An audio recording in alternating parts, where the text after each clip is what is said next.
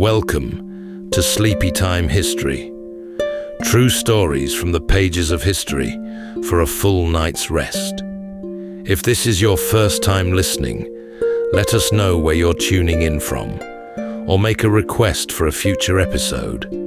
And if you like what you hear, please consider liking and subscribing. It helps us immensely. All right, it's time to settle in, relax, and take a wander through the pages of history and storytelling.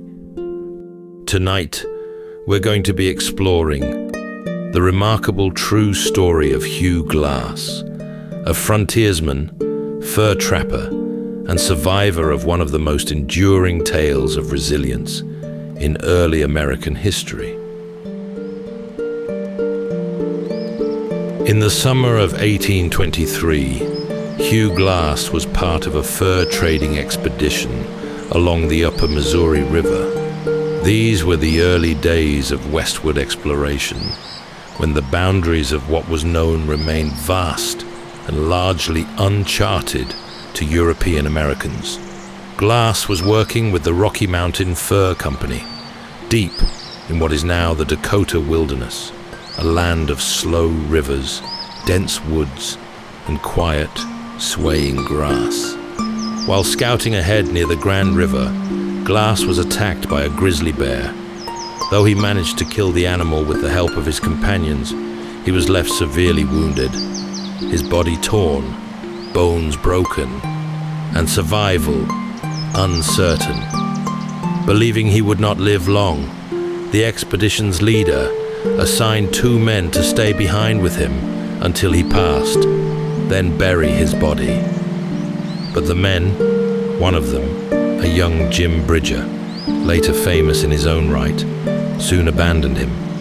They took his rifle, his knife, and what little gear he had left. They told the others he had died and moved on. Glass, however, did not die. Alone, unarmed, and badly injured, he began to crawl. Slowly and silently, he made his way through over 200 miles of wilderness. He encountered no rescue, no comfort, just the rhythm of the land and the quiet, patient strength it took to endure. Tonight, as we drift into sleep, we reflect not on the violence of that moment, but on the silence that followed it, on a man alone with his thoughts, inching his way across the plains with little more than his will to survive. So settle in, take a deep breath, and let's walk slowly through the great quiet wilderness of early America.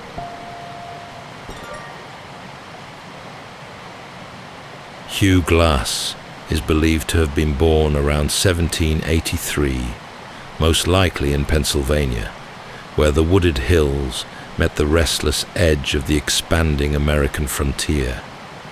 He came into the world as the newly formed United States was still finding its shape, a land defined by shifting borders, new beginnings, and the slow settling of territories once held by indigenous nations.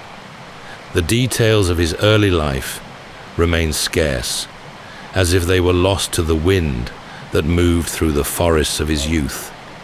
But what we do know tells us he came of age in a time when self-reliance and resilience were not romantic ideals. They were simply the price of survival. He was likely of Scots-Irish descent, descended from people who had known struggle, displacement, and the harsh demands of rural life. These were communities who lived by their hands, who watched the stars for weather, and the tree line for trouble. In the places where Hugh Glass grew up, life was close to the ground, filled with the hush of wooded trails, the flicker of cabin fires, and the long, quiet hours between planting and harvest. This was the environment that shaped him, not in loud moments, but in long silences. A boy may have learned to track a deer before he could read, or to listen more closely to the forest than to words. It's in this setting that Hugh Glass gained his first sense of the world, a world that required watchfulness, patience, and a steady hand. By his early adulthood, he was already marked by the frontier's rhythm, a life not quite tethered, always looking outward, and soon that pull would lead him away from the land altogether, drawn instead to the sea, where a new chapter of his journey would begin. After his years along the frontier, Hugh Glass turned his gaze outward, toward the wide, shifting waters of the coast. He became a sailor, boarding ships that carried goods along the eastern seaboard, into the Gulf of Mexico, and beyond. The sea was no gentler than the land he had known, but it offered a different kind of horizon, one that rolled endlessly under sky, full of wind and uncertainty. It was during this time, perhaps in his 20s or 30s, that Glass's story took one of its most extraordinary turns.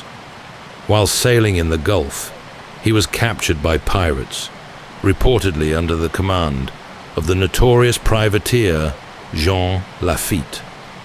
Lafitte's base of operations near Galveston Island was a strange mix of outlaw commerce and colonial influence, a place where goods and lives were traded in the shadow of shifting empires.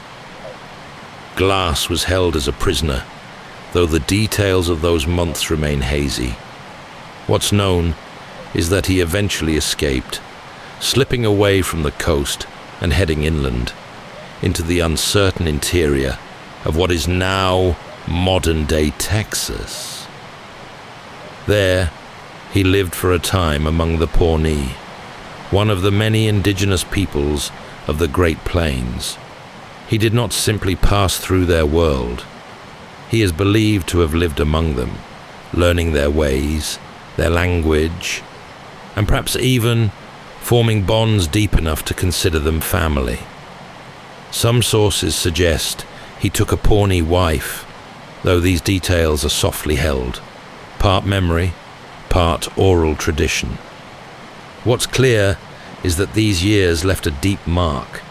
The knowledge he carried from that time, how to survive off the land, how to move silently across the plains, how to listen and observe, would one day save his life.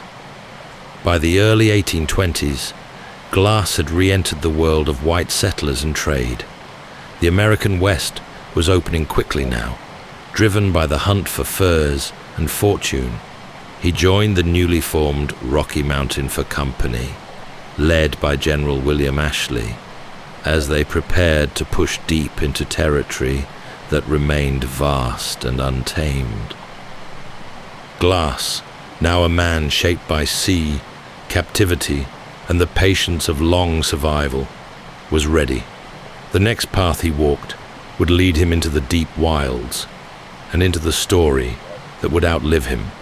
By the spring of 1823, Hugh Glass was once again heading west, this time not as a lone wanderer, but as part of a formal expedition into the upper reaches of the Missouri River.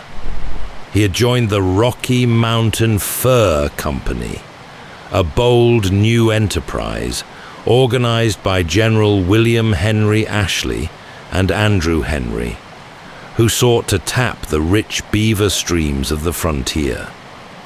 The company had put out a call for enterprising young men, trappers and scouts willing to brave the vast, unsettled country that lay beyond the Mississippi. Among those who answered were men who would become legendary in their own right: Jedediah Smith, Jim Bridger, Thomas Fitzpatrick, and others. Hugh Glass was older than many of them, weathered by years at sea and in the wilderness, but still strong, still quiet, and still drawn to the land's deep pull. Their goal was simple in words, but enormous in scale: travel by river and overland into the untrapped regions of the upper Missouri, following its branching waterways into what is now North and South Dakota, Montana, and beyond. It was a land of rich game, dense forests, and winding rivers, but also one of tension and danger, as settlers and trading companies pushed further into indigenous territories, often with little thought for those who already lived there. The journey began near St. Louis with a flotilla of shallow draft boats known as keelboats, loaded with supplies and men. They moved slowly against the current, poling, rowing, and sometimes wading alongside to guide the vessels forward. The air was warm with spring and damp with the scent of wet wood and river silt. Trees leaned quietly over the banks. Birds called from high branches. And always the water moved, steady, soft, and endless. As the expedition progressed into the Dakota Territory, tensions with local tribes began to rise. Though the fur traders often dealt peacefully with indigenous peoples, not all interactions were welcomed. In one encounter outside a Native American village, a skirmish broke out that left several men dead. But the company pushed on, now wary, moving by land where they could. This was the world Glass had returned to, one of shifting alliances, uncertain borders, and the quiet hum of danger just beyond the tree line. But to men like him, it was also familiar. The open spaces, the hush of pine groves at dusk, the crunch of dried leaves underfoot. All of it spoke of a life he understood. Not civilized, perhaps, but clear in its demands. The wilderness did not lie. It asked only for patience, awareness, and the will to keep moving. Glass served as a scout, often traveling ahead of the main group to read the land and watch for signs of game or threat. He was quiet, observant, and experienced, the kind of man others followed with trust, even if they knew little about where he had come from. His past was his own. What mattered now was his place in the present, a man of the trail, moving through silence and shadow with the ease of long memory. The days passed slowly. Nights came with the crackle of small fires and the murmur of river water nearby. Overhead, stars wheeled gently through the sky, as they had for centuries before. The men slept on the ground, wrapped in blankets, their rifles close. And in the quiet before dawn, Hugh Glass would often be up first, watching, listening, and reading the world around him. It was in this setting, deep in the wild, far from any settlement, that the moment would come, which would define his story forever. But for now, the land remained patient, and the river kept flowing. The summer of 1823 found the Rocky Mountain Fur Company deep in the Grand River Valley, in what is now South Dakota. The land was wild and open, a place of tall grass, scattered timber, and soft hills that rolled like waves beneath the sky. Wildlife was plentiful, but so were risks, not just from the terrain or weather, but from the sheer remoteness of it all. Hugh Glass had taken on the role of scout for the expedition. It was his task to move ahead of the main party, sometimes miles ahead, to watch for danger and track game. He knew how to read broken branches, quiet prints in the mud, the subtle hush of birds changing flight. His years among the Pawnee and his time in the wilderness had made him an expert in the kind of awareness that kept a man alive. On a quiet afternoon, the exact day lost to time, Glass was alone, scouting ahead in the woods near the fork of a small creek. The air was still. The sun filtered gently through the trees, and somewhere in the underbrush, a grizzly bear stirred. She was not hunting. She was guarding, her cubs nearby, likely startled by Glass's presence. What happened next came swiftly. Grizzlies do not often give warning, and they do not hesitate when they believe their young are threatened. Glass was attacked with overwhelming force.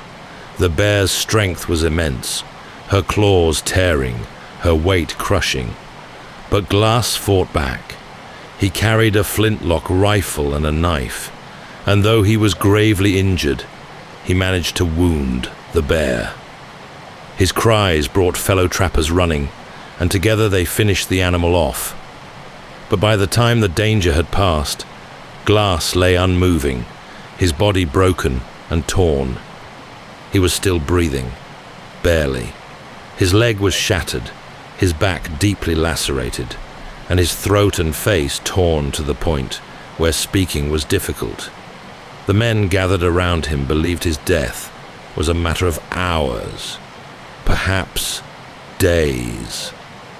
He was too injured to carry, and the expedition, already low on supplies, could not afford to stay in place for long. The company's leaders faced a hard decision.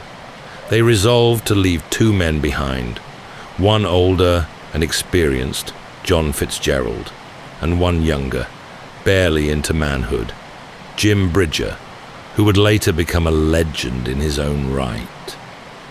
Their task was to remain with Glass until he passed, bury him with dignity, and then catch up with the rest. The rest of the party moved on. Fitzgerald and Bridger stayed, watching over a man who no longer spoke and barely moved. Days passed.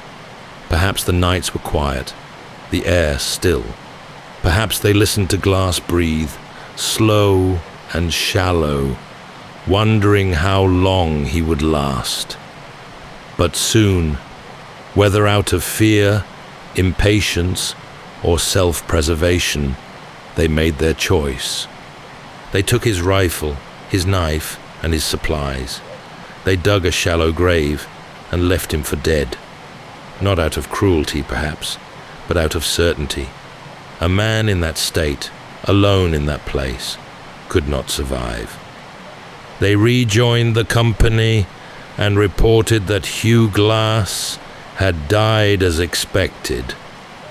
But Glass had not died, not yet. The wind moved softly through the grass. In the shadow of a half-dug grave, with a broken leg, torn flesh, and no weapons or tools, Hugh Glass opened his eyes. He was alone. His breath came shallowly, and his body was barely more than pain. The bear had done its work, tearing into his back, breaking his leg, clawing his throat. Speaking was impossible, moving nearly so. But even through the fog of agony and fever, some part of him understood. He had been left behind. The wilderness around him gave no judgment. It simply existed, wide, quiet, and indifferent. The trees stood still. The birds resumed their calls. The creek ran on, its rhythm unchanged. If Glass was to survive, it would not be by fighting the land, but by becoming part of it, slow, deliberate, and patient. He began, inch by inch, to crawl. There was no grand gesture to it, no cry of defiance, just movement, slow, silent, and enduring. His left leg was useless.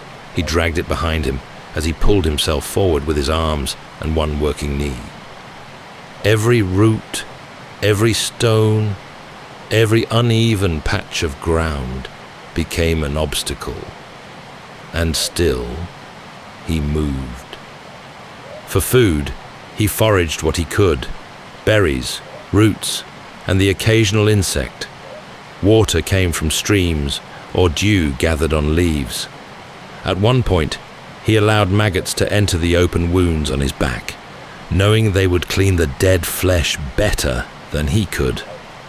This was not the work of pride or even courage. It was the quiet calculation of someone who had lived close to the edge before and now moved beyond it. The landscape became his world and his only companion. He followed the rivers, knowing they led south toward the Cheyenne River, and eventually to the trading post at Fort Kiowa. There were no paths, no signs, only memory, instinct, and the slow pull of gravity as he dragged himself forward. Days passed, perhaps weeks. Time lost its shape. The stars wheeled overhead.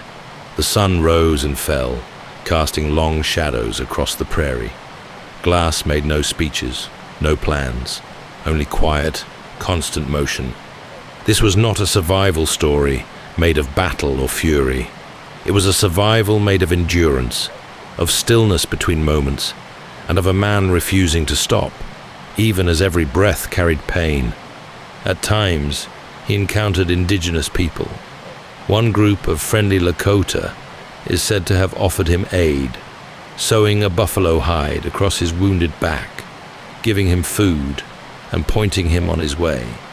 They asked no questions, and he offered no words. He simply kept moving, further south, ever closer to the river, and whatever waited beyond it. And the land, vast, open, and ancient, watched him go, not cheering him on, not standing in his way, just being as it always had and always would. The land had begun to change. The grasses grew taller here, waving softly in the breeze, and the banks of the Cheyenne River rolled in long, gentle curves. The trees thinned in places, opening to wide sky and soft sun, as if the land itself were breathing more easily now. But Hugh Glass did not walk these places. He crawled. The days blurred into one another, each marked only by small victories: a stretch of shade, a trickle of water, a patch of berries not yet picked over by animals. His broken leg he kept stiff, dragging it across rocks and soil, while his arms, trembling but determined, bore his weight across miles of uneven ground. He followed the river south, toward Fort Kiowa, a trading post hundreds of miles away. It offered no promise, no guarantee, just a direction, and that, for now, was enough. Sometimes he would find driftwood or branches and use them to make a crude splint, wrapping his leg as best he could with strips of hide or cloth torn from what little remained of his clothing. He had no rifle, no knife, only his memory, his will, and the faint trail left by the flowing river. There were nights when he lay still, barely breathing, listening to the far-off calls of animals in the dark. The wilderness was not quiet, not truly. It spoke in creaks and rustles, in distant howls and the slow lap of water against stone. But it was a kind of honest noise, one that asked nothing of him and offered no comfort in return. He passed through wolf territory, and once, it said, he came across a pack feeding on a bison carcass. Hungry, exhausted, but too weak to drive them off, Glass waited nearby. When the wolves had their fill and moved on, he dragged himself to what remained, pulling strips of meat from the frozen hide with his bare hands. It was not clean or easy, but it was food, and it kept him alive. He moved through rain, through wind, through stretches of silence so long they seemed to fold time itself.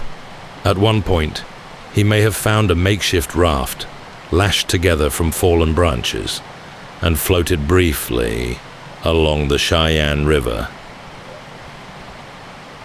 letting the current carry him forward, cradled by the water, the sky stretching endlessly above.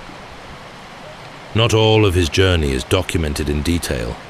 Much of it remains a blur of hardship and slow, steady motion.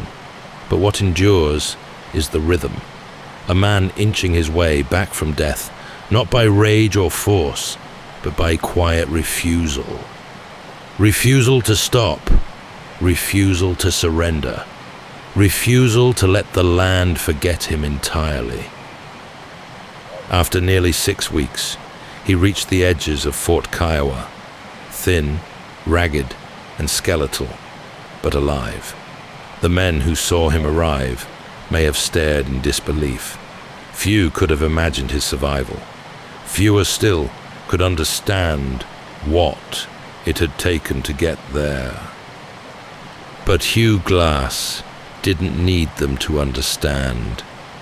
He had made it. And now, slowly, the world would return. When Hugh Glass arrived at Fort Kiowa, his body bore the marks of a journey most could scarcely imagine. The wounds across his back had begun to scar in thick ridges. His leg, still swollen and poorly mended, dragged behind him with each unsteady step. His face, torn and unshaven, carried the exhaustion of weeks spent between pain and resolve. But he was alive. Fort Kiowa sat on the banks of the Missouri River, a wooden outpost built for trade, stocked with goods, rifles, food, and the low hum of frontier life. For Glass, it must have seemed almost surreal, after so many days spent alone in the elements. Voices again, the scent of cooked food, smoke curling gently from chimneys. It was the first time in weeks he had seen more than trees and sky. The men at the fort treated him with a mixture of wonder and caution, the kind of reverence reserved for someone who has walked back from a place most never return from. He was tended to, fed, and slowly nursed back to a measure of strength. His wounds would never fully heal, but over time he recovered enough to walk, enough to speak, enough to tell the story of what had happened. And when he spoke, the names came easily. John Fitzgerald, Jim Bridger, the two men who had left him for dead. They had taken his rifle, his knife, and his hope of rescue. And while Bridger was young, perhaps still a teenager, Fitzgerald had made a choice, one that, to Glass, could not be left unspoken. But his return was not filled with fire or fury. There were no angry declarations, no wild oaths, just quiet intent, a need perhaps, not for revenge, but for acknowledgement, to face those who had written him off, to remind them and the world that he was still here. He learned that the fur company had moved on toward the Yellowstone region, and that both Fitzgerald and Bridger were still alive. With limited supplies and the help of nearby trappers, Glass set out once again. This time not as a scout, but as a man following footsteps. The journey was not easy. Though he could move more freely now, he was still weakened. The terrain remained vast and unpredictable, but compared to what he had already endured, this leg of the journey must have seemed almost gentle. A return to familiar paths, the ground firmer beneath his feet. Along the way, he reconnected with others from the original expedition. Word of his survival began to spread, a whisper that turned into a story, then into a legend. Trappers and traders alike passed it from camp to camp, scarcely believing it, yet holding fast to its truth. The man who crawled from death, the man the wilderness could not claim. But Hugh Glass didn't speak of legend. He spoke of Fitzgerald, of a rifle taken, of trust broken. And slowly, step by step, he drew closer to the final part of his journey. The moment of return, not just to the world of men, but to the two who had once stood at his side and then walked away. Hugh Glass had survived the bear, the abandonment, and the long crawl through wilderness. He had returned to the world of men, not only with his body intact, but with a memory sharpened by pain and a name fixed firmly in his mind. John Fitzgerald. But before he found Fitzgerald, there was someone else, Jim Bridger, the younger of the two who had left him behind. When Glass caught up with Bridger, he found not a hardened enemy, but a boy barely grown, quiet and guilt-ridden. Bridger had been about 19 years old at the time of the attack. Many sources suggest he had acted under Fitzgerald's influence, fearful and uncertain, and not yet shaped by the strength of his own judgment. When Glass confronted him, it wasn't with anger, but with understanding, perhaps even pity. He let Bridger go.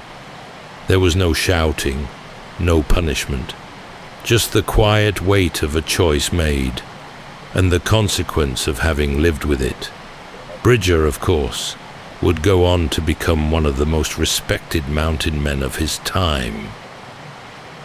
But he would always carry the memory of that season, of the man they had buried too soon. As for Fitzgerald, the confrontation was more complex. Glass eventually tracked him to a U.S. Army post where Fitzgerald had enlisted. By this time, Glass had regained some strength, perhaps even recovered his rifle, or one like it. The story of his survival had grown in the telling, and so had the anticipation of what he might do when he found the man who had taken everything from him. But when he arrived at the post and found Fitzgerald, Glass faced a boundary even deeper than betrayal: the law. Fitzgerald was now a soldier in the U.S. Army, and under military regulation, Glass could not legally harm a serving member of the armed forces without consequence, regardless of what had passed between them. So, once again, he made a choice. He did not kill him. He confronted him, yes, demanded the return of his stolen rifle, and gave him a full measure of his silent condemnation. But he did not take vengeance. Whether it was restraint, legality, or something deeper, the man who had crawled hundreds of miles to survive walked away. In the world of frontier legend, this moment often becomes blurred. Some retellings add anger and threats, or claim the confrontation ended differently. But the clearest records we have say this: Hugh Glass did not seek revenge. He sought resolution. And when the moment came, he did not raise his hand. He simply looked, spoke, and turned back to the trail. It was perhaps the most powerful decision he made. A man who had every reason to lash out chose instead to keep moving forward, not because he had to, but because he had already endured more than any man should. And in that choice, Glass became something more than a survivor. He became a symbol, not of rage, but of resilience. Long after the wounds had healed and the trail had faded behind him, Hugh Glass's story began to travel on its own. In fur trading camps, around fires under open skies, and in distant towns where trappers gathered to barter goods, his name was spoken with quiet reverence. The man who had faced down a grizzly and crawled over 200 miles with nothing but his will. That story was passed from voice to voice, growing with each telling. But even as the legend expanded, the real Glass returned to a quieter life. He went back to the wilderness, not as a hero, but as a trapper once more. He joined further expeditions, traveled with companies that knew the sharp edge of the frontier, and continued to live by the skills that had kept him alive before the bear and after. There was no book contract, no audience, just the familiar rhythm of open country and the call of rivers and forests. Still, the story could not be contained. In 1825, just 2 years after his crawl to Fort Kiowa, a version of Glass's ordeal appeared in print, a stylized account written by James Hall, published in a popular frontier magazine. From there, the tale took on a life of its own. Details were sharpened or softened. Some versions told of revenge carried out. Others added drama, dialogue, or danger not found in the original accounts. Glass became a symbol of rugged American perseverance, a man whose body had been broken, but whose spirit refused to yield. Over the decades, as the frontier myth grew, his name appeared in ballads, novels, and campfire tales. Each retelling polished the story like a stone in a river, smoothing some edges, exaggerating others, and slowly turning man into myth. He wasn't famous in his lifetime, not in the way modern fame understands it, but among those who knew the wild, the fur trappers, the scouts, the early explorers, his name lingered. And even now, nearly 2 centuries later, the story of Hugh Glass still finds its way into the quiet corners of our memory, not as a tale of revenge or conquest, but as a soft, steady reminder of what a human being can survive when all that remains is the will to take the next breath, and then the next. Glass did not vanish after his famous crawl. He did not retire into comfort or step into the pages of history as a man finished with hardship. Instead, he returned to what he had always known: the wilderness, the rivers, the open country that shaped him. For the rest of his life, he continued to trap and trade along the frontier. He roamed through what are now the Dakotas, Montana, and Wyoming, walking familiar trails and forging new ones, his name quietly respected by those who shared that rough and changing world. He was not a man drawn to cities or to talk of what he had done. There is no record of him seeking fame or telling his story for applause. He seemed content to remain as he had been, watchful, quiet, and deeply connected to the land beneath his feet. In the year 1833, roughly a decade after the grizzly attack, Hugh Glass met his end, not in solitude, but in an ambush. He was traveling near the Yellowstone River, likely with a small party of trappers, when he was killed in a confrontation with Arikara warriors, a group with whom tensions had remained high since earlier expeditions. He was around 50 years old. His body, as far as we know, was not recovered. His grave, if one was ever made, lies somewhere unknown, perhaps by a riverbank, or beneath a canopy of cottonwood trees, or perhaps, as the legends sometimes suggest, the wilderness simply took him back. But the story he left behind remained. Not just the crawl, not just the bear, but something deeper, the idea that a man, broken and alone, could rise again, not with fury, but with quiet, unshakable purpose. Hugh Glass became a part of the landscape he had traveled, spoken of in the hush of campfire tales, remembered by scouts and storytellers alike. And over the generations, his name moved outward, beyond the frontier, into books, into song, into the corners of history that still echo with footsteps through tall grass and quiet woods. The world is often loud, but Glass's story reminds us that some of the greatest acts of courage are done in silence, in pain, and in the soft rhythm of a soul that simply keeps going. And so, as we close our eyes tonight, we remember Hugh Glass, not for what he conquered, but for what he endured, and for how deeply he reminds us of what it means to survive. That's all for tonight's journey through history. Whether you're fast asleep or still drifting there, thank you for listening. Until next time, rest well.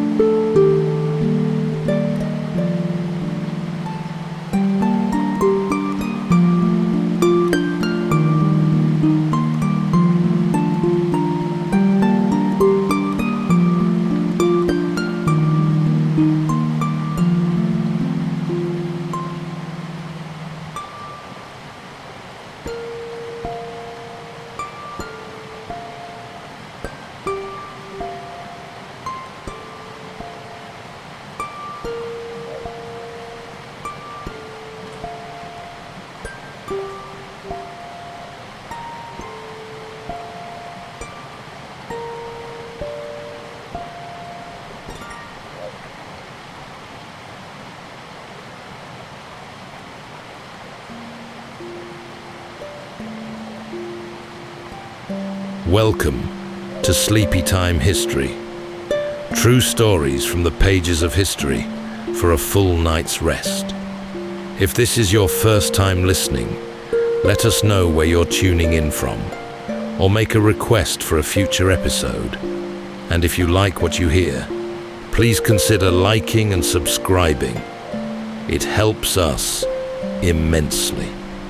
All right, it's time to settle in, relax, and take a wander through the pages of history and storytelling.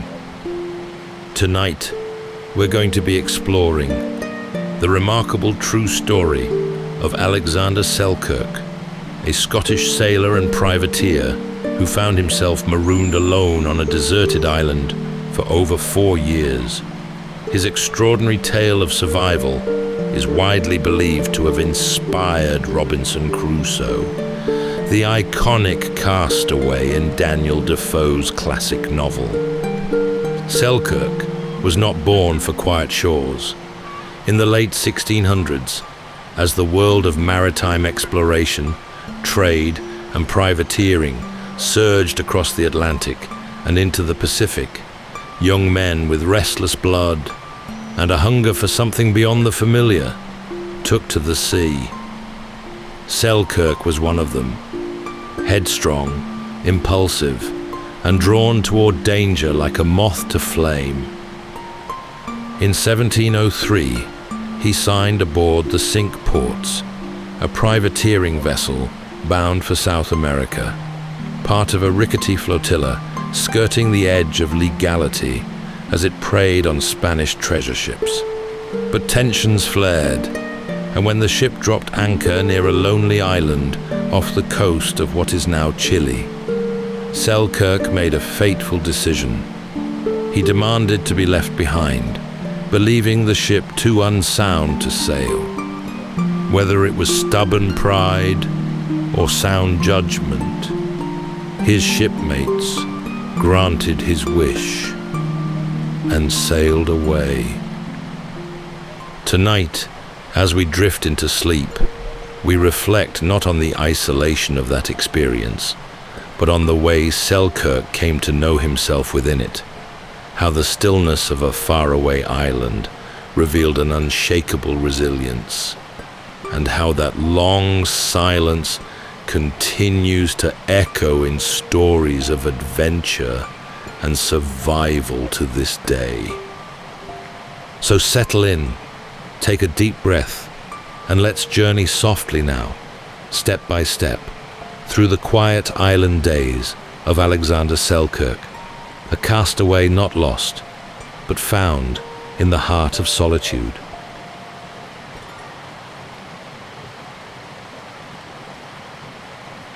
The sea breeze that swept through the village of Lower Largo carried with it the salt of distant horizons, and on certain days, when the tides shifted just so, young Alexander would find himself staring out across the Firth of Forth, not at what lay before him, but at what might lie beyond. Born in 1676 to a family of cobblers and tanners, Selkirk had little reason to believe his life would be anything other than ordinary. But something stirred within him, a restlessness, quiet but insistent. He quarreled often, not just with his brothers, but with local authorities too. Sharp-tempered and stubborn, Alexander was no stranger to the feel of discipline or the disapproving eyes of the Kirk session. And so, while many of his peers chose trades and steadiness, Alexander looked instead toward the open sea. It was a time of privateers, men who walked the fine line between sanctioned plunder and piracy. The oceans were alive with opportunity and peril, especially for those willing to serve under a captain's flag in search of Spanish silver or foreign spice. For Selkirk, it was a chance to leave behind the cold stone streets of home and chase something he couldn't quite name. Glory, perhaps, or maybe just freedom. In 1703, when word came that a new privateering expedition was being outfitted in England, Alexander signed on without hesitation. The venture was backed by the English crown, given leave to prey upon Spanish ships in the name of Queen and country. It promised danger, yes, but also the kind of open skies and endless water that called so deeply to men like him. The ship was the Cinque Ports, a modest vessel crewed by rough hands and ambitious minds. Its companion was the St. George, commanded by the renowned and often polarizing Captain William Dampier. Together, these two ships would sail from England down along the west coast of Africa, around Cape Horn, and into the vast Pacific. Their mission: disrupt Spanish trade, take prizes, and return home laden with riches. But that was the map on paper. The reality would prove far more complicated. As the Cinque Ports creaked into the swell of open waters, Selkirk stood at the rails, hair tangled with salt, eyes scanning the pale horizon. He was not yet a castaway, not yet a legend, not yet the man he would become. For now, he was simply a sailor with a restless spirit, aboard a ship bound for glory or ruin, perhaps both. The journey had begun, and with it, a quiet unraveling, one that would lead, step by patient step, to the solitude of an island, and a place in the quieter corners of history. The sails of the Cinque Ports unfurled like pale wings against the morning sky, catching the wind with a low, contented sigh. Beneath them, the ship groaned softly, her timbers old, her hull weathered, yet eager to move forward. It was late in 1703, and the voyage had begun in earnest. Selkirk, now a sailing master aboard the vessel, kept his thoughts guarded and his eyes open.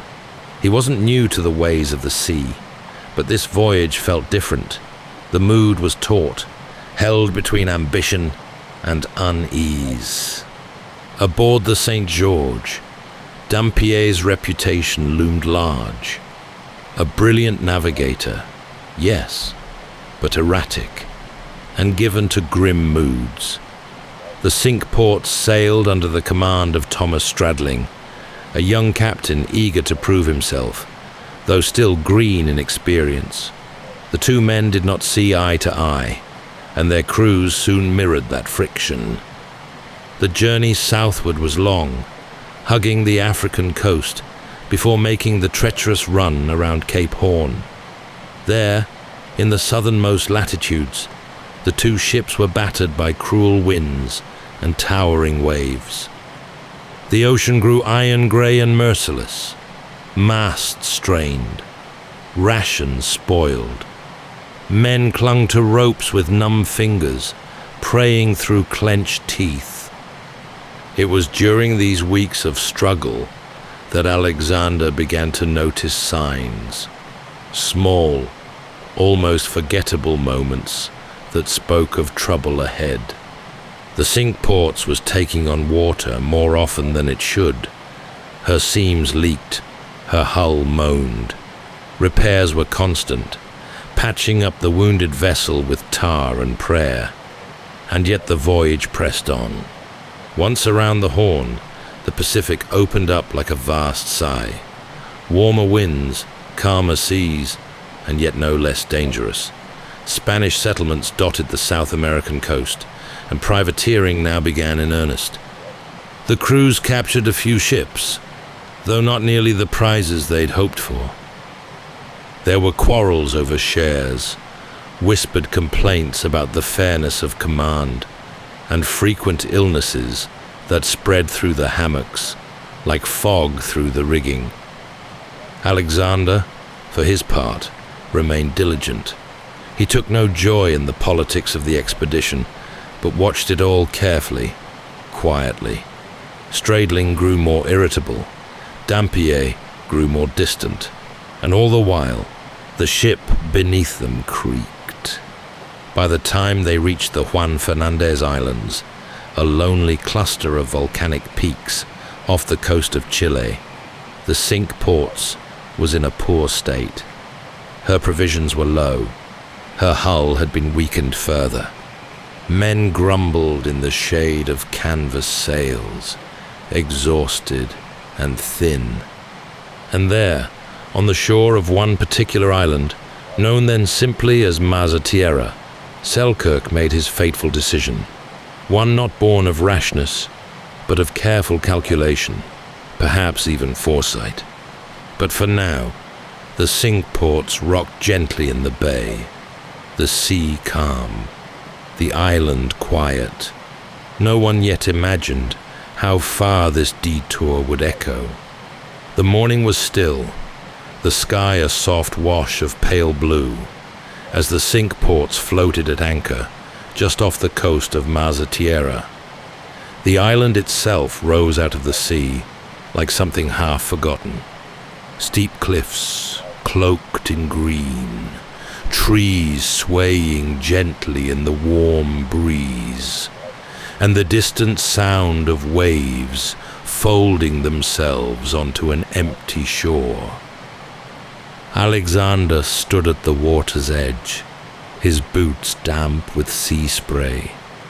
Behind him, a quiet standoff was unfolding. After months of hardship and failing rigging, Selkirk had grown certain of one thing. The Cinque Ports was no longer seaworthy. The hull, he believed, had been too poorly repaired, and the ship, pushed hard and mended often, would not survive another leg of the voyage. He made his case to Captain Stradling, firmly, repeatedly, and when his warnings went unheeded, he made an extraordinary demand. He asked to be left behind. At first, the crew laughed. No man in his right mind would choose exile, even temporary, over the thin hope of reaching richer shores. But Selkirk was resolute. He'd rather survive alone than perish in another storm, or sink beneath Spanish cannon fire. Perhaps he thought his protest would force Stradling's hand, make the captain reconsider the ship's condition. But if so, it backfired.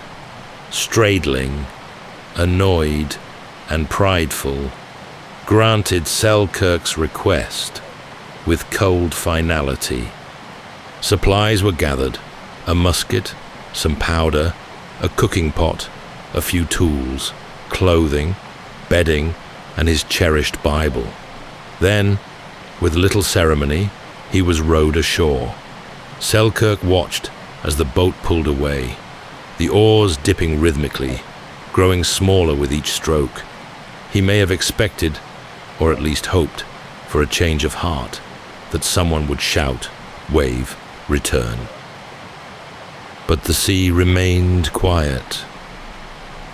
The Cinque Ports raised anchor that afternoon, her sails filling with the light breeze. Selkirk stood on the sand as the ship that had carried him across oceans slipped out of sight, leaving him with only the whisper of waves and the shifting cries of seabirds. In that moment, the enormity settled upon him. The island was beautiful, yes, fertile, rich with wild goats and cool springs, but it was also silent. There would be no trade winds, no friendly ports, no voices but his own. Days would be measured not in bells and watches, but in sunrises and seasons. At first, he made camp near the shoreline, building a simple shelter with palm branches and driftwood, but the nights brought strange cries from feral cats, and rats nipped at his stores. He moved inland to higher ground, where the breezes were clearer and the land more defensible. In his earliest days alone, he felt the weight of regret, like a stone in his chest. The choice had been his, a sober, reasoned one, but the consequences were harder to carry. Still, each morning brought light, and with it, something like resolve. Selkirk began to walk the island, to learn its shape, its offerings, its dangers. He listened, he watched, he waited, and somewhere inside him, the sea's restlessness began to change, not into stillness, but into something quieter, something steady. The island was green and rugged, rising steeply from the sea, like a ship frozen in time. It was about 15 miles long, a cradle of volcanic stone and soft winds, dotted with dense woods and hidden streams that ran cool and clear through the underbrush. Selkirk, now alone on this forgotten shore, woke each day with the soft stirrings of nature, the rhythm of ship life, the bells, the calls, the clatter of deckwork was gone. In its place, there was only the hush of trees swaying gently, the chatter of birds unseen, and the slow, steady lap of waves against rock. Those first days were marked by a strange quiet, not just the absence of people, but the absence of direction. Selkirk had been cast ashore with a musket, a small cache of powder and shot, a hatchet, a knife, a Bible, and some bedding. He set about building a shelter along the beach, something simple but serviceable. Branches lashed together with twine made from bark, thatched over with broad leaves. A place to sleep, a place to think. But the shoreline proved less hospitable than it seemed.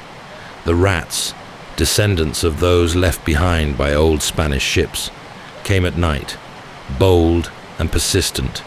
Feral cats stalked the shadows, their eyes catching the moonlight. Selkirk's food stores were not safe, nor was his sleep. He soon realized he would need to move inland. Carrying what he could, he ventured higher, into the island's heart. There, he found groves of pepper trees and cabbage palms, and hills where wild goats roamed freely. These goats, likely left by earlier explorers, became his lifeline, providing milk, meat, and hides.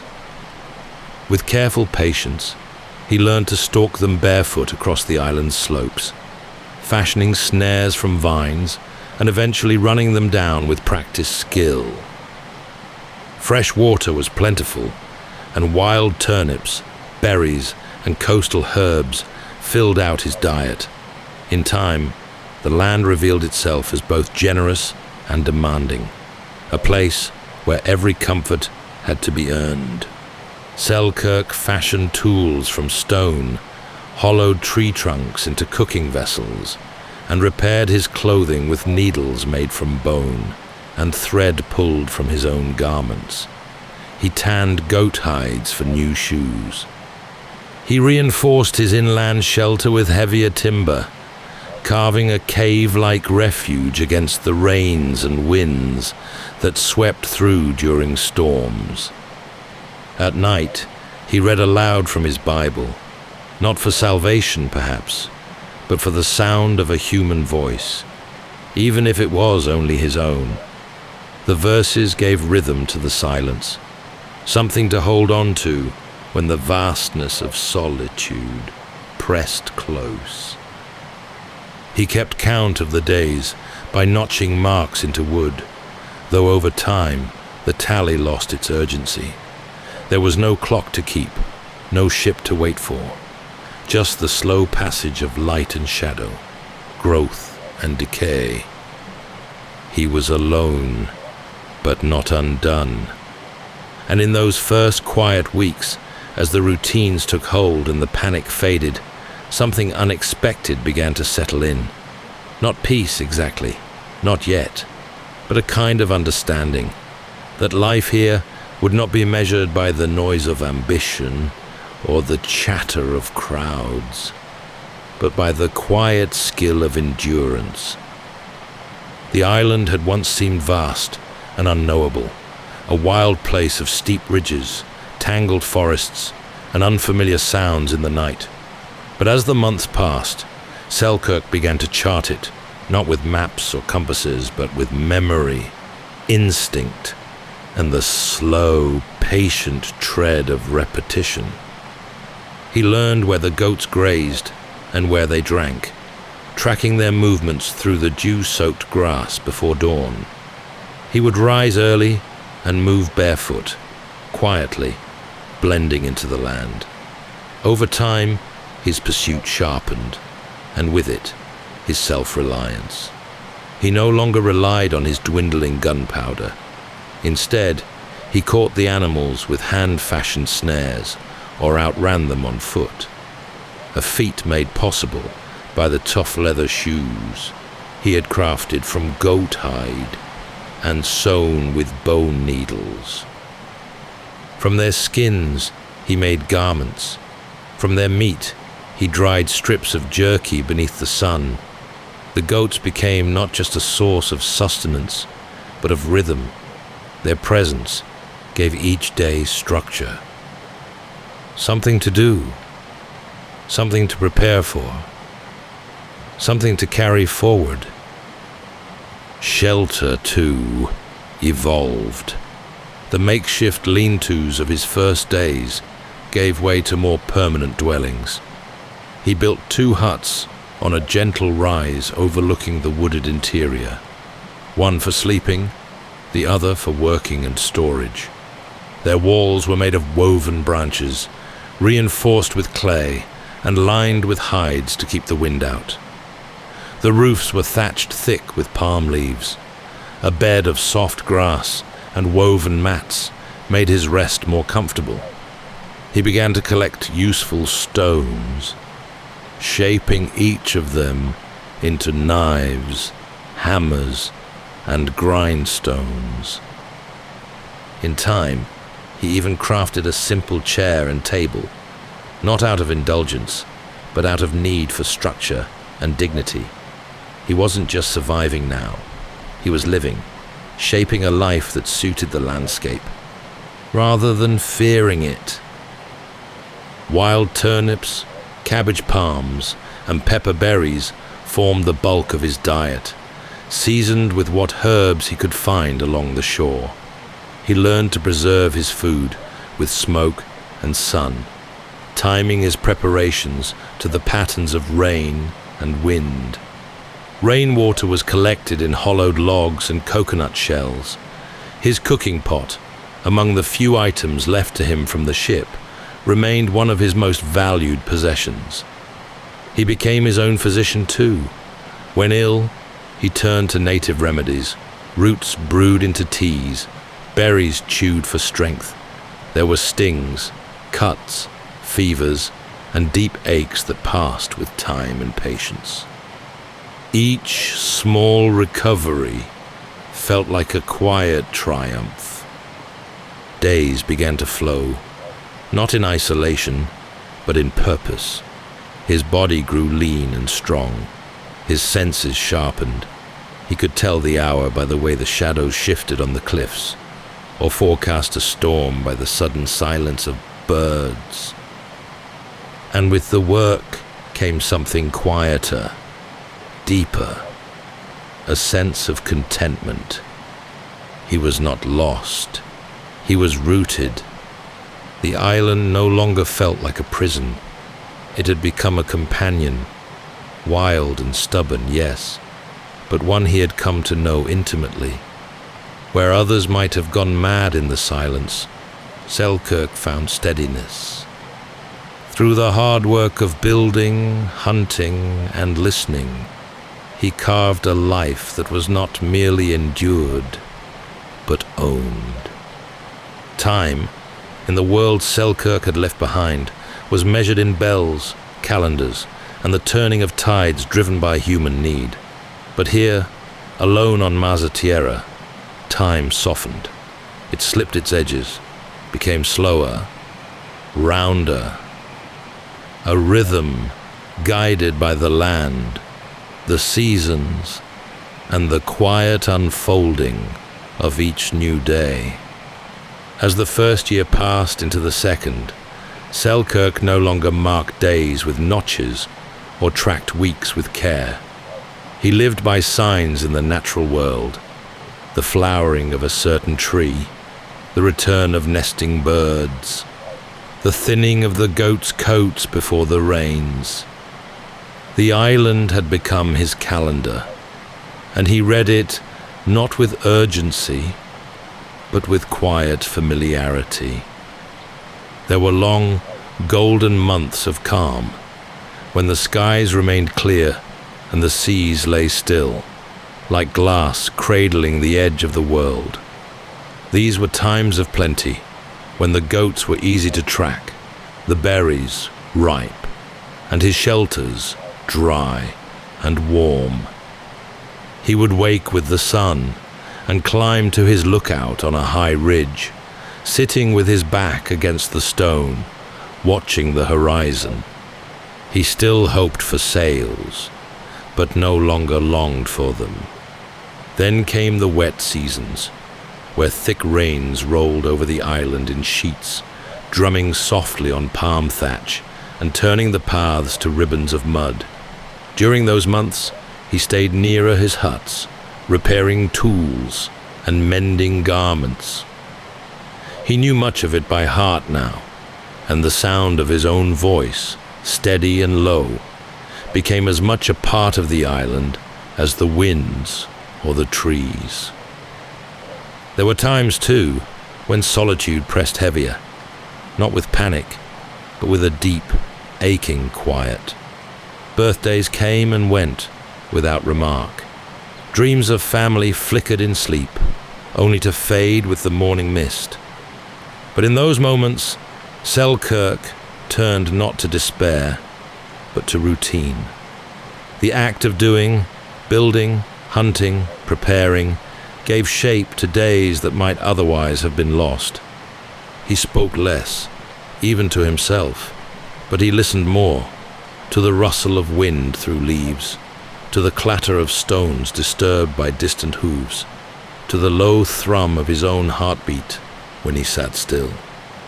In the absence of conversation, he had come to understand something rare, the sound of his own mind settling into peace. There was no audience, no judgment, no one to impress or disappoint. And so, in this space between memory and survival, Selkirk began to reshape himself, less defined by the man he had been at sea, and more by the man he had become on land. The island, wild and indifferent, had not broken him, it had refined him. Years passed this way, quiet and steady. Hair grew long, skin darkened by sun and salt. His hands, once calloused from rope, now bore the marks of stone, bark, and hide, and his soul, once restless and raw, had settled into something slower, something durable. He had become, in every way that mattered, a part of the island. Not its master, but its companion. It was a warm afternoon when Selkirk first saw them. Sails, pale and ghost-like, drifting along the horizon. They seemed impossibly far off, and for a moment he thought they might be clouds. But no. The shape was too clean, too deliberate. His heart stirred with sudden urgency. He scrambled from his hillside perch, heart racing, legs sure-footed from years of climbing these paths. Down to the shore he ran, arms waving, calling out into the wide, indifferent air.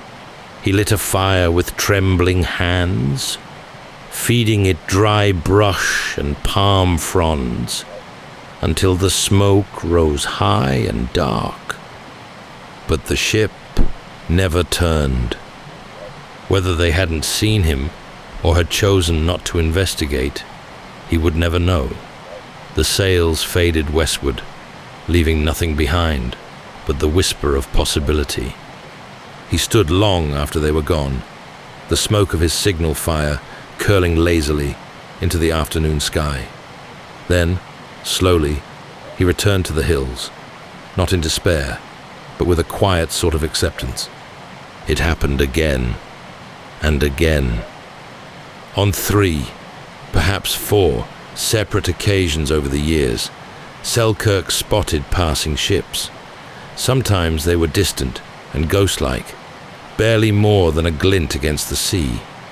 Other times they were closer, enough that he could make out the sweep of the hull, the flutter of rigging.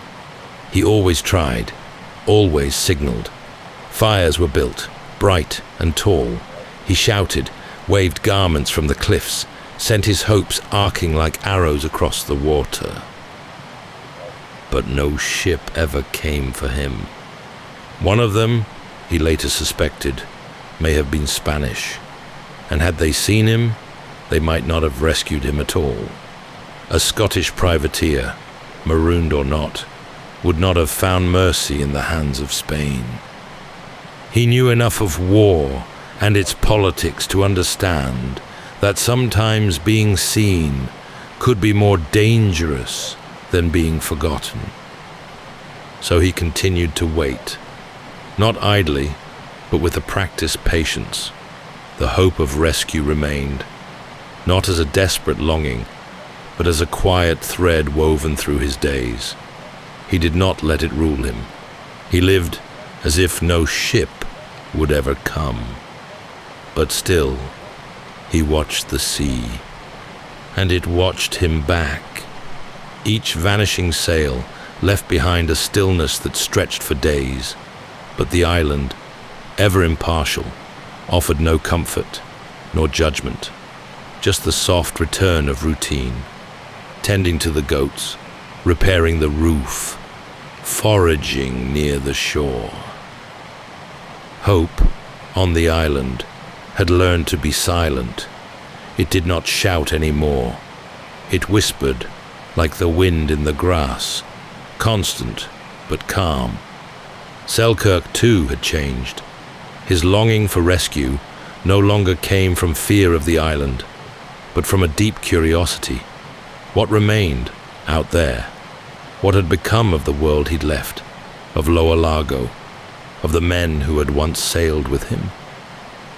The answers drifted always just beyond the horizon. It had been years since he had last heard another human voice. Years of solitude, of quiet days among the goats and pepper trees, of firelight prayers spoken into the hush of evening. The island had become a companion, a place of peace, but also of vigilance. And one morning, as he walked along a narrow path he knew well, something shifted. In the soft earth near a stream, he saw them. Footprints, not his. The shape was unmistakable, the deep heel, the deliberate press of toes, larger than his own and newer than the morning's dew. Selkirk froze, the old instincts of caution and alertness stirring to life once more. His solitude, which had for so long been unbroken, was now pierced by something unknown. He crouched low, listening. The forest gave nothing away. Birds still sang, the leaves still rustled, but the stillness now held tension, like the breath before a storm. He backtracked quickly, moving with silent steps up to a familiar ridge. There, he concealed himself beneath low branches and scanned the coastline. Below, on a rocky cove, he saw them, a group of men, 4, maybe 5, unloading a boat. They bore weapons. Their speech, carried faintly on the wind, was not English. They were Spanish. Whether they had come to gather fresh water or to scout the island, Selkirk could not say, but he knew their kind. Spanish ships still patrolled these waters, and privateers like himself were considered little more than pirates. If he were discovered, he would not be treated as a castaway. He would be taken, or worse. So, quietly and carefully, Selkirk vanished deeper into the island's heart. He had spent the last few years taming this land. Now he used that knowledge to hide within it. He knew which paths were softest underfoot, which caves would muffle sound, which trees could conceal the smoke of a small, hidden fire. He moved only at night, slept in different spots, and left no trace behind. The island that had once held him had now become his refuge, and this time not from loneliness, but from danger. The Spaniards did not stay long. After a few days, they left. Whether satisfied or uneasy, Selkirk never learned. But even after their sails slipped beneath the horizon, the memory lingered. The knowledge that he was not as forgotten as he had once believed. He became more cautious in the months that followed. The wildness of the island returned a little, not in its physical form, but in his thoughts. He had known peace. Now he remembered caution. Not fear exactly, but a sharpening of the senses. The island had always watched him. Now he watched it too. Still, the solitude returned in time. The echo of foreign voices faded, and once again the rhythm of the land became steady. But Selkirk had been reminded. The world had not disappeared. It was still out there, vast and unpredictable. And though he remained alone, he was not untouched by its presence. It was in the early months of 1709, more than 4 years since Selkirk had been left behind, when the sails appeared once more on the horizon. He saw them from his ridge, where he often sat in quiet reflection. At first, he squinted into the distance, uncertain if it was a ship or just the sea playing tricks again. But as the form drew closer, he stood. There was something different this time, a steadiness in the course, a shape that held. It was no mirage. And so, as he had before, he raced down the hillside. His legs were strong now, goat-like in their balance. He knew every stone, every root beneath the soil. At the shoreline, he struck flint to tinder and built his fire high. Black smoke curled into the sky, bold and unmistakable. The ship responded. Anchors were dropped. A boat was lowered. The men who stepped ashore that day were English, from a privateering vessel named the Duke, under the command of Woodes Rogers. They came ashore wary, expecting perhaps to find wreckage or an ambush. But instead, they found a man dressed in goatskins, darkened by sun and wind, his beard long and eyes sharp. He greeted them in English, though his voice trembled with disuse. It must have seemed to them a ghost from another world, but Selkirk was real, quiet, composed, though deeply moved. They listened, astonished, as he told his story, how he had lived alone on the island for 4 years, surviving on goats and wild roots, building shelters, crafting tools, keeping time not by calendars, but by the growth of trees and the arc of the stars. The crew of the Duke welcomed him aboard with awe and respect. Rogers, in his journal, would later describe Selkirk as a man clothed in goatskins who spoke with a sense and temper uncommon among sailors. In truth, he had changed. He spoke gently, sparingly. His manner had the calm of someone who no longer feared silence. He moved easily about the ship, but seemed almost to glide, as if still walking among ferns and stone, rather than pitch and deck. As the ship pulled away from the island, the only home he had known for years, Selkirk stood at the rail, watching it recede. There was no cheer, no cry of triumph, just the wind in his hair, the salty scent of sea air, and a long, quiet breath. His return to the world was gradual. He served as a navigator aboard the Duke, his skills still sharp, perhaps even sharpened by the discipline of solitude. He guided them with quiet confidence, earning the respect of officers and crew alike. In the weeks that followed, he slowly began to reacquaint himself with conversation, companionship, and the strange noise of society. But something of the island remained in him, a stillness, a steadiness. He had been alone, yes, but never undone. And now, at long last, the horizon no longer held him captive.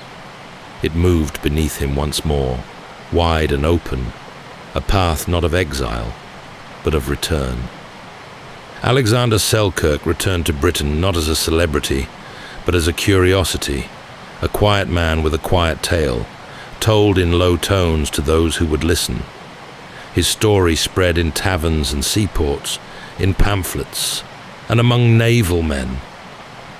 A sailor marooned for years on a deserted island, surviving through patience and calm endurance. He had no flair for dramatics, no interest in selling his tale, and yet it took on a life of its own. Writers began to retell the story, each version embroidered a little more than the last. The solitude deepened, the dangers grew sharper, the man grew taller in recollection than he ever stood in life.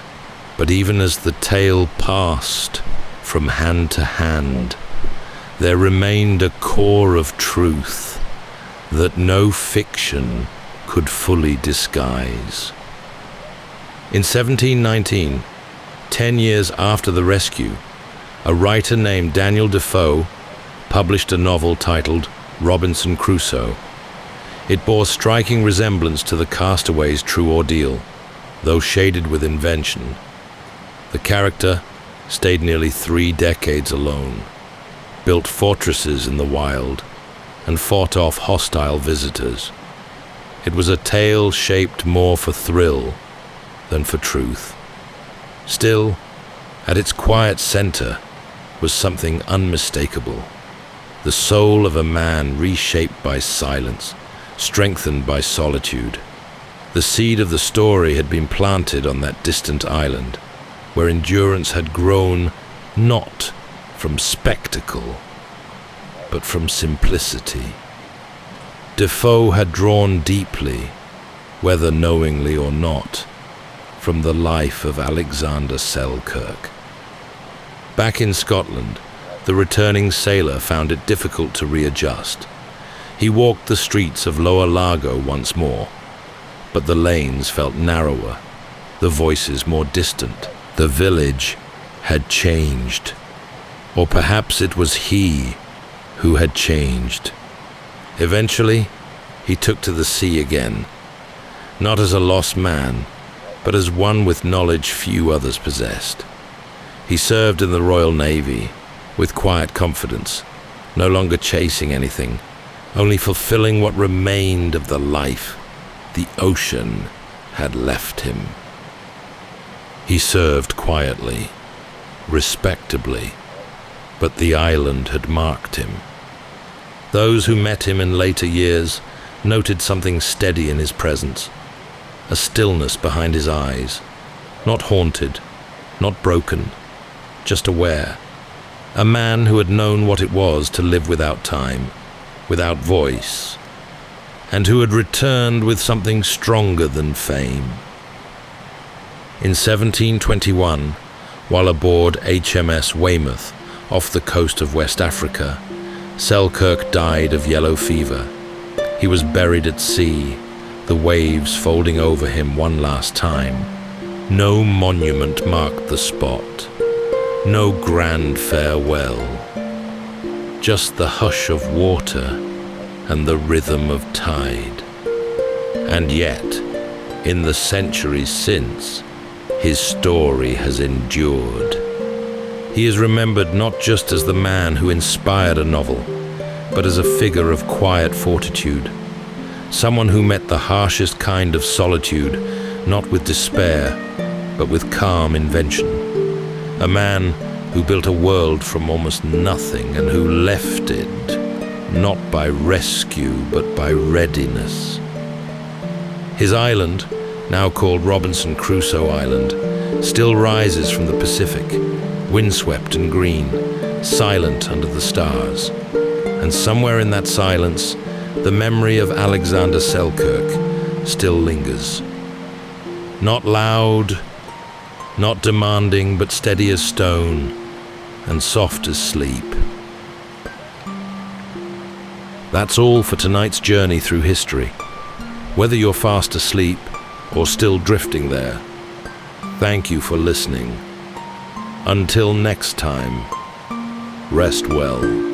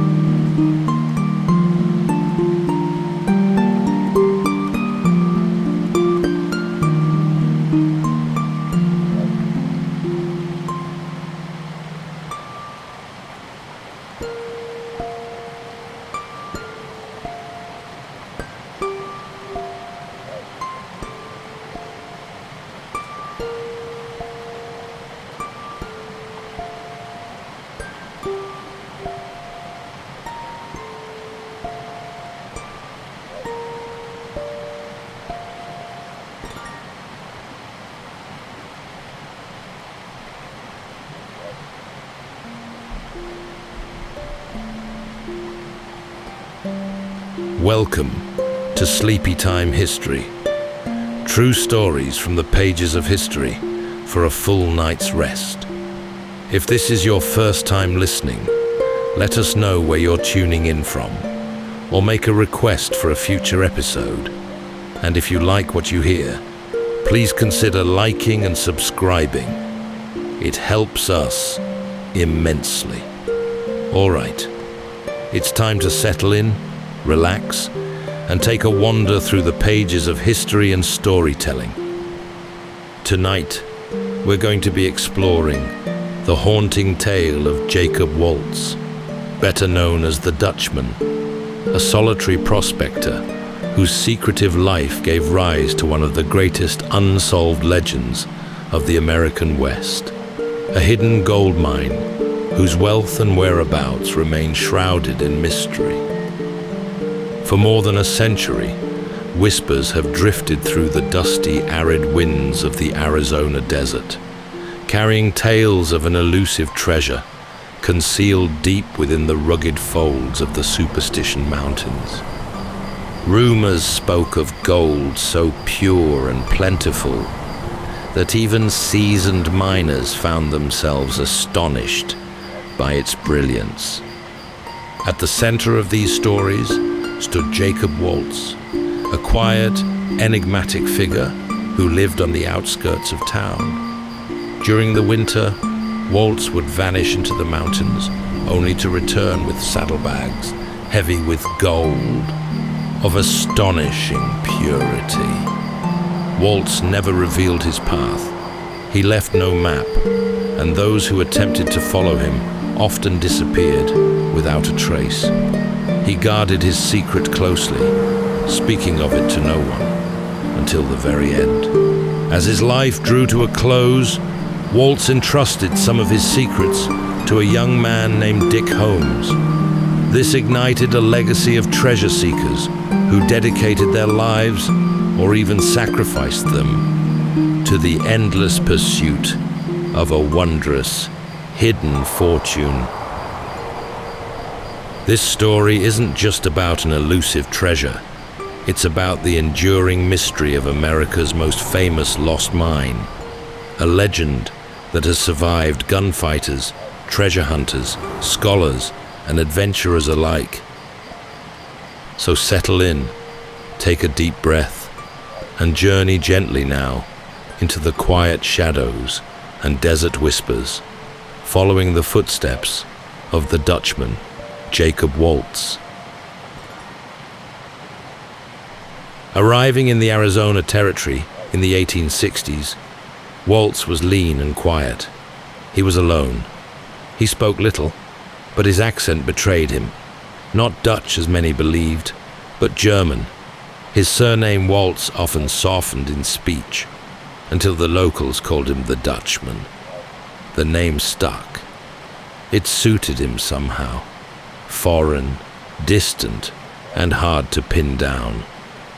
He settled on the outskirts of Phoenix, a dusty frontier town not yet tamed by time or law. He built a modest home, grew a small garden, and made just enough conversation to pass for another tired old prospector. But Jacob Waltz, was different. Each winter, as the air cooled and the rains softened the land, he would vanish, alone, no fanfare, no announcement, just a pack mule, some provisions, and a slow ride east toward the Superstition Mountains, a place the local Apache had long held sacred, and others feared for different reasons. Stories clung to those peaks like mist.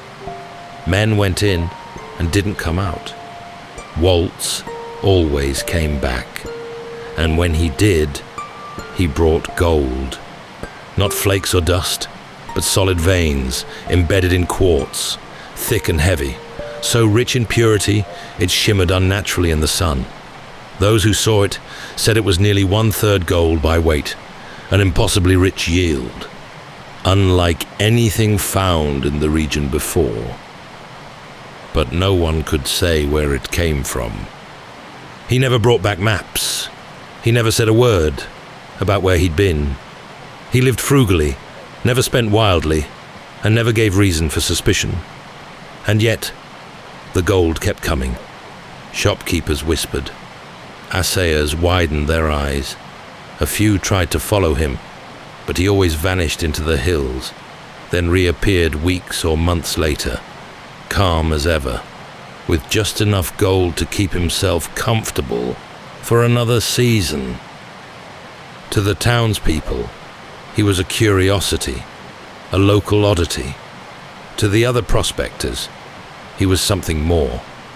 Proof that somewhere in those mountains, somewhere among the buttes and ravines and ancient stone, was a mine so valuable it could change a man's life forever. Waltz never said a word to confirm it, but he never denied it either. He simply lived, as if he was keeping something at bay. There was no family, no companions, only one woman, Julia Thomas, a local shopkeeper who spoke his language and seemed to have earned his trust. They were seen together from time to time, quiet conversations, shared glances, but even she never claimed to know where he went. He grew older, but he did not slow down. Year after year, he returned to the mountains, drawn like a moth to some unseen flame. And each time, he returned a little more tired and a little more burdened.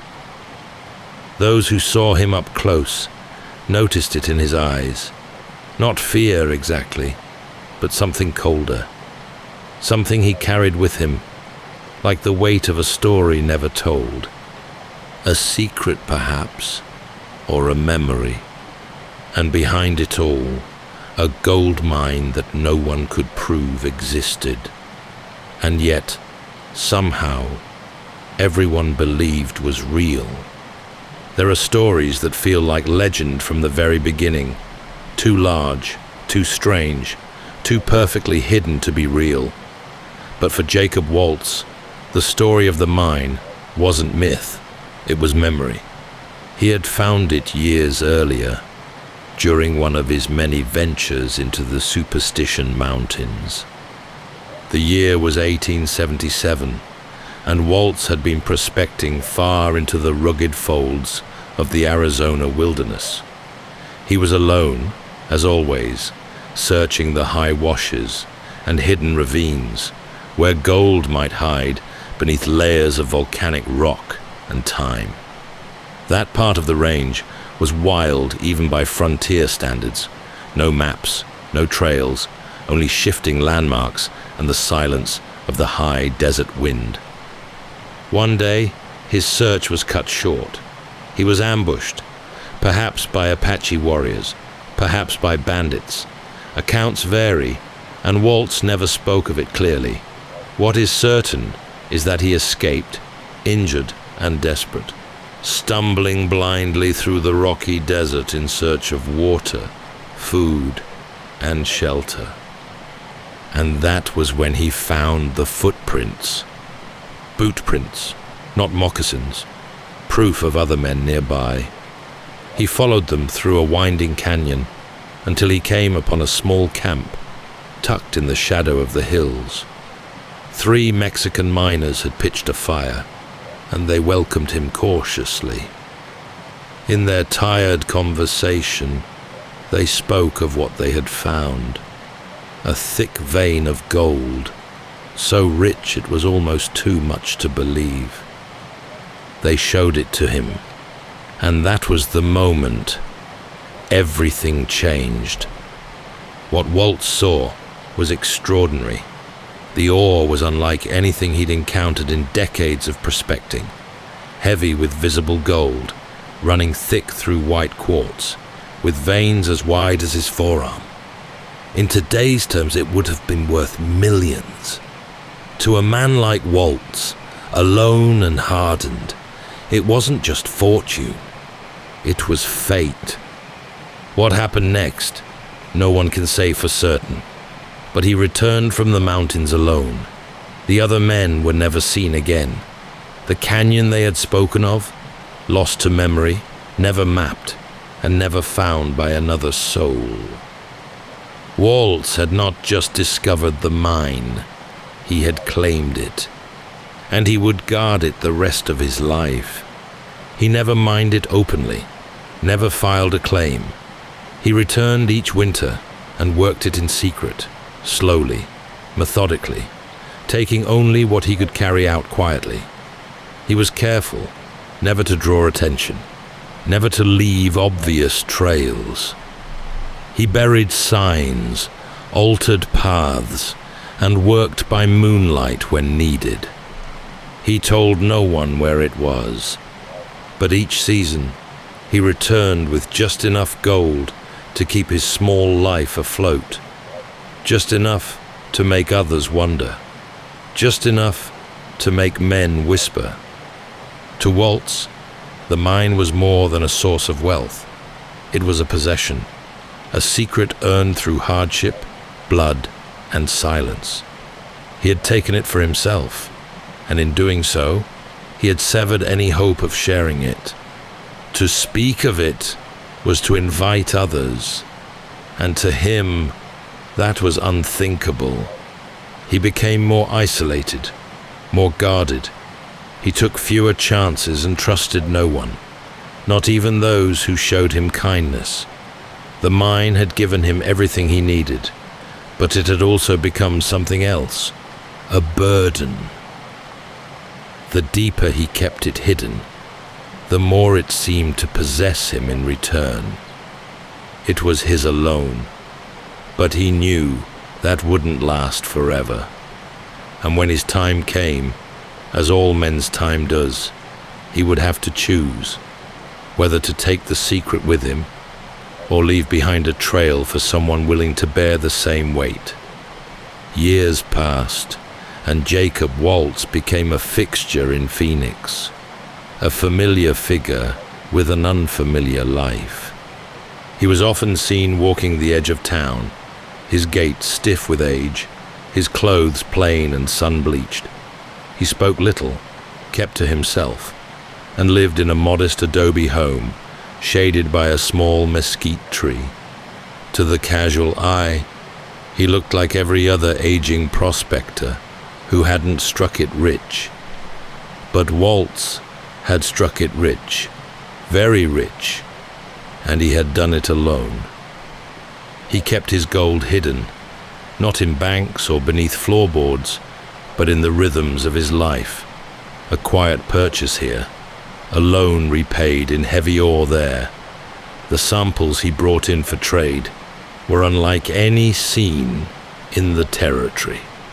Flecked with gold so pure, it barely needed refining. Assayers who examined it often looked up in disbelief, but no one could get close to him. Over time, a few tried. Shopkeepers, traders, and fellow miners would ask about his source. He'd smile faintly, offer nothing, and move on. He had become a man of riddles, not because he enjoyed mystery, but because he had no room for risk. His secret was too large to share. Still, one woman stood apart from the rest. Julia Thomas ran a small shop in town, an ice cream and oyster parlor of all things, a rarity in the harsh desert heat. She was a capable woman, independent and resilient, and she spoke German, Waltz's native tongue. In a town full of strangers, this gave her a foothold, and in time, a kind of connection formed between them. Waltz trusted her, at least a little, enough to speak freely now and then, enough to accept her care when his strength began to wane. Whether friendship or something gentler, their bond was one of the few human ties the old man allowed himself. And then came the flood. In the spring of 1891, a massive rainstorm swept through Phoenix, turning the dry washes into surging rivers. Homes were destroyed, livestock drowned. Half the town was swept away, including the modest shack Waltz had called home. He was found afterward, cold and frail, his belongings scattered or lost. Julia took him in, setting up a cot in the back room of her shop, offering him warmth, food, and silence. But the flood had done more than take his house. It had taken his health. Waltz grew weaker by the day. His breathing thinned. The light behind his eyes began to dim. And still, he said nothing of the mine. Out in town, a quiet urgency began to spread. Those who had long suspected Waltz of hoarding a secret now wondered if he might die without ever revealing it. Some believed he had shared the location with Julia. Others believed he'd taken it to the grave already, locked behind weathered lips. But one man still watched from the edges, a man who had once tried to follow Waltz into the hills, a man who remembered a campfire story from years earlier about a mysterious old miner and a gold mine deep in the superstitions. That man was Dick Holmes, and as Waltz's strength ebbed in the back room of Julia's shop, Dick waited, not for gold, not for fame, but for a chance to hear the truth, before the mountain reclaimed it forever. It was October of 1891, and the Dutchman was fading. Jacob Waltz lay still in the quiet back room of Julia Thomas's shop, wrapped in a rough blanket, a single candle flickering against the wall. His breath came thin, ragged at times, as though each exhale might be his last. Outside, the town of Phoenix moved on. Wagons clattered down dirt streets, horses drank from muddy troughs, and the desert sun warmed the rooftops. But inside, time had slowed. Word had spread that Waltz was dying. Julia had done all she could, given him shelter, warmth, and a place to rest, but she couldn't be at his side forever. So one morning, when the old man took a sudden turn, she slipped outside to fetch a doctor. And that's when Dick Holmes appeared. Perhaps it was coincidence. Perhaps he had been waiting. Whatever the truth, Julia saw him and asked if he might sit with the old man until she returned. Dick stepped quietly into the room and for the first time sat face to face with the man he had followed from afar. The man he believed held the key to the most elusive treasure in the American West. He expected instructions, directions, something clear, but instead he received a confession. For nearly an hour, Waltz spoke, slowly, in fragments, often pausing to catch his breath or drift briefly into silence. What emerged was not a map, but a history. He told of a time, years earlier, when he had been stranded in the mountains, hungry, alone, and then, by sheer chance, he'd found a camp, 3 Mexican miners, strangers, who welcomed him cautiously. They had discovered a mine beyond belief, and they showed it to him without fear. What happened after was never spoken plainly, but he returned from those mountains alone. He described the gold, veins nearly 2 feet wide, rich and unbroken, glowing with the weight of fortune. For years he had returned to that place, working it in silence, taking only what he could carry, keeping the secret sealed. But the secret hadn't stayed untouched. One season, 2 soldiers showed up in Phoenix with gold that matched his. Word was, they had found something in the mountains. Waltz went back, and soon, the soldiers were never seen again. There were others. A lone prospector, seen too close to the hidden trail. A nephew from Germany, sent by his sister to help him in his final years. But the old man had grown suspicious. The mine had made him paranoid, isolated, convinced that betrayal would find him if he let his guard down. So he acted. He described dragging the young man's body with a chain, burying him at a place called Agua Escondido, far from where anyone might ever stumble across the grave. And then, with something like resolve, or perhaps surrender, Waltz gestured weakly toward a wooden chest at the foot of the bed. Inside, he said, was the last of his gold, enough to prove that the mine had never been a myth, enough to honor a final request. If Dick were to take the gold, he must promise to send money to Waltz's sister in Germany, not for profit, for peace. The gold had taken many lives. Maybe it could still do some good. Dick agreed. And then, at last, came the directions. A canyon running north to south, a rock shaped like a man's face, a house built of stone. From the entrance to the mine, Waltz said, one could see the tip of Weaver's needle, but from the trail, the mine itself would remain hidden. He was fading fast, and just before Dick could ask the simplest of questions, whether the water in the canyon ran north or south, the old man slipped away. Jacob Waltz, the Dutchman, was gone. He left behind no map, only riddles, and a chest of gold sitting heavy in the corner of the room, glinting with the last light of a secret that had now passed to another. With the Dutchman gone and the gold in hand, Dick Holmes stepped into a story that was no longer just whispered. It was his now. He had listened carefully as the old man unraveled his guarded tale, collecting every hint, every cryptic description, and every fragment of memory Waltz had managed to voice. The directions had been far from exact, but they were all he had.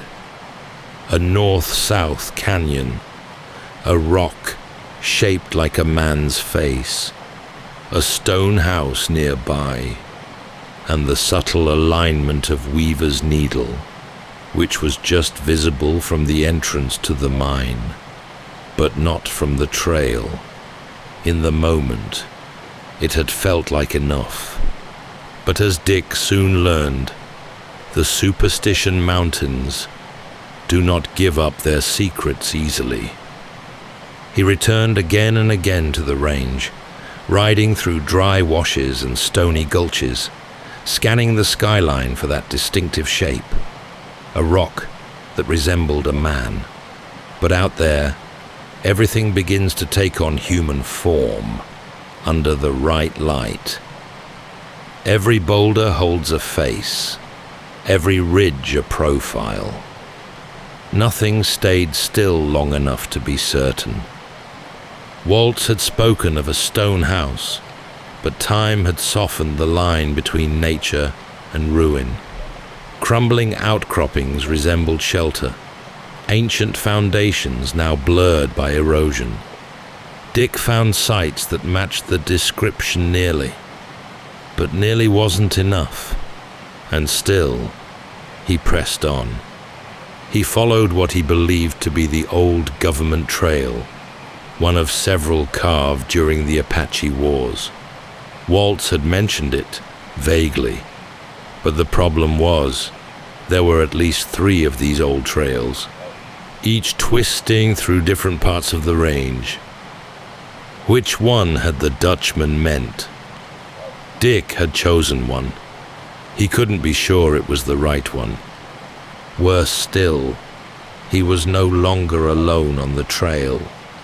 The story had begun to spread. Rumors about Waltz's final days, the gold under his bed, and the young man who had sat beside him in those final hours. Some claimed Dick had stolen the gold outright.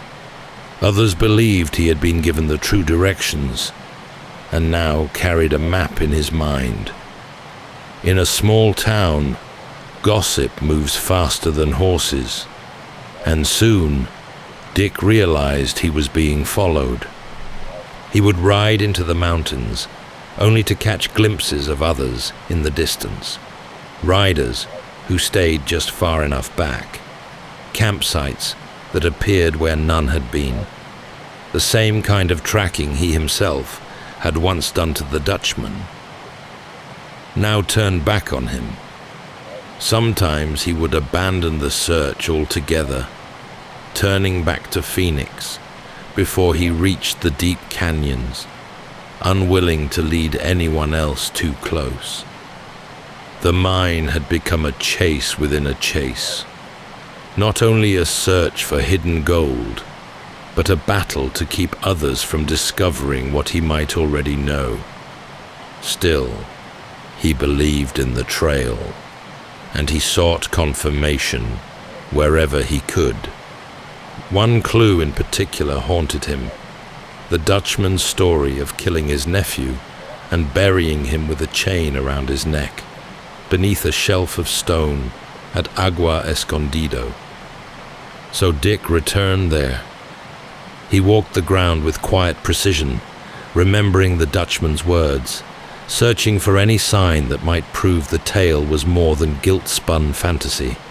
And then, beneath a stone overhang, he found it. A grave. Inside he found bones, and wrapped around the remains, rusted but intact, a length of chain. The moment was grim, but it confirmed something vital. The Dutchman hadn't lied. His story, no matter how tangled, had roots in reality. There was truth beneath the superstition. And if that was true, then so was the mine. Dick Holmes returned to the mountains with renewed conviction, but the desert was vast, and time had worn deep into his joints.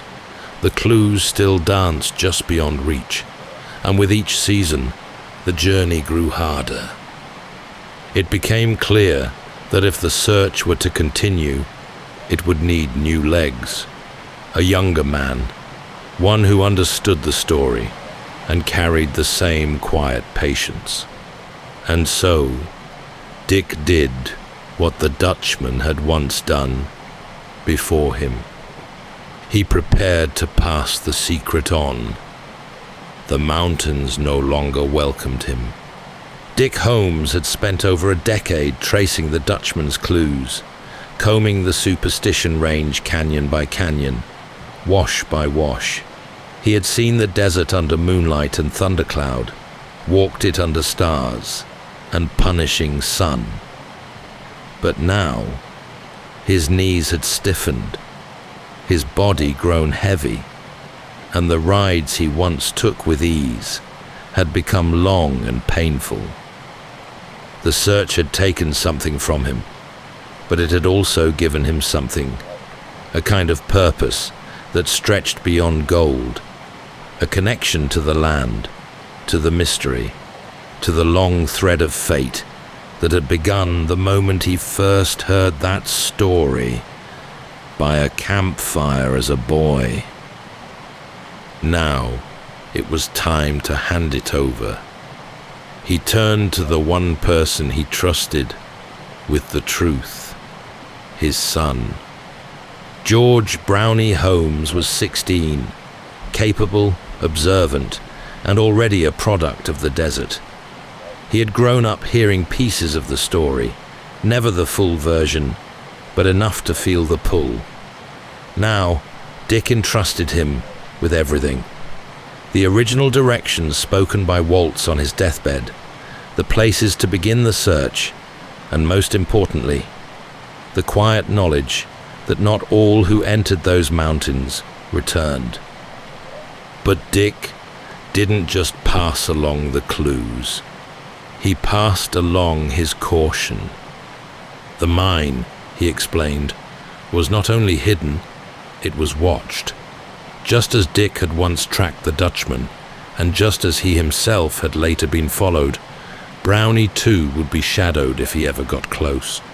The advice was simple, but firm. If he ever found anything, a landmark, a stone house, even the mine itself, he must show no sign. Walk past it, leave it, come back later when it was safe. The weight of this warning settled deep. It wasn't said with fear, it was said with experience. Together, they planned a trip into the mountains, father and son, side by side. But like so many things in this story, the plan frayed. From the moment they rode out, they sensed others on their trail, riders who moved like shadows. Camps that appeared where none should be. Eyes in the scrub brush, watching. Dick had seen it all before, and so, once again, they turned back. It was the last time Dick Holmes would ride into the superstitions. The mountains had taken their toll. His body could no longer bear the climbs, the heat, the constant sense of being followed. But in his son, the search would continue. Brownie now held the clues, and just as Dick had done before him, he began to walk the lonely path that stretched out into the desert. He took a job at the Quarter Circle U Ranch, nestled deep within the range. It gave him both access and cover. From there, he could ride freely through the canyons as part of his work, observing the land, watching the light, listening for signs. But he was not the only one. The legend of the Dutchman's gold had grown, spreading beyond Arizona. Now, every drifter and cowboy with a pickaxe and a dream had heard the tale, and many came to believe Brownie had something the rest of them didn't. The final clue. Some offered trades, information, rumors, false maps, hoping Brownie might part with one of his own. He listened. Sometimes he nodded, but he gave away nothing of value. One cowboy told him he'd found a rock that looked like a man, just like the one described in Waltz's confession. He wanted to trade locations. Brownie declined. Not long after, the rock was gone. Some said it had been pried loose and thrown into a ravine. Whether out of spite or a desire to keep the secret buried, no one could say for certain. It was one more clue lost to time. But Brownie didn't stop. The mine was still out there, silent, sealed, and waiting. The trail was no longer just his father's. It was now his own. And like his father before him, Brownie would walk that trail for the rest of his life. For a time, the desert grew quiet again. Brownie Holmes kept to his rides through the Superstition Mountains, careful and watchful, always searching, but never speaking too much. He blended in among the cowhands at the Quarter Circle U Ranch, another weathered rider with calloused hands and far-off eyes. But the story never stayed quiet for long. In the summer of 1931, a man arrived in Arizona with something that hadn't been seen before, something dangerous and possibly priceless, a map. His name was Adolph Ruth, and by all appearances, he was an elderly man past his prime, silver-haired, limping, and weary from long travel. But Ruth carried with him what he claimed was a document unlike any other. A map, drawn in Mexico. Handed down, he said, from a line of men who once knew the mine's location. To most, it sounded like another tale spun in search of fame. But one detail made people take him seriously. Waltz, according to the legend, had stolen the mine from Mexican miners. If the map was real, it could predate Waltz's silence. It could point directly to the treasure before it ever became a secret. Ruth made his way to the Quarter Circle U, asking the ranch hands for help reaching the mountains. The cowboys were used to dreamers and gold chasers, but something about Ruth gave them pause. He was open, too open, talking about the map, about the clues, about the mine. He shared his plans freely, unaware that secrecy was often the only thing that kept a man safe in those hills. Brownie Holmes met with Ruth, and the two men talked at length. No one knows exactly what was said, but Brownie later recalled that the conversation lingered on the Dutchman, on the mountains, and on the dangerous attention a man could attract when he claimed to have a map. Summer in the Superstitions is no place for the unprepared. The heat alone can undo a man, and Brownie warned him. Others did too, but Ruth would not be turned away. When no one from the ranch would guide him, Ruth hired two lesser-known prospectors and entered the mountains with them. He was never seen alive again. Days passed, then weeks, and finally, in December, 6 months later, a bloodhound led a search party to a spot near a well-traveled trail. There, resting upright in the dust, was a human skull. It was found not hidden, but placed, carefully, some said, as though meant to be seen. The rest of the remains were discovered nearly a mile away, scattered and sun-bleached, as if someone had moved them. The cause of death was officially listed as exposure, with damage attributed to animals. But the skull had two distinct fractures, and the map, the one Ruth had spoken so confidently about, was never recovered. Suspicion turned quickly to the two prospectors who had led him in. They had returned without him, saying little, but with no hard evidence, no charges were brought. The desert had covered its tracks once again. Among Ruth's scattered belongings, a notebook was found. Inside was one final entry, written in Latin, Veni, Vidi, Vici. I came, I saw, I conquered. Beneath it, a cryptic line. 200 feet across from the cave. To some, it was proof. Ruth had found the mine, and someone had stopped him before he could return. To others, it was just a final flourish, a man determined to say he had won, even as the desert claimed him. For Brownie Holmes, it was another reminder, not of gold, but of danger. The mine, if it existed, was no ordinary place. It carried weight, and not every man who sought it would live to tell the tale. The legend had roared back to life. Adolph Ruth's disappearance, the eerie discovery of his skull, the cryptic notebook entries, all of it breathed new fire into a story that had never quite burned out. Newspapers from coast to coast picked it up. The lost Dutchman's mine was no longer just Arizona folklore. It had become national obsession. And yet, for Holmes, it was nothing new. He had lived beneath the weight of this mystery since boyhood.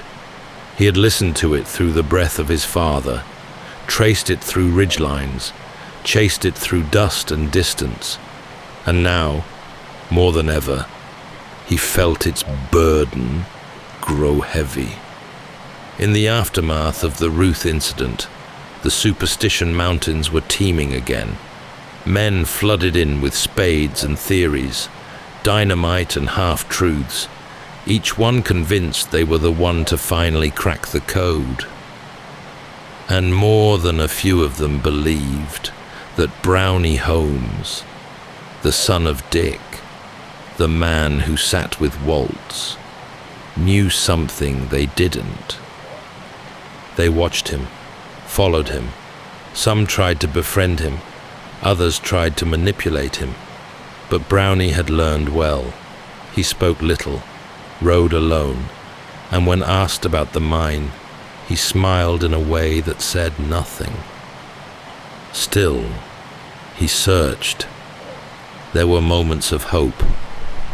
After his father passed in 1933, Brownie reviewed the old clues with fresh eyes, trying to correct what might have been misunderstood. One detail in particular haunted him: the reference to the old government trail. Waltz had mentioned it near the end, but Dick had never been sure which one he meant. There were multiple trails used by the military during the Apache Wars, each winding through the region in its own direction. Dick may have followed the wrong one, so Brownie struck out anew, following a different trail, and one day, something unexpected happened. In a stretch of ground rarely disturbed, the desert winds had blown away a layer of sand. Beneath it, burnt fabric, charred scraps of old clothing, lying just as Waltz had once described.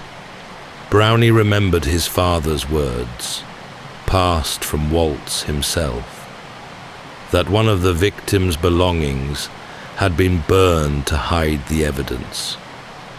It was a grim confirmation. Not far from that spot, Brownie found weathered timbers, unnaturally placed and half buried. Waltz had claimed he'd hidden the mine by building a framework over the shaft, then covering it with rock and sand until it blended perfectly into the landscape. He had even said a mule train could pass over it and never know it was there. Could this be part of it? Even closer still, ruins, a crude structure, ancient perhaps, or merely old. It matched Waltz's reference to a stone house, one of the landmarks supposedly near the mine. It was all close, so close. But then, in 1945, the trail slipped from Brownie's grasp. His horse, startled and wild-eyed, reared and came down hard, crushing his foot beneath its weight. The injury was severe. He would never again ride the high canyons or scramble across the broken terrain. His time in the mountains, like his father's before him, had come to an end. Still, the story had one more chapter to offer him.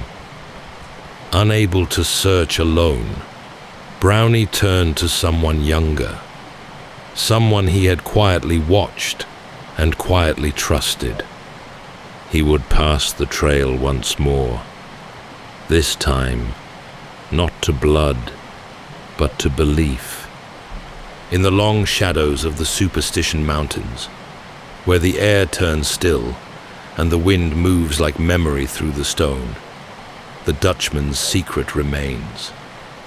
Jacob Waltz had kept it well, so well in fact, that more than a century later, no one has ever confirmed they've found the mine he once described. Not Dick Holmes, who heard the story firsthand. Not Brownie, who spent decades riding the canyons. Not even Clayton Worst, who may have come closer than anyone. Each found pieces, scorched rags, hidden graves, shaped rock, lost timber, bones beneath stone, and gold, always gold, glinting just enough to keep the dream alive, but never the mine itself. Some say it never existed, that Waltz spun a tale from half-truths and hard luck, and that the gold he carried came from somewhere else entirely, stolen, traded, gifted. But those who saw the ore, those who held it, often said otherwise. It was too pure, too unusual, and always the same. Others believe the mine still lies beneath the desert, carefully hidden just as Waltz said, beneath a layer of sand and stone, timbers buried deep enough that even the rains could erase every trace. The region has been blasted by dynamite, surveyed by aircraft, scanned by ground-penetrating radar. Men have searched for lifetimes, lost fortunes, lost hope. Some have never come back. Still, the pull remains. The fact that one man, through silence and sheer will, created a mystery so enduring that it has outlived every generation it has touched. Waltz never drew a map, never left a ledger. What he left behind was something more difficult to trace. A story, passed from memory to memory, like a secret just out of reach. Brownie Holmes died in 1980, having spent 72 years of his life searching.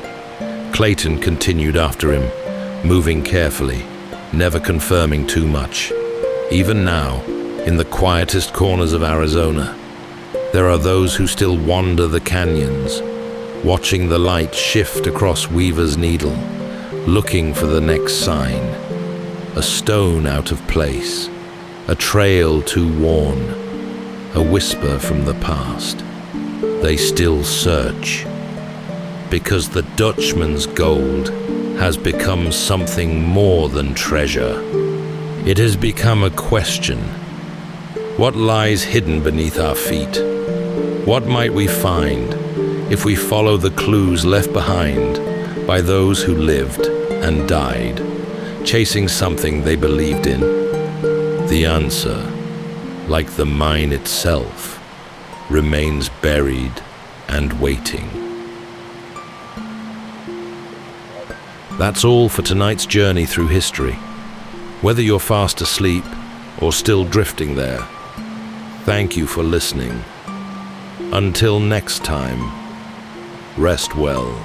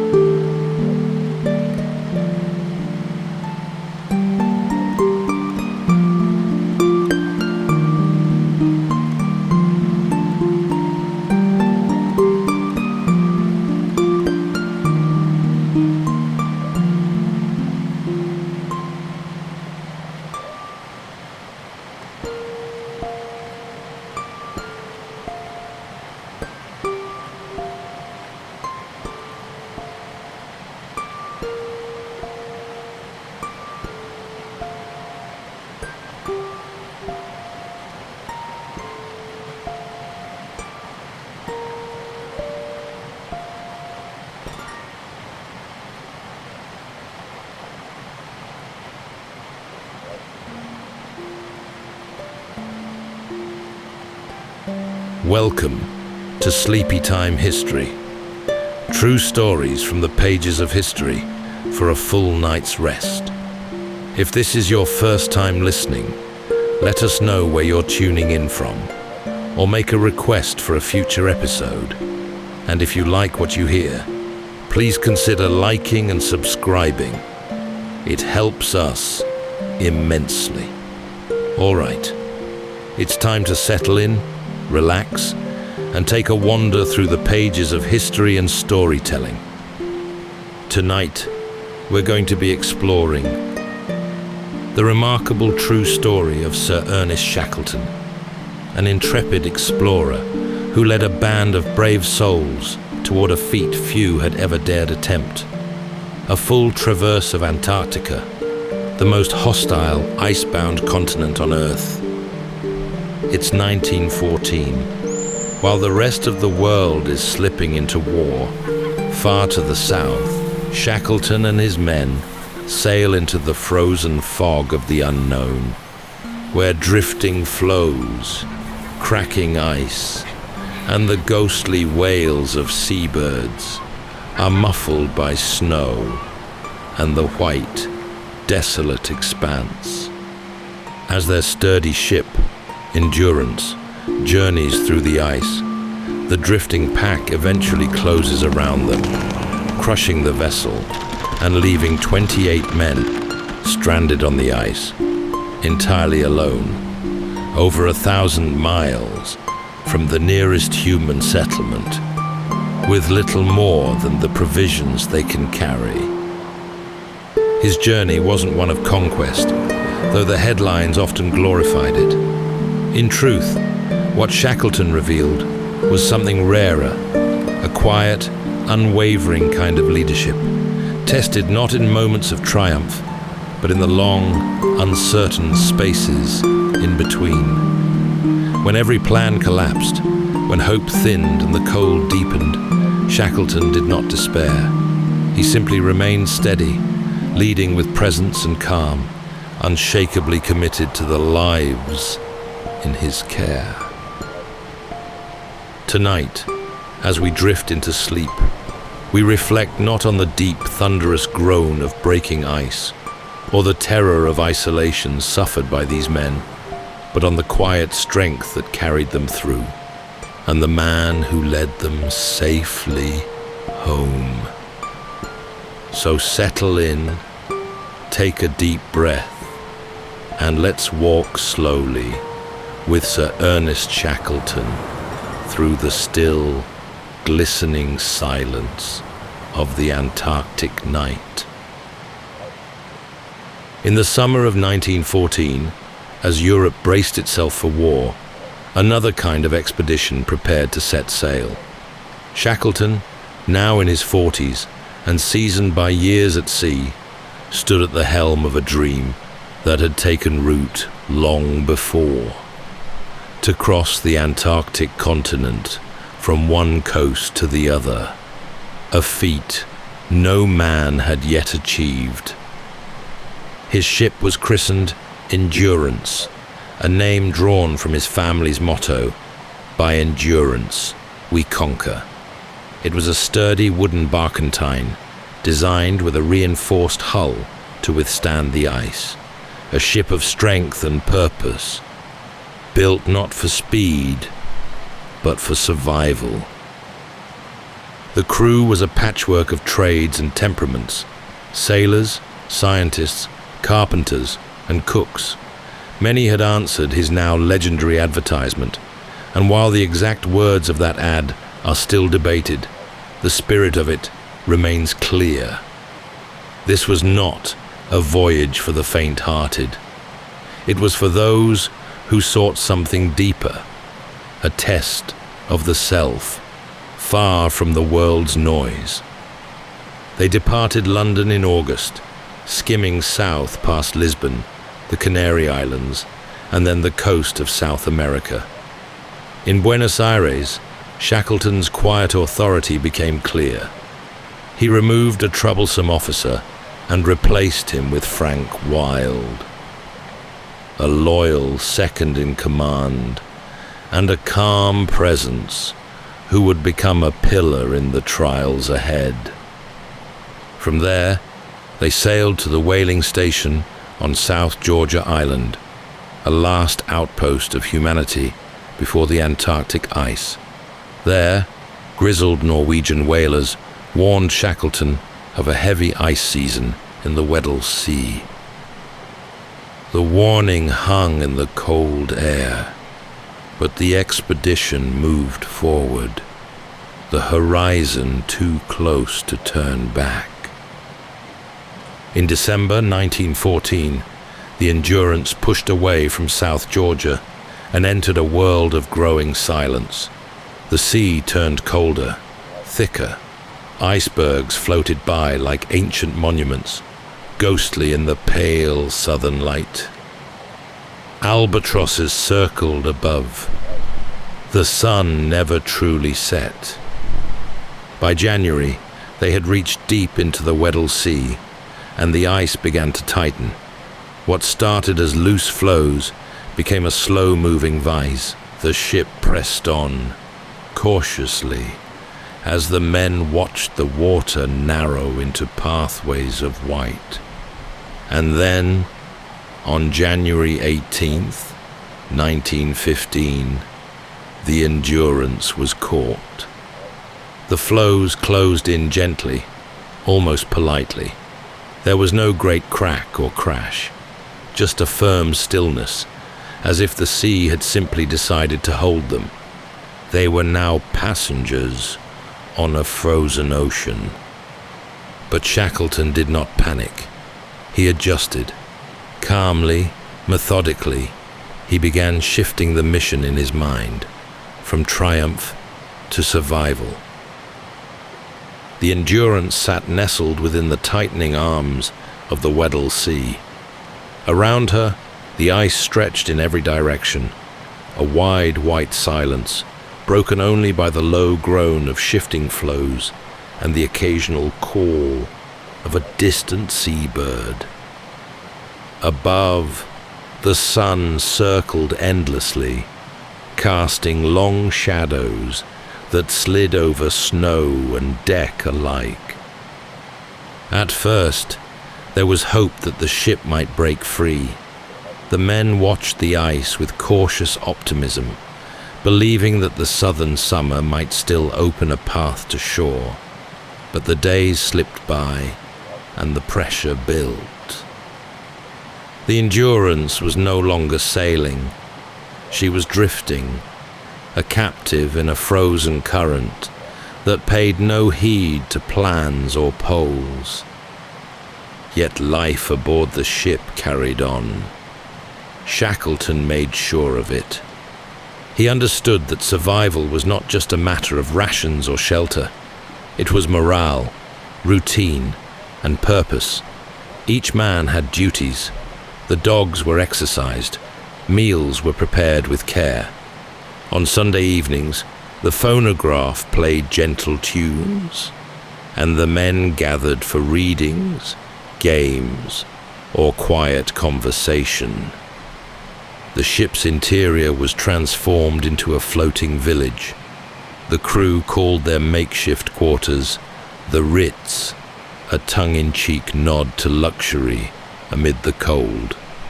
Frank Hurley, the expedition's photographer, wandered the ice with camera in hand, capturing the strange beauty of their imprisonment. His images would one day become the visual memory of this frozen world. Sails rimmed with frost, men silhouetted against the white horizon, the Endurance standing like a relic of another age. Shackleton, always composed, rarely spoke of fear. He moved among the men with quiet intent, observing their moods, sharing small jokes, stepping in when tempers flared. His leadership was not loud, but steady, the kind that wrapped itself around you like a wool blanket. Weeks turned to months. By March, the Antarctic night approached. Temperatures dropped, Darkness lengthened. The ice, no longer softening in daylight, grew denser, more forceful. The Endurance creaked and moaned under the strain, her timbers bending against the slow crush of ice. Still, she held, and still, Shackleton waited. He understood something vital. Control was no longer possible, but composure was, and in that calm, he preserved not just order, but hope. By the time winter cloaked the Weddell Sea in early April, the Endurance was no longer a ship, but a lifeboat encased in ice, utterly motionless, sealed in a white plain as far as the eye could see. Snow drifted silently around her, and the wind did not howl, but whispered low and cold across the vast stillness.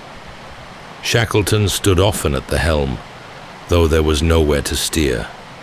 He watched the patterns of pressure on the ice, listened to the deep groans and muted cracks rising from beneath the surface, the slow, invisible workings of a frozen ocean.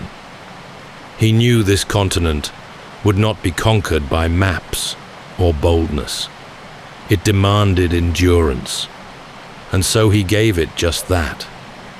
Inside, the men followed routines with calm diligence. The dogs were fed and exercised each day. Meals were kept hearty, even as rations began to tighten. Books circulated. Laughter, though thinner now, still echoed through the narrow corridors. There were moments of quiet celebration. Midwinter's Day was marked with music, games, and plum pudding. It was, Shackleton knew, important to mark the passage of time, to remind the men that they lived not in stasis, but in motion, even if unseen. Outside, the world changed slowly, and not in their favor. The pressure ridges rose higher, the ice no longer content to sit still. The Endurance began to list, her hull groaning under stress, as if sighing against the weight of months. Shackleton inspected the damage each day. He knew the ship was strong, but the ice was older, patient, and absolute.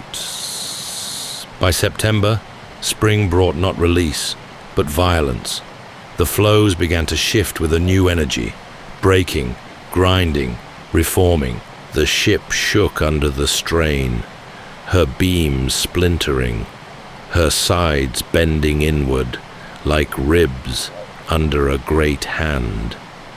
The men were ordered to prepare to abandon ship, their sledges loaded, supplies repacked, tents readied. Still, the order came with no panic. Shackleton's calm gave them theirs.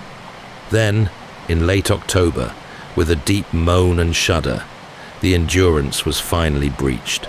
Water poured in through the hull. Shackleton gave the order with a level voice. "She's going, boys. We've done all we can."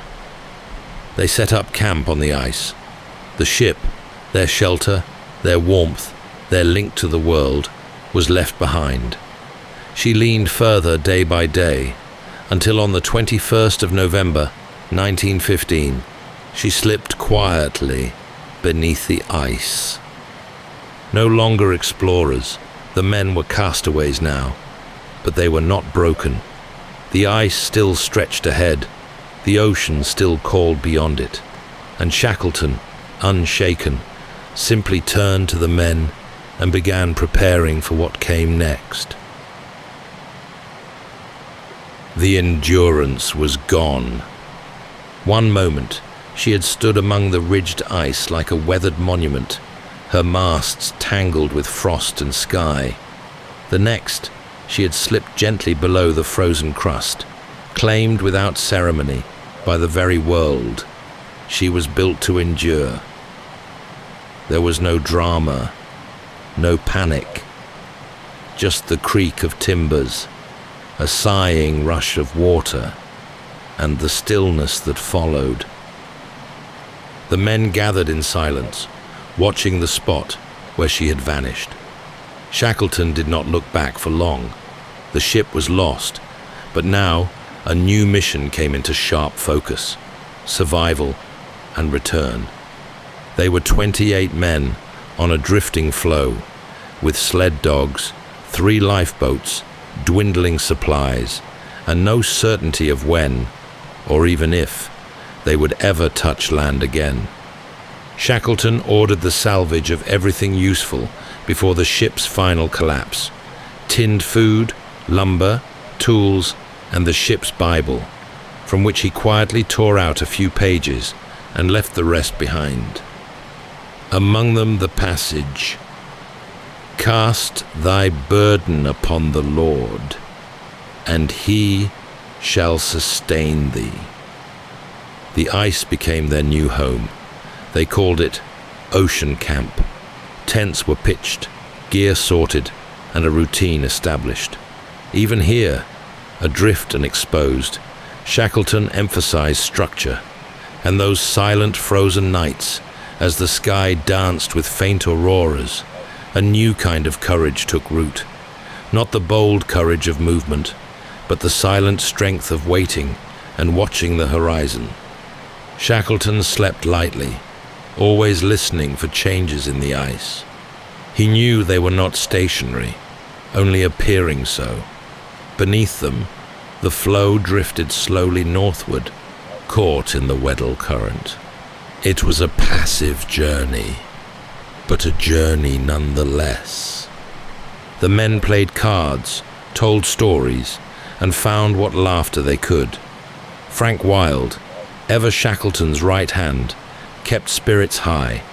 Hurley, the photographer, risked frostbite to save glass plate negatives. Images that would someday tell their story to the world. Even in this slow-motion ordeal, purpose was preserved.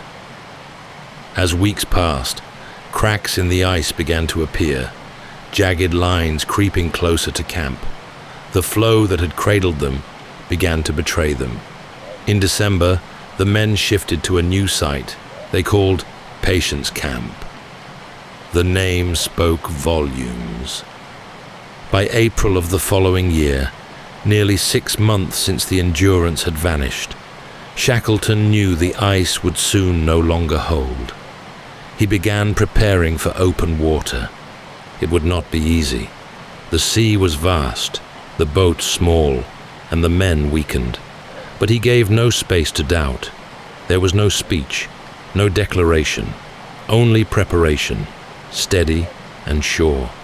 And in the hush of that endless white, the men followed his calm, not because they were without fear, but because his presence made fear bearable.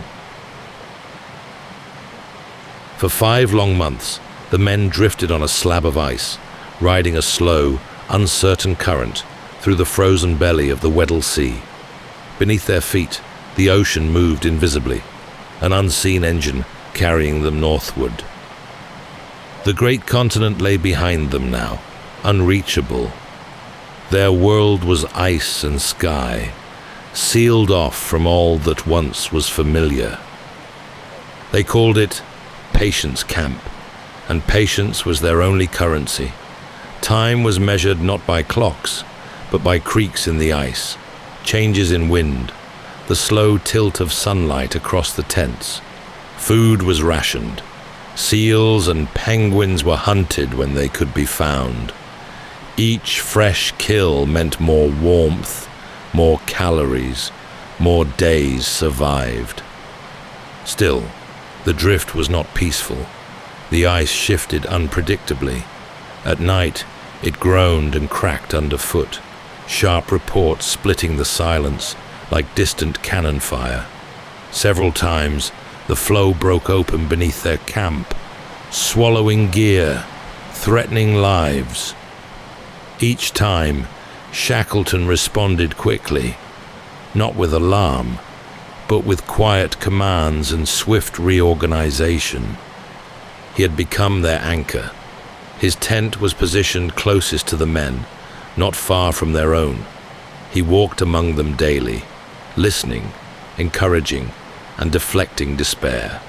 Every decision, from meals to movements, he weighed carefully, not just for the sake of their bodies, but their minds. By early April 1916, the ice began to break more aggressively. The floe that had carried them across hundreds of miles now threatened to shatter entirely. Shackleton knew the time had come.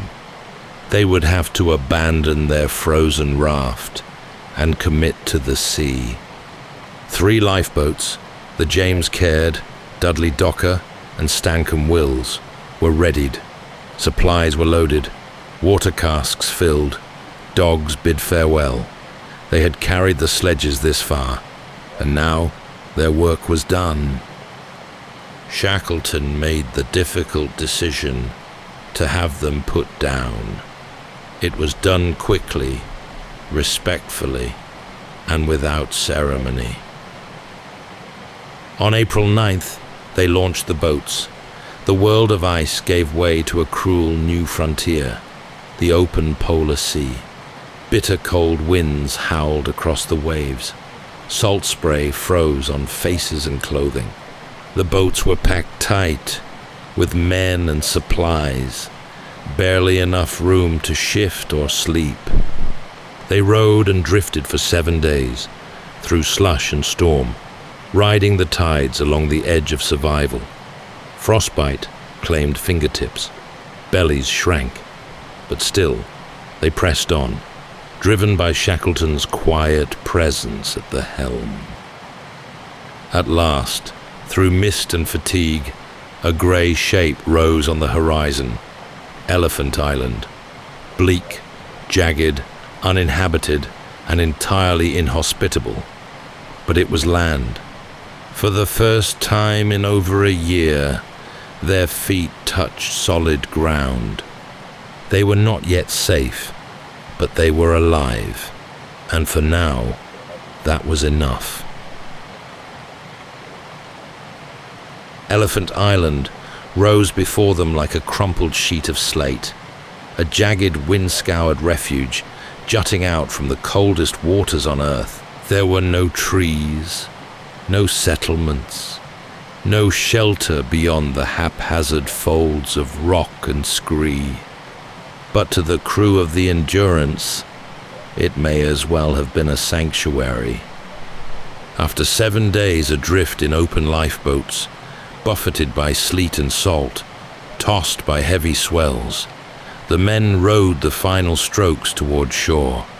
Their hands were blistered and cracked, their faces raw from cold wind and salt spray. Their strength, worn down to the bone, hung by a thread. Still, they landed on April 15th, 1916, 497 days since they had last stood on solid ground. They scrambled ashore through the surf, dragging their boats onto the stony beach.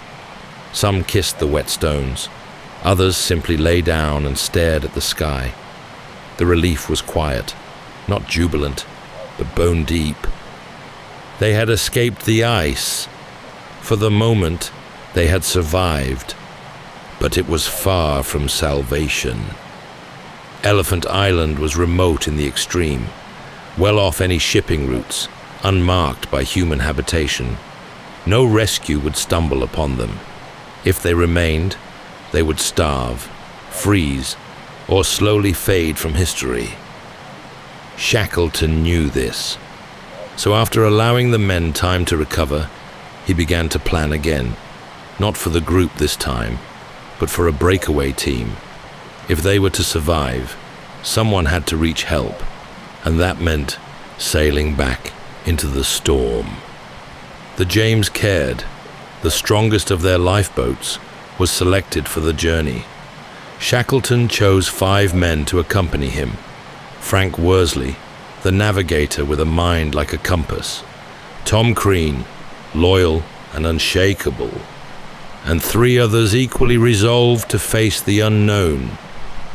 While the others constructed a crude shelter on the island, a low hut built from upturned boats and salvaged canvas, Shackleton oversaw modifications to the Caird.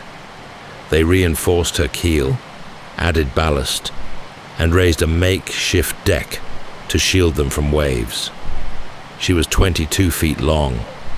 The journey ahead would be over 800 miles of open, storm-lashed sea. Before departing, Shackleton spoke little. He simply reminded Frank Wild, now left in charge, to get the men through until I come back. There was no promise, no false hope, just an unspoken trust. On April 24th, 1916, the James Caird was launched from the rocky shore, slipping back into the grey swell. Shackleton and his 5 companions were bound for South Georgia Island, and whatever lay between. On the beach, the remaining crew watched the small sail grow smaller and smaller against the vastness of sea and sky. The waiting began. The James Caird slipped away from Elephant Island, her small sail catching the wind as the lifeboat turned its narrow bow toward open ocean.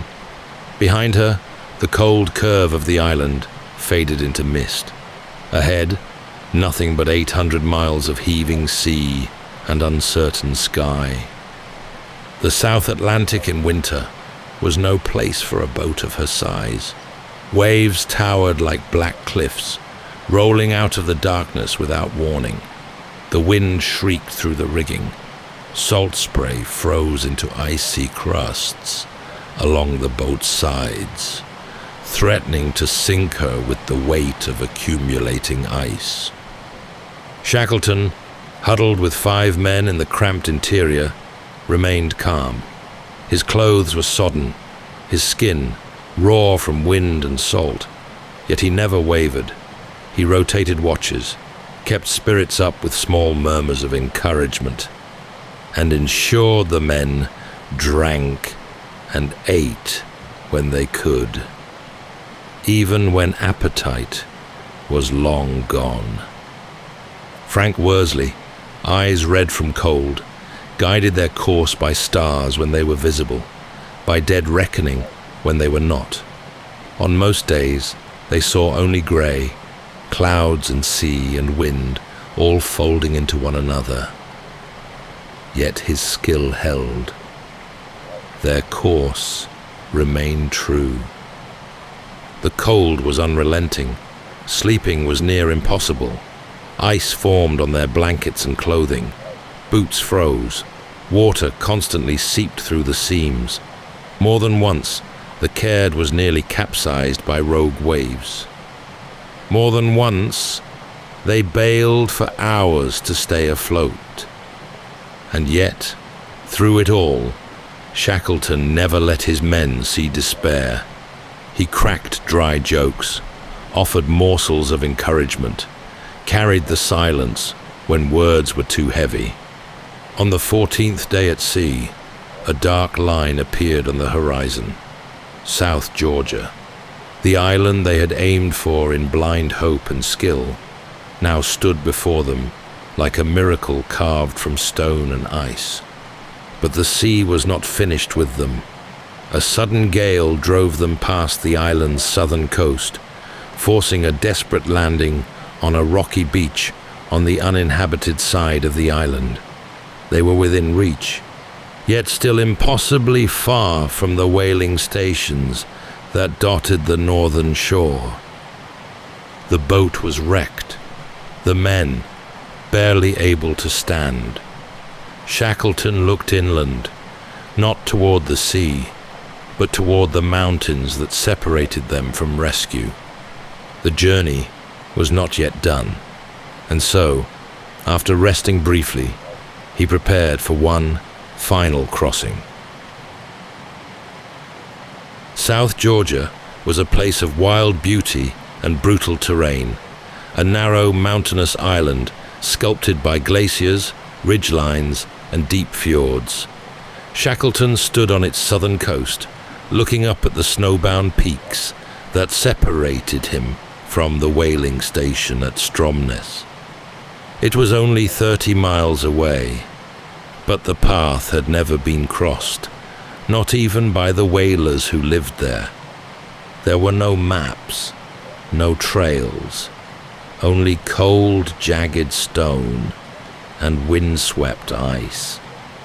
Shackleton selected 2 companions to go with him, Tom Crean and Frank Worsley, the 2 men he trusted most. The others, too weak to continue, would remain behind with the boat. Shackleton left them a promise, quiet but firm. He would return. They set out before dawn on May 19th, 1916. With only a length of rope, a carpenter's adze, and a few biscuits tucked into pockets, the 3 men began their ascent. Their boots, held together with twine and nails, slipped on the ice. The cold gnawed through every seam. Wind roared across the ridges. At times, they had to retrace their steps, realizing a glacier led to a sheer drop or a dead end. They marched through 36 straight hours without sleep. At one point, they slid down a slope, uncertain what lay at the bottom, a gamble made not from recklessness, but because there was no other choice. They fell, tumbled, and emerged safely. It was Shackleton who drove them forward. His sense of direction was uncanny, and his silence steadying. When Worsley hesitated, Shackleton pressed onward. When Crean faltered, he offered strength in shared pace. They were exhausted, hungry, their muscles trembling with cold. Yet they did not stop. And then, through the fog, a faint sound drifted across the valley. A steam whistle. They stopped and listened, hearts pounding beneath layers of frozen wool. The Stromness whaling station was near. Down the final slope they stumbled, ragged and frostbitten. The men who met them at the station could scarcely believe what they saw. 3 figures, caked in ice and soot, emerged from the mountains like ghosts. It had been 17 months since anyone had seen Shackleton. He asked no questions. He made no speech. He simply asked for a boat. Because though they had made it to safety, 22 men were still waiting on Elephant Island. The return to Stromness marked the beginning of another kind of journey, one not through mountains or ice, but through the quiet weight of responsibility. Shackleton, safe at last on South Georgia, wasted no time. His thoughts were already with the 22 men still marooned on Elephant Island, now over 3 months without word. He tried at once to secure a ship. The whalers offered what they could, and soon Shackleton was back at sea. But the sea resisted. Ice blocked the way. Fuel ran short. Each attempt failed. Once, twice, a 3rd time. Still, Shackleton did not give up. There was no frustration in his voice, only resolve. He simply tried again. At last, with help from the Chilean government, Shackleton secured the Yelcho, a small steel steam tug. It was not a grand vessel, but it would do. On August 30th, 1916, Shackleton sailed once more into the Southern Ocean. This time, the ice parted. As the coast of Elephant Island came into view, Shackleton stood on the bow, eyes locked on the shoreline. He raised his binoculars, scanning the beach. At first, Nothing. Then, movement, figures running, a flag waving.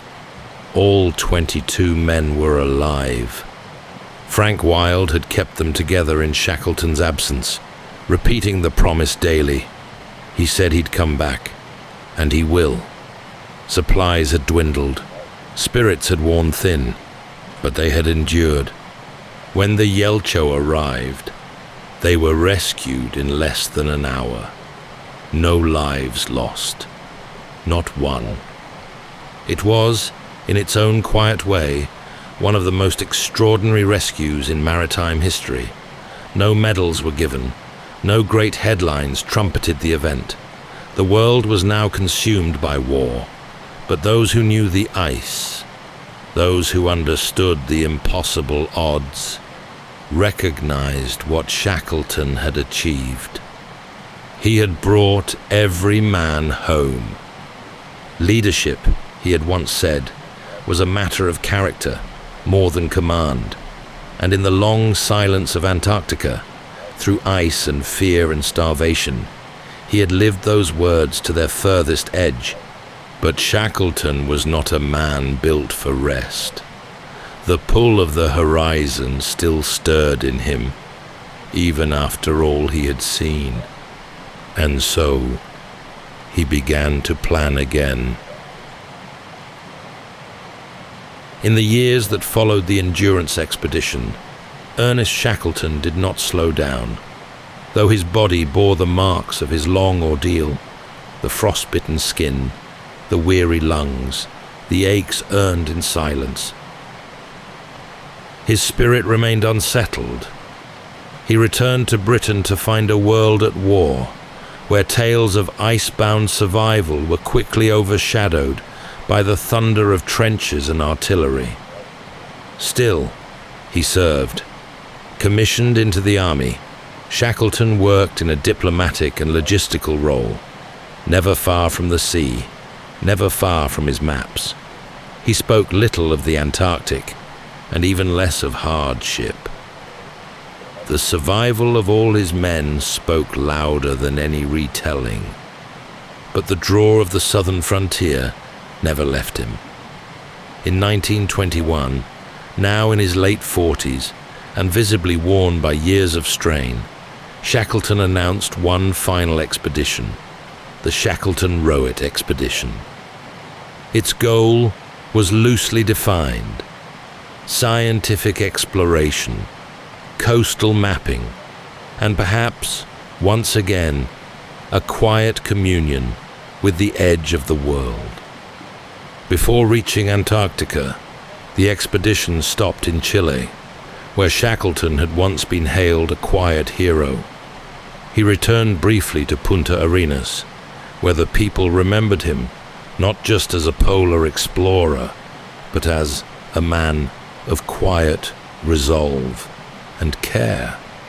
It was a time of gentle reflection, dinners with naval officers, conversations with dignitaries, and long walks along the cold coastline.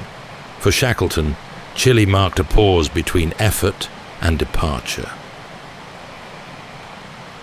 A moment to breathe, to feel the gratitude of strangers, and to consider all he had endured. Then, once more, he turned south. In early January 1922, the Quest, his final ship, arrived at South Georgia Island, the island that had bookended his journey 6 years before. On the night of January 4th, he spoke softly with the ship's doctor about the future of the expedition. But in the early hours of the next morning, Ernest Shackleton died quietly in his cabin. He was 47. At the request of his wife, Emily, he was laid to rest there, on South Georgia, beneath a simple granite headstone, facing the sea. A fitting end for a man who belonged to the silence and the storms alike. He was not a man of monuments or great speeches. His greatness was quiet. It lived in the loyalty he inspired, the calm he held through chaos, and the truth that even when the world turns to ice, Steady hands and a steady heart can lead men home.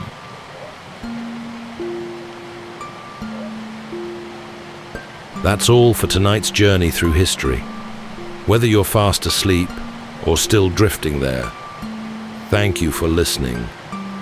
Until next time, rest well.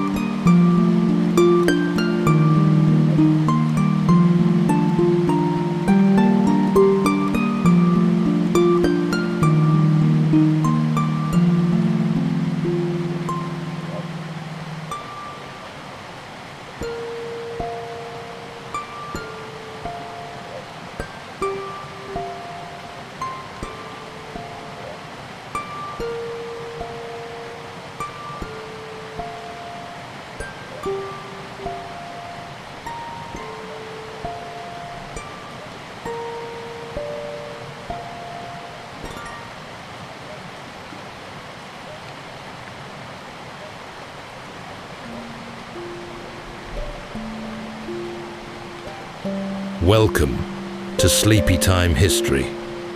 True stories from the pages of history for a full night's rest. If this is your first time listening, let us know where you're tuning in from, or make a request for a future episode. And if you like what you hear, please consider liking and subscribing. It helps us immensely. All right, it's time to settle in, relax, and take a wander through the pages of history and storytelling. Tonight, we're going to be exploring the remarkable true story of Sir Edmund Hillary, a humble New Zealander who dared to attempt the world's highest peak alongside Tenzing Norgay. Together, they set out to reach the 29,000-foot summit of Everest, something many believed was all but unachievable, a near mythical pursuit, fraught with danger, one that had already claimed the lives of too many foolish enough to make the attempt. Revered as sacred for centuries by the local Nepali people, who called it Sagamatha, Mount Everest and its summit were untouchable. At the time, Hillary stood on the brink of the unknown. Sharp winds sliced the thin air, and more than one expedition had seen explorers succumb to the cruelty of altitude sickness and frostbite, or vanish into whiteout blizzards without a trace. Every footstep, every swing of an ice axe welcomed new hazards, hidden crevasses, roaring avalanches, and the relentless squeeze of dwindling oxygen that tightened the chest and dulled the mind. Yet, Hillary pressed on, fueled by determination and an unwavering belief that even the impossible could yield to careful persistence. Though he was not alone in this quest, Hillary emerged as the steadfast anchor, wrestling his doubts in the biting cold. Tonight, as we drift into sleep, we remember that true conquest isn't about bold declarations, but the courage to face what towers above us.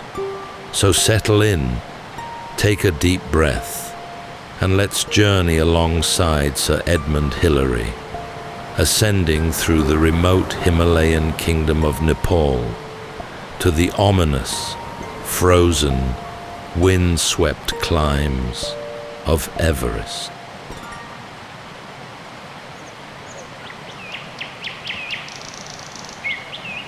Edmund Hillary was born in the rolling farmland of Tuakau, New Zealand in 1919, a place of soft hills, long summers, and skies that stretched wide and unbroken.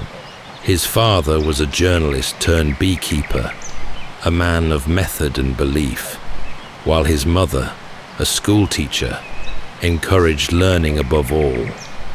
In this gentle, open land, Edmund grew tall and awkward, a boy who often felt more at ease with books than with people. School days were not his finest hours. He was shy, often uncertain in conversation, and found himself retreating into long walks and daydreams. But everything began to shift on a school trip to Mount Ruapehu, a snow-capped volcano in the center of the North Island. There, wrapped in cold wind and crunching snow, Edmund felt something awaken in him. It was the beginning of a lifelong draw to high places, places where strength mattered more than talk, and where purpose could be found in every step forward. He returned home, changed. At university, He studied mathematics and science, though lectures never held him the way the hills did. Soon, he joined his father and brother in the family beekeeping business, a summer job that left the winter months free to climb. The southern Alps became his training ground. Towering and remote, they offered long routes, biting winds, and the kind of raw experience that no guidebook could teach. Hillary climbed with a mix of determination and simplicity. He wasn't graceful or especially fast, but he was methodical, tireless, and utterly dependable. Cold and fatigue never deterred him. It was here that he learned the rhythm of crampons on ice, the discipline of rope work, and the calm needed when the weather turned. When the Second World War came, Hillary served as a navigator in the Royal New Zealand Air Force, flying long missions over the Pacific. He survived a serious burn injury in a shipwreck near the Solomon Islands, but returned home with his drive intact, if not sharpened. After the war, he returned to climbing with renewed focus, pushing into higher and harder routes. By the late 1940s, he'd made a name for himself in local mountaineering circles, not as a star, but as a man others could rely on when things turned difficult. Then, in 1951, came the invitation that would shift the course of his life. A reconnaissance expedition was being planned by the British to approach Everest from Nepal. Hillary was selected to join. He was thrilled, but also measured. Everest wasn't just a mountain. It was the mountain. No one had reached the top. Many had tried. Some had vanished. But for Hillary, the appeal wasn't glory. It was the test, the purity of challenge, the chance to go higher, further, and deeper into himself than ever before. He accepted. And just like that, the boy from New Zealand's plains turned once more to the mountains, stepping into history, one footfall at a time. The year was 1951, and as the long shadow of the Second World War began to lift from the world, a new kind of ambition stirred in the hearts of mountaineers. Everest had stood undefeated for decades. Approached from Tibet in the 1920s and 30s, it had turned back every attempt, some with finality. Now, political changes had closed the northern route, but Nepal, newly open to foreigners, offered a new path to the summit from the south.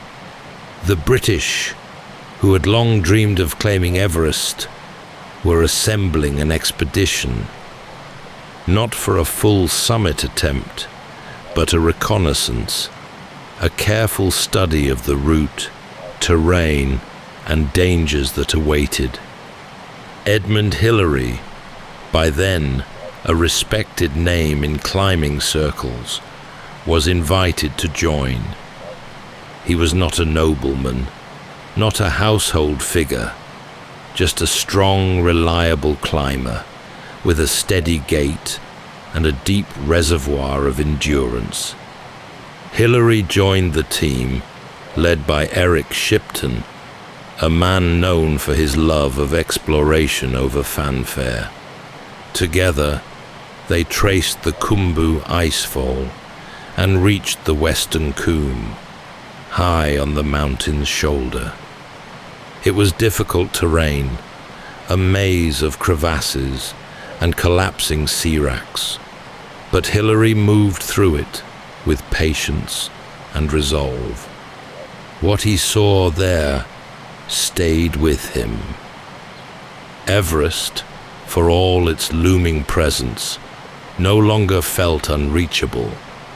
It felt within the realm of human effort. Barely. 2 years later, the real opportunity arrived. A full-scale British expedition was being planned for 1953.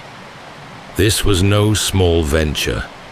It would require dozens of porters, tons of equipment, and the coordination of climbers, doctors, and Sherpas across weeks of relentless altitude gain. Hillary was chosen again, this time as a lead climber. The decision marked a shift, a recognition that experience, stamina, and composure mattered more than rank or origin. The team's other key member would be Tenzing Norgay, a skilled Sherpa from Darjeeling with years of Himalayan experience. Tenzing was more than a guide.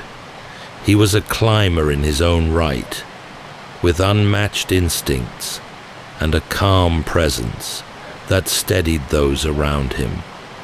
Hillary and Tenzing soon formed a natural partnership, both practical, both understated, both focused on the climb ahead. Their base camp was set at the foot of the Khumbu Glacier in March of 1953. From there, they would move methodically up the mountain, establishing camps at increasing elevations. The British team was led by Colonel John Hunt, whose military background brought a sense of structure to the expedition. Assignments were made, equipment tested, and routines set. Progress was steady, but every camp gained meant thinner air, colder nights, and a growing strain on the body. Above them, Everest loomed white and still, catching the morning sun and drawing a line between earth and sky. Beneath their feet, the glacier groaned and shifted. Life became a rhythm of hauling, climbing, and resting in tents, where the air never seemed to fill the lungs completely. For Hillary, this was where he belonged. Each step higher was a stripping away of all distraction. There was only movement, effort, and the mountain. And somewhere above, just out of reach, was a summit that had waited long enough. The path to Everest summit began with a long, deliberate journey through the lower Himalayas, a winding approach that allowed the body time to adjust to the rising altitude. The expedition wound its way from the plains of Nepal up into the Khumbu Valley, through forests of rhododendron and across swinging rope bridges, watched by curious villagers and prayer flags fluttering in the breeze. By the time they reached base camp at over 17,000 feet, the air had grown noticeably thinner. Every breath came with effort, and even simple tasks demanded more from the body. Yet the mood among the team remained focused. Tents were arranged, supplies sorted, and plans carefully reviewed. The ice fall above them, cracked, unstable, and constantly shifting, was the first real barrier.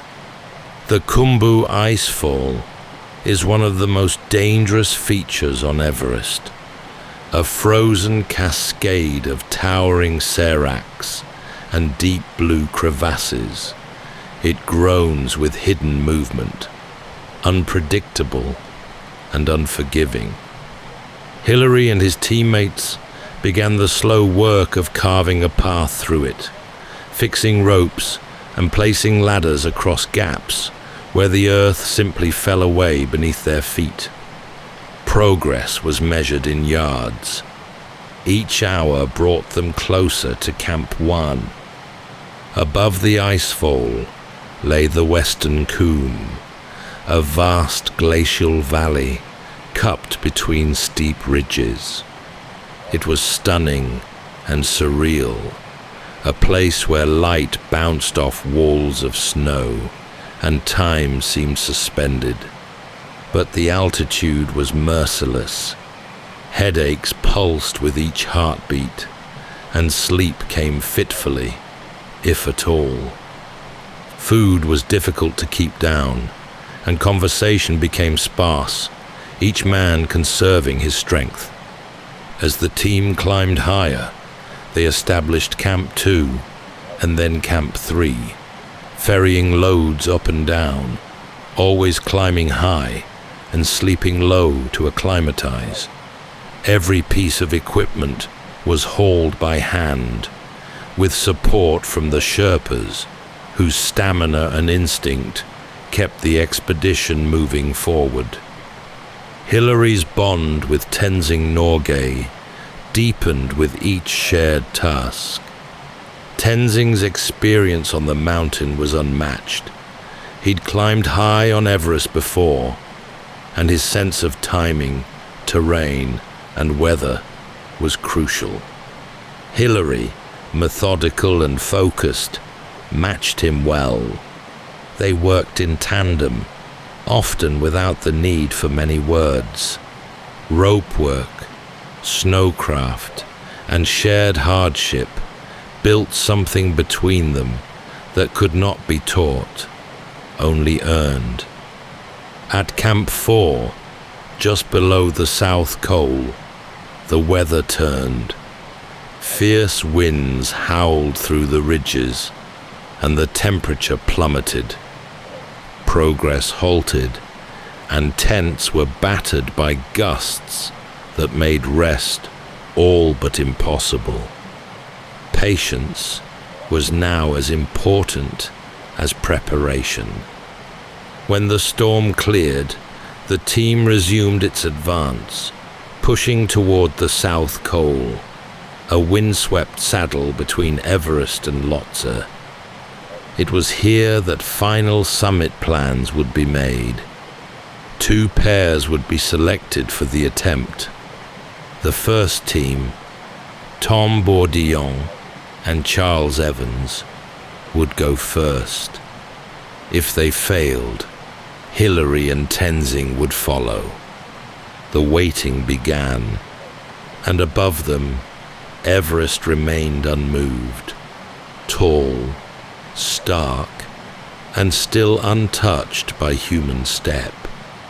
The South Col sat at just under 26,000 feet, a barren, wind-scoured plateau where survival depended on movement, shelter, and sheer will. Up here, the body began to erode, cell by cell, under the strain of altitude and cold. Time was short. Any effort beyond this point had to be carefully measured. Every hour above the Col came at a cost. Hillary and Tenzing settled into their high camp with determination rather than urgency.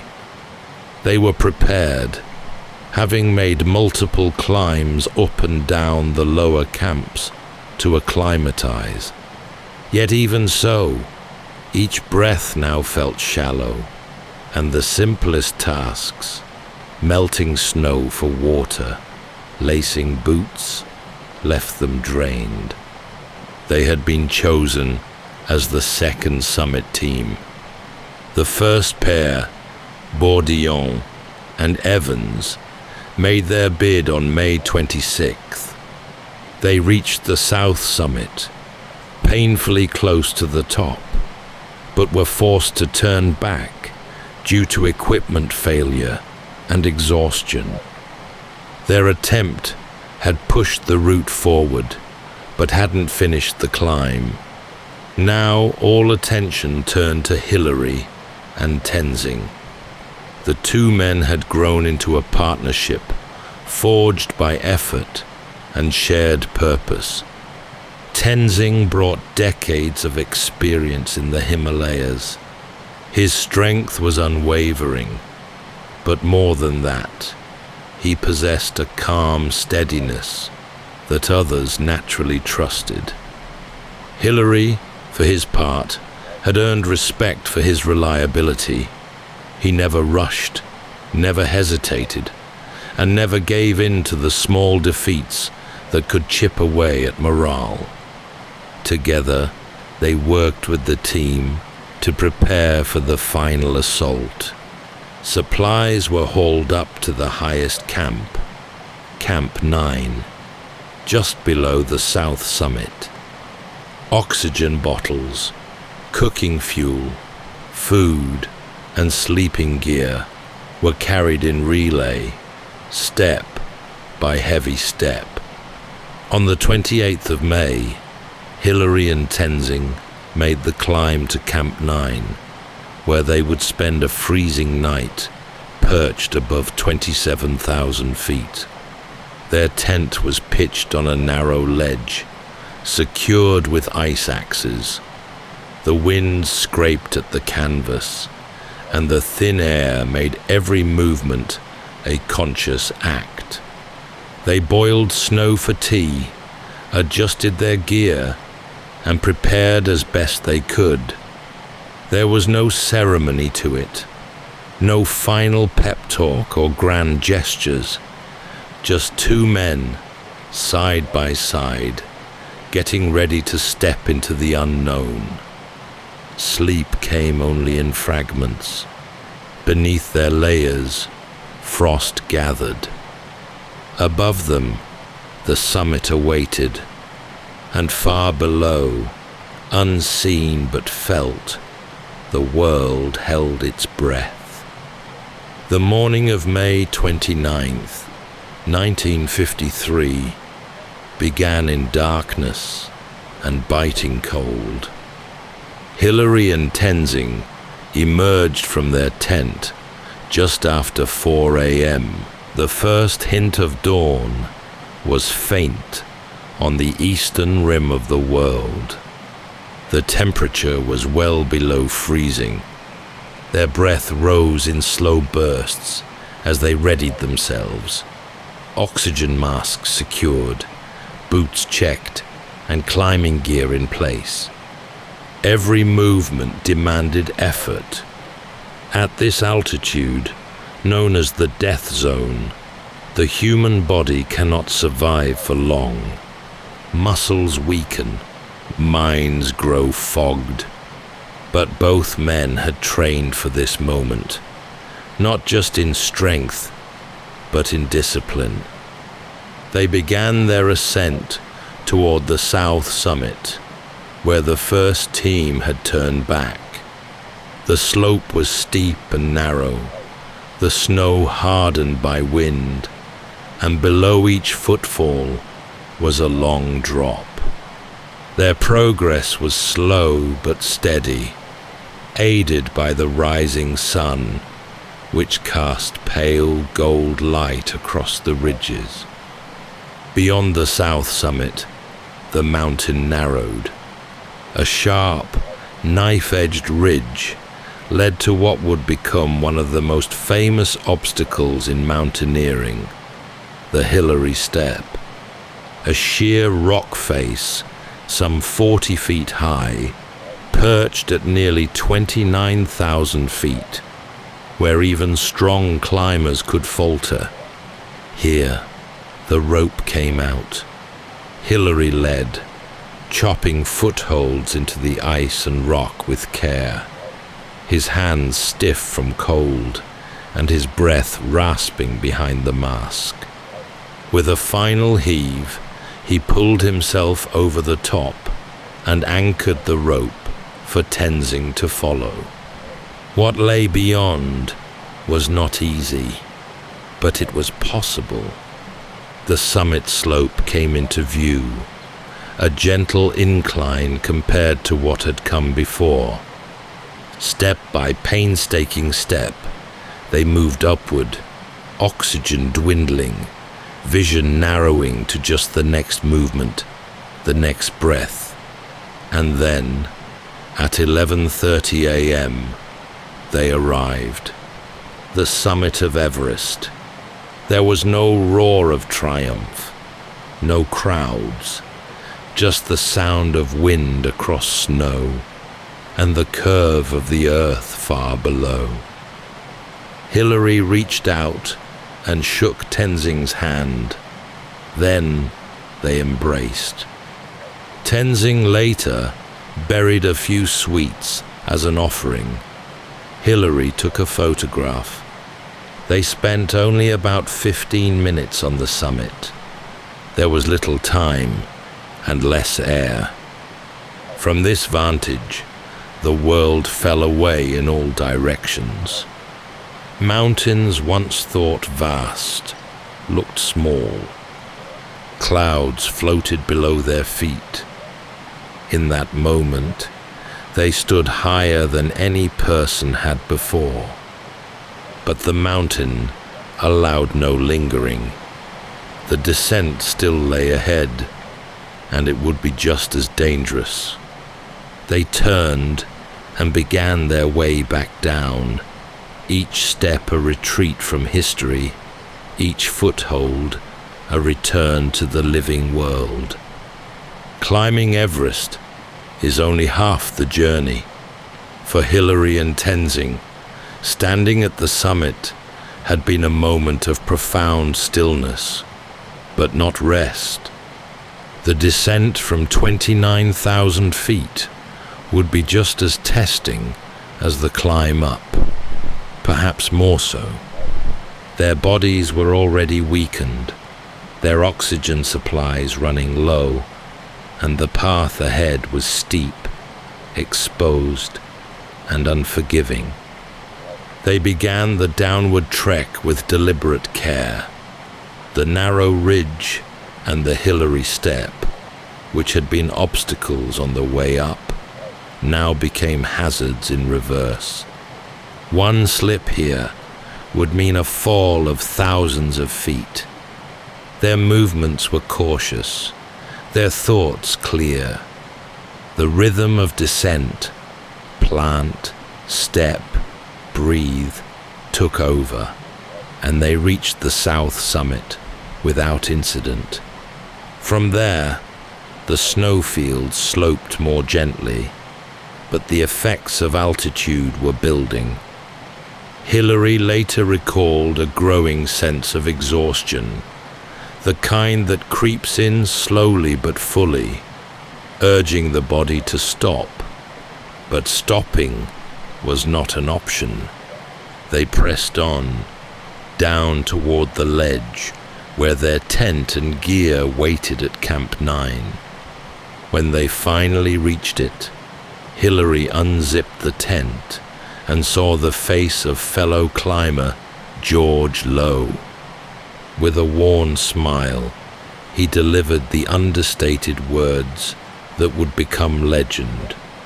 "Well, George, we knocked the bastard off." That night, they rested at high camp. Though oxygen tanks were nearly empty and the cold bit deep, the knowledge of success brought with it a kind of inner warmth. Below them, the rest of the expedition was waiting, unaware of the outcome. The next day, they descended to the South Col, where the news spread with a mix of disbelief and elation. The path ahead, back through the camps, down the icefall, and into the green valleys of Nepal, would take time. But the weight of the climb was lifting. When the expedition finally returned to Kathmandu, word had already begun to travel. Radio messages had reached Britain just in time for the coronation of Queen Elizabeth II. The ascent of Everest became a symbol of something larger, an emblem of determination, endurance, and the reach of human effort at the very edge of what was thought possible. Hillary and Tenzing were celebrated, but they carried themselves as they always had, with focus, humility, and a steady pace. Their time at the summit had lasted minutes, but what they had achieved would echo for generations. The journey back from Everest was long, but filled with a sense of quiet satisfaction. As Hillary and Tenzing descended through the camps, their success traveled ahead of them like ripples on a still lake. By the time they reached the lower valleys, people lined the trails to greet them. In Nepal, the achievement was shared with joy and deep pride. Tenzing, in particular, was welcomed not just as a climber, but as a son of the Himalayas, who had helped place his homeland at the heart of a global story. When the expedition reached India, the scale of what they had done began to unfold. Crowds gathered at train stations, newspapers printed photographs, and dignitaries queued to offer congratulations. Both men were awarded medals. In Delhi, Tenzing was honored by Prime Minister Nehru, while Hillary began to understand that life, from this moment onward, would never quite return to how it had been. Back in Britain, news of the ascent reached London on the morning of Queen Elizabeth II's coronation. It was seen as a triumph of the Commonwealth. New Zealander and Nepalese, side by side, conquering the world's highest peak. Hillary was knighted almost immediately.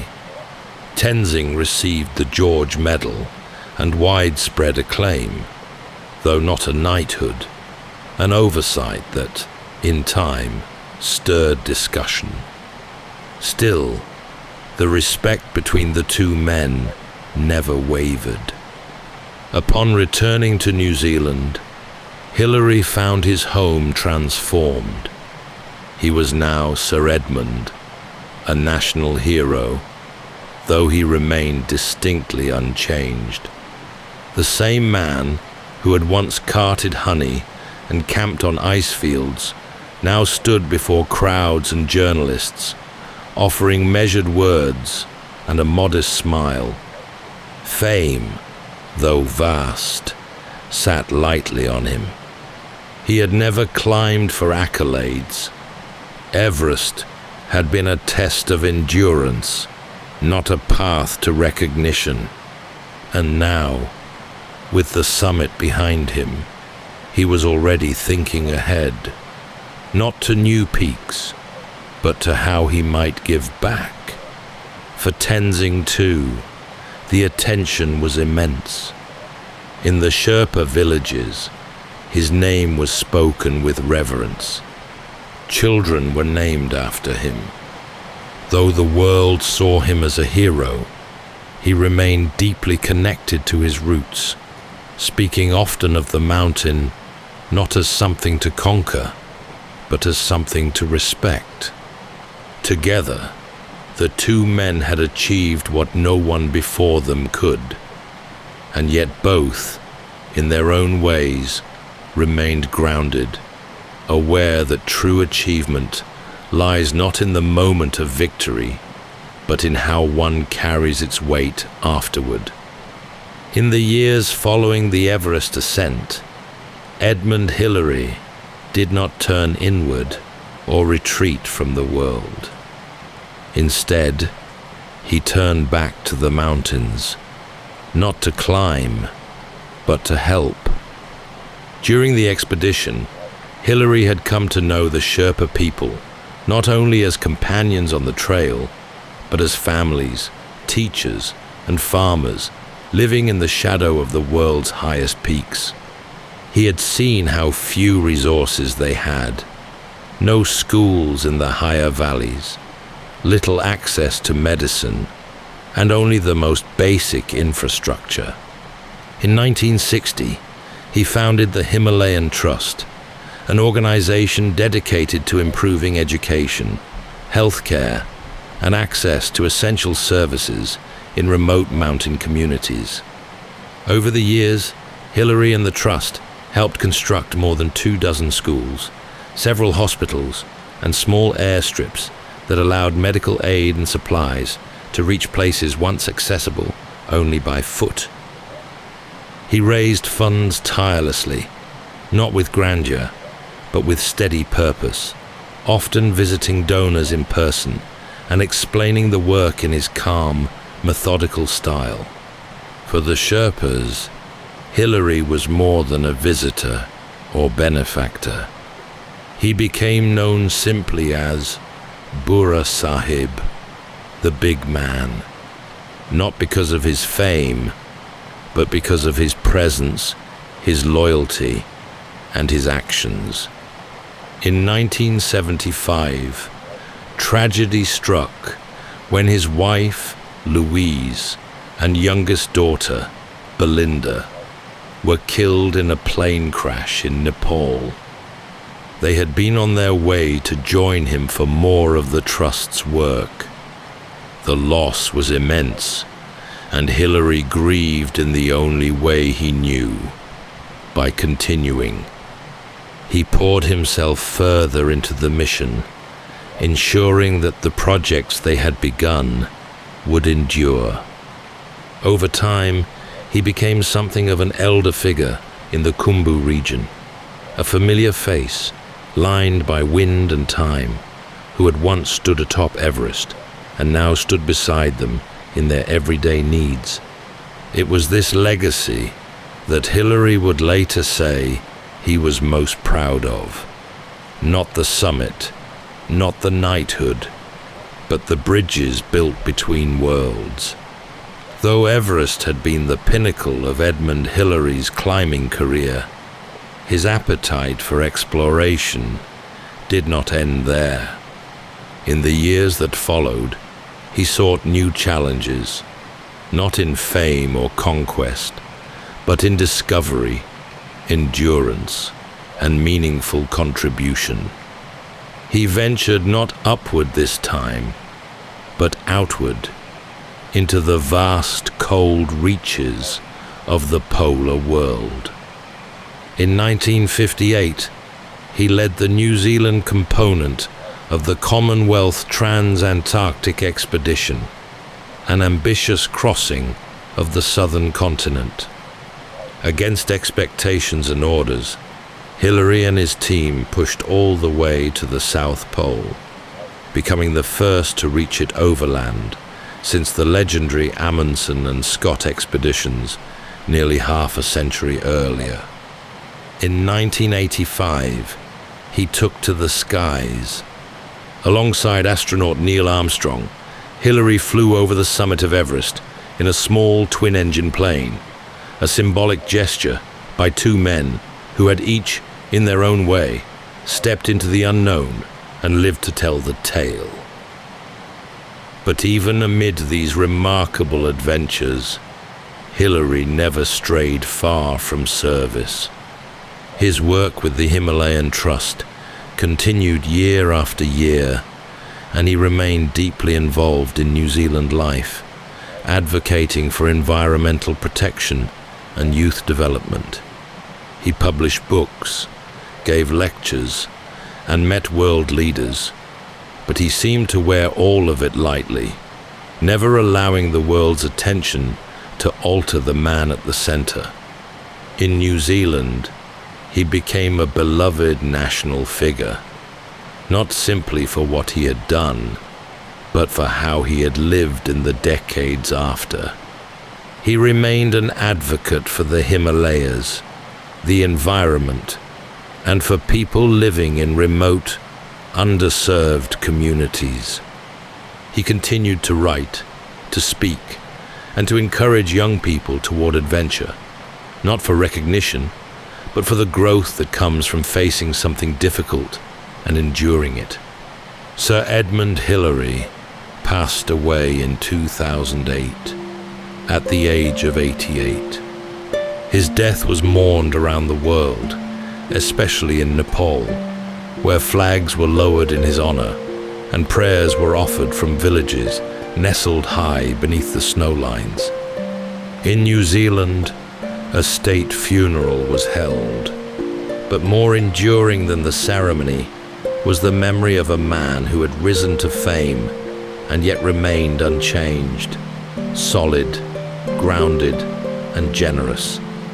His legacy lies not only in that frozen peak above the clouds, but in every classroom built in the Khumbu Valley, in every young climber who dares to begin the long trail upward, and in every act of courage done without fanfare.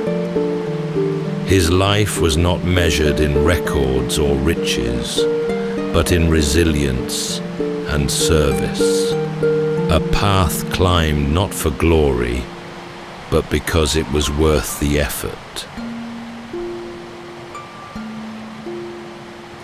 That's all for tonight's journey through history. Whether you're fast asleep or still drifting there, thank you for listening. Until next time, rest well.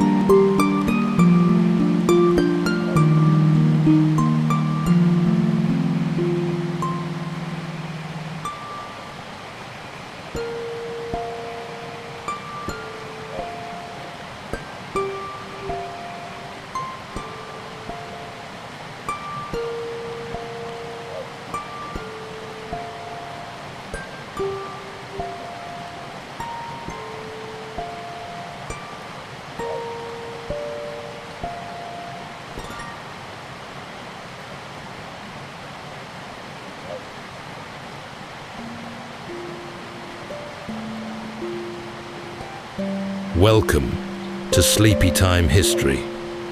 True stories from the pages of history for a full night's rest. If this is your first time listening, Let us know where you're tuning in from, or make a request for a future episode. And if you like what you hear, please consider liking and subscribing. It helps us immensely. All right, it's time to settle in, relax, and take a wander through the pages of history and storytelling. Tonight, Hiroo Onoda exploring the remarkable true story of Sławomir Rawicz, a Polish cavalry officer captured and sentenced to 25 years of hard labor in a Siberian prison camp. After managing a daring escape, Rawicz walked more than 4,000 miles across frozen forests, barren deserts, towering Himalayan passes, and eventually to freedom. But he wasn't alone. After months of careful planning, Rawicz quietly slipped away with 8 others, disappearing beyond the barbed wire into a moonless night. Ahead were no signposts or guides, just an entire continent. Survival meant moving onward through unforgiving wilderness, navigating only by a compass and the stars, from Siberia's endless taiga to the lush green valleys of India's Brahmaputra plain. Gnawing hunger and thirst drove them to desperation, forcing them to survive on insects, leaves, bark, and whatever sparse nourishment the land reluctantly offered. At night, they huddled together through windstorms and freezing temperatures without shelter, then waking each morning to deep snow, blinding sun, or sweltering heat, and horizons that stretched into infinity. Then, most astonishing of all, near the journey's end, Rawicz claimed to have glimpsed 2 towering figures, covered in white fur, walking upright through the snow, never to be seen again. This is the story of a survivor driven forward by the human need to persist, one foot in front of the other, through sickness, starvation, grief, and overwhelming odds. And though some have cast doubts on parts of Rawicz's account, it still remains one of history's greatest tales of determination and relentless courage. Tonight, as we drift into sleep, we reflect not on the vast distances he faced, but on the steady resolve that carried him forward, mile after measured mile. So settle in, take a deep breath, and let's journey slowly with Sławomir Rawicz across the endless expanse of his long walk to freedom. The war had not yet finished tearing Europe apart when Sławomir Rawicz was taken. In the winter of 1939, he was a young officer in the Polish cavalry, sharp-minded, newly married, with a future that stretched before him like an open road. But all of that was swept aside when Soviet forces, now occupying eastern Poland, accused him of espionage. The charges were false, the process swift, and the punishment severe. He was transported across a frozen continent, bound not by chains, but by the grim finality of a 25-year sentence in a Siberian labor camp. The journey alone was punishment. For weeks he sat in the cramped dark of a cattle wagon, crammed among other prisoners, cold seeping through every board and seam. The days blurred into each other, marked only by the rattle of iron wheels and the cries of those who could no longer stand. Outside, the landscape grew starker. Villages thinned, forests deepened, frost clung to everything. When at last the doors opened, it was not to freedom, but to Camp 303, a gulag buried in the heart of Siberia, a place unreachable by roads and untouched by mercy. There, beneath a dull steel sky, Rawicz was handed a shovel and a number. The guards barely looked at the men they commanded. The labor was constant, digging, hauling timber, moving stones, surviving, and above all, enduring the cold, which did not come in gusts or storms, but settled, always present, heavy as iron and twice as cruel. The camp took its toll in slow, grinding increments. Some prisoners deteriorated quickly, others held out longer. Rawicz learned to work just hard enough to avoid beatings, just slow enough to preserve his strength. He listened. He watched. He kept track of routines, which guards changed shifts, which fences weren't patrolled after dusk.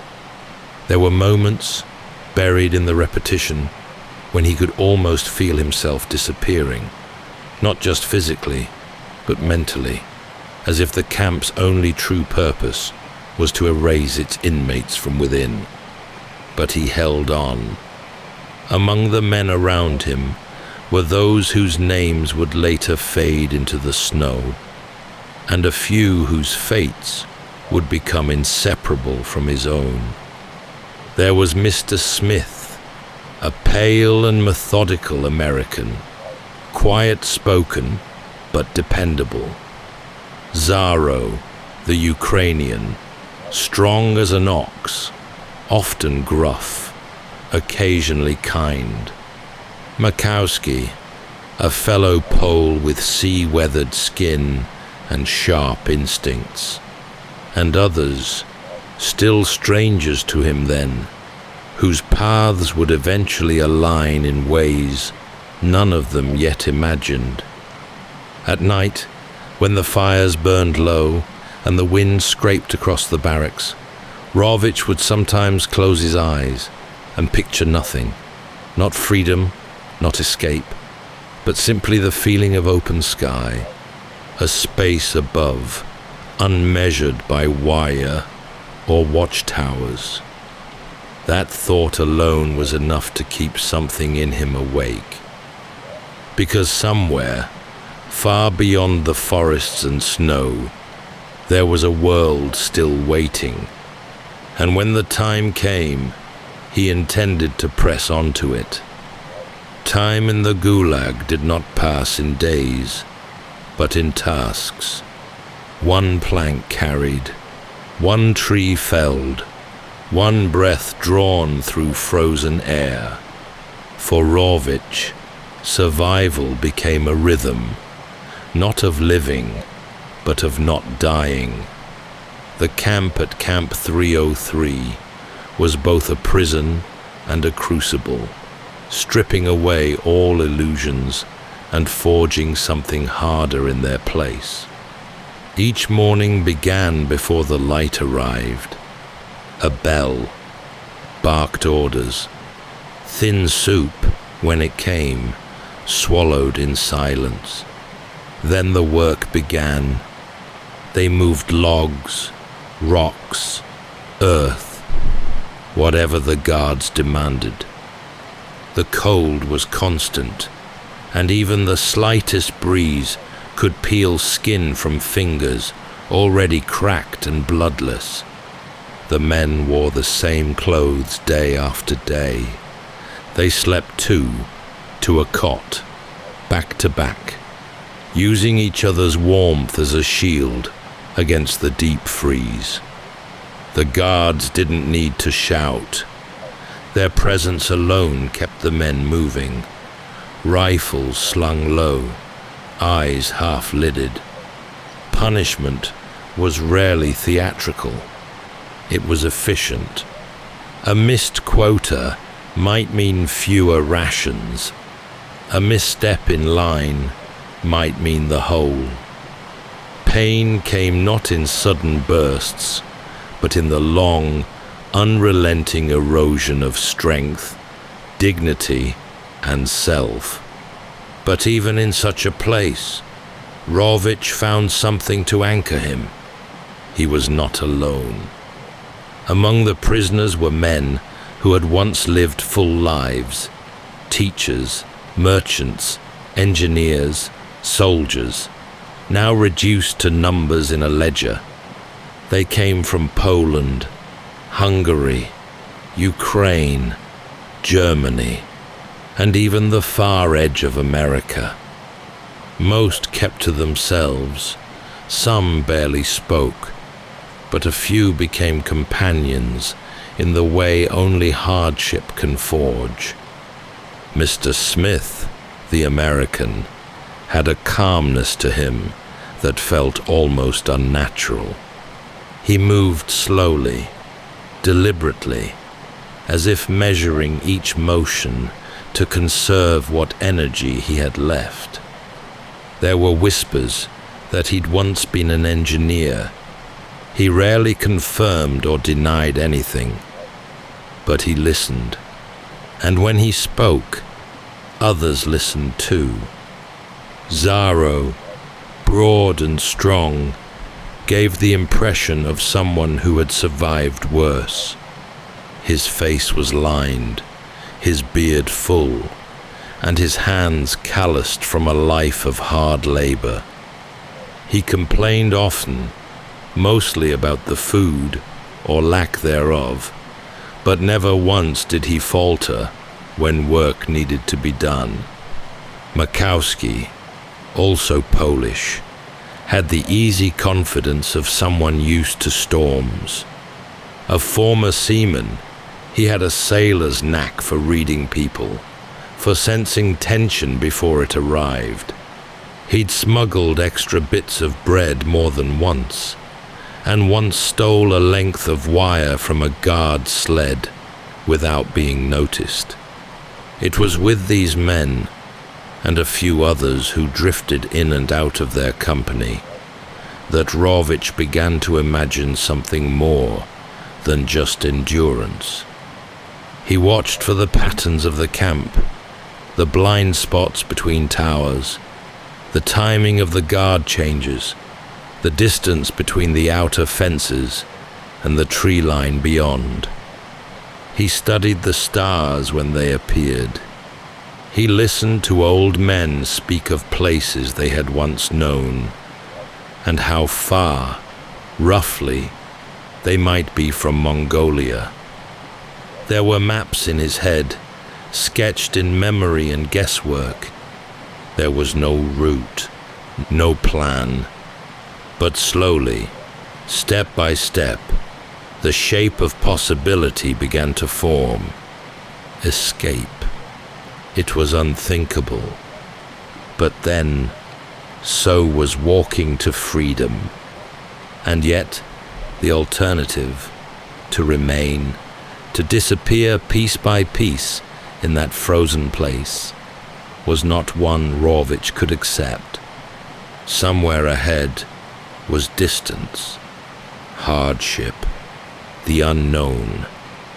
But it would be his to choose, and he was ready.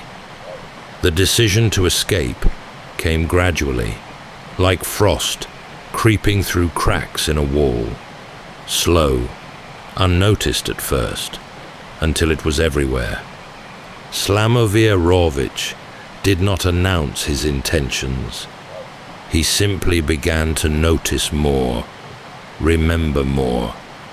How long it took the guards to circle the camp, which dogs barked and which merely watched, where the wire fences sagged under snowdrifts, and most importantly, who among his fellow prisoners might risk everything for the chance to breathe free air again. It was around a low-burning fire one evening that the subject finally surfaced, not directly, but in suggestion. a conversation about the stars, about direction, about Mongolia to the south, about the warm winds that might blow somewhere beyond the wall of trees. Makowski nodded first, his eyes fixed on the firelight, reflecting on places he'd once known. Beside him, Mr. Smith remained still, quiet as ever, weighing distances in his mind, perhaps already knowing how far it might be to the border, perhaps only needing to hear it spoken. Zaro responded with a grunt, part challenge, part acknowledgement, as if testing the thought aloud. Rawicz met it with a glance, and something passed between them. Not agreement, not certainty, but something just as strong. After that, the idea became real. Not yet a plan, but a shape, passed between them in fragments. They couldn't speak of it often, not where others might hear. Informers were always a risk, and a single misplaced word could mean death or solitary confinement. So they whispered at night, over cracked bread and melting snow. They shared guesses, drew invisible maps with fingers in the dirt, calculated how long a man could carry on without proper boots, how to steal food, how to disappear. They agreed. The journey would have to be made in late winter or early spring. The snow would be thinning, the rivers still frozen, and if they could reach Mongolia, there might be refuge. But to get there, they would have to cross hundreds of miles of forest and ice. No certainty, no turning back. A small, vital circle formed. Rawicz, Smith, Zaro, and Makowski, and a few others whose names would soon be written into the frozen earth alongside theirs. Kovalev, Paluchovich, Batek, and Christina, a young woman who had arrived in the camp only weeks before, her history unknown, but her strength evident in the way she carried herself.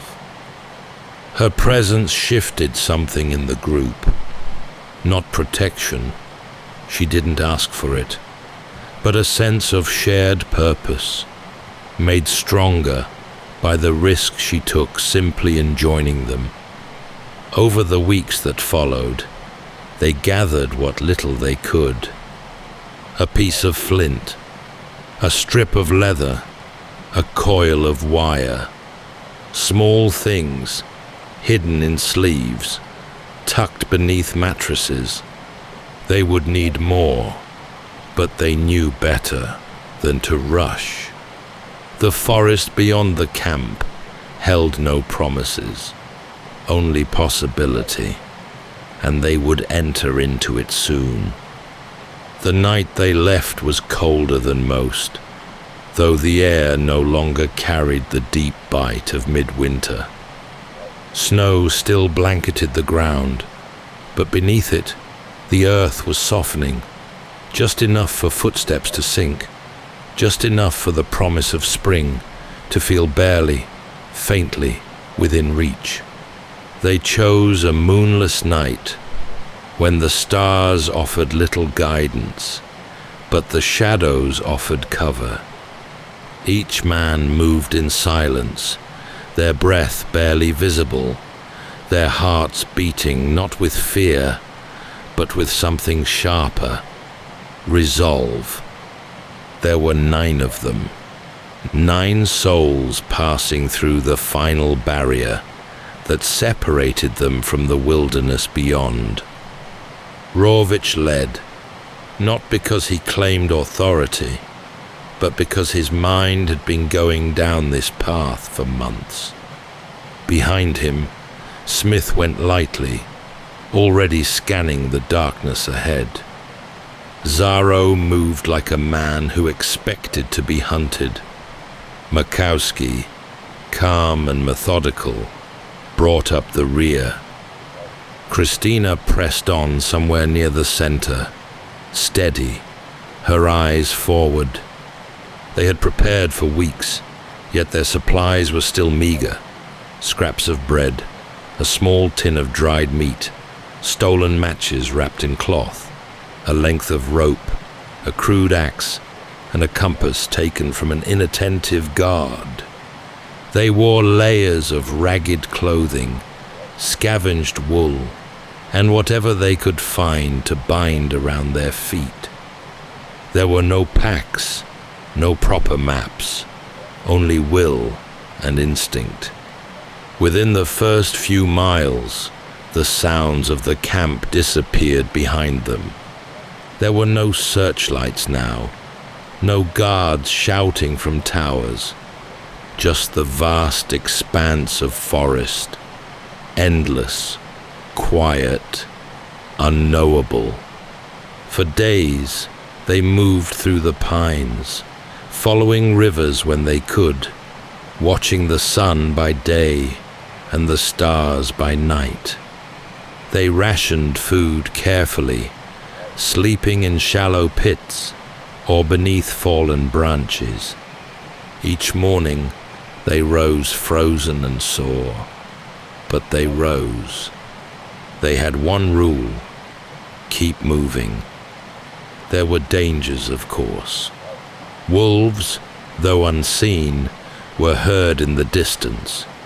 A frozen stream gave way beneath Xaro's foot, soaking him to the knee and forcing the group to stop and build a fire.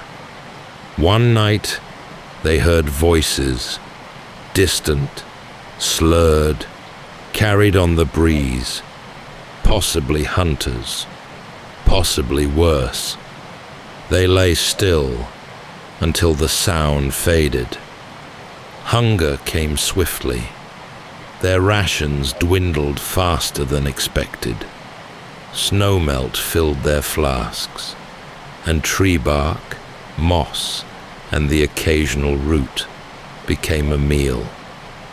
Christina found edible fungi beneath a log. Makowski caught a hare with a handmade snare. Each small success lifted their spirits, if only for a day, but always they kept moving, southward, toward Mongolia. As the forest thinned and the air grew milder, they crossed into terrain that none of them recognized.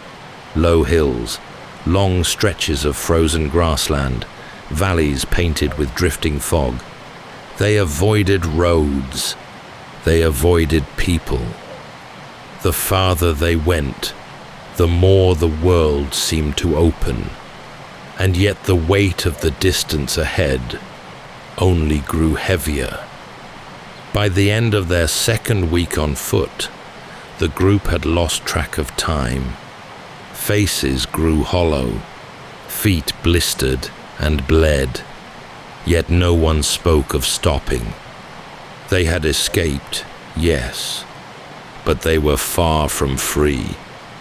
Freedom would not be found behind them. It lay somewhere ahead, across deserts and mountains, across every impossible stretch of earth, still waiting beneath their battered souls. The land rolled on before them, endless and pale, a vast, indifferent canvas of snow and ice. Forests fell away behind, replaced by frozen plains where the wind met no resistance. There were no trees now, no cover, only wide, open ground, stretching as far as the eye could see, and the long shadow of each man cast across it by the low arc of the sun. They moved in single file, heads bowed against the wind. The rhythm was slow, plodding, driven not by urgency, but by necessity. There was no way to measure progress beyond the shifting position of the stars and the faint pull of the compass needle in Rawicz's hand. By now, their feet were wrapped in layers of cloth, torn from what little clothing they had to spare. Some had fashioned crude soles from bark and twine. Every night they removed them, revealing skin rubbed raw, toes blackening at the edges. Still, they walked. Food was nearly gone. They had long since finished the bread and meat. Now they scavenged. Roots, lichen, the rare frozen berry. One day, Makowski spotted a crow circling low overhead. They waited, still as stones, until it landed. Then Zaro brought it down with a thrown rock. It wasn't enough for all of them, but it was something. That night, the fire hissed low and oily as they roasted what little meat there was. Conversation grew less frequent. Energy had to be conserved. They spoke only when necessary, to warn, to point, to guide. Even Christina, who had once hummed softly to herself on the march, grew silent. Her steps, like theirs, were smaller now. One evening, Smith staggered and fell. His leg had given out, a twisted knee from a hidden patch of ice. He cursed softly, not in pain, but in frustration. Rawicz knelt beside him and said nothing. After a long moment, the others helped lift Smith onto a makeshift sling, a loop of cloth drawn between two sticks. He was light, lighter than any man his size should be. They took turns carrying him. No one suggested leaving him behind. The wind continued its slow, sweeping passage across the steppe. The sky above, pale and wide, offered no sign of change. No settlement, no ridge, only sky, snow, and their own breathing. At night, the stars returned, hard points of light in a vast dome. They curled together beneath what coverings they had, pressing close for warmth, bones against bones. Christina's cough was growing worse.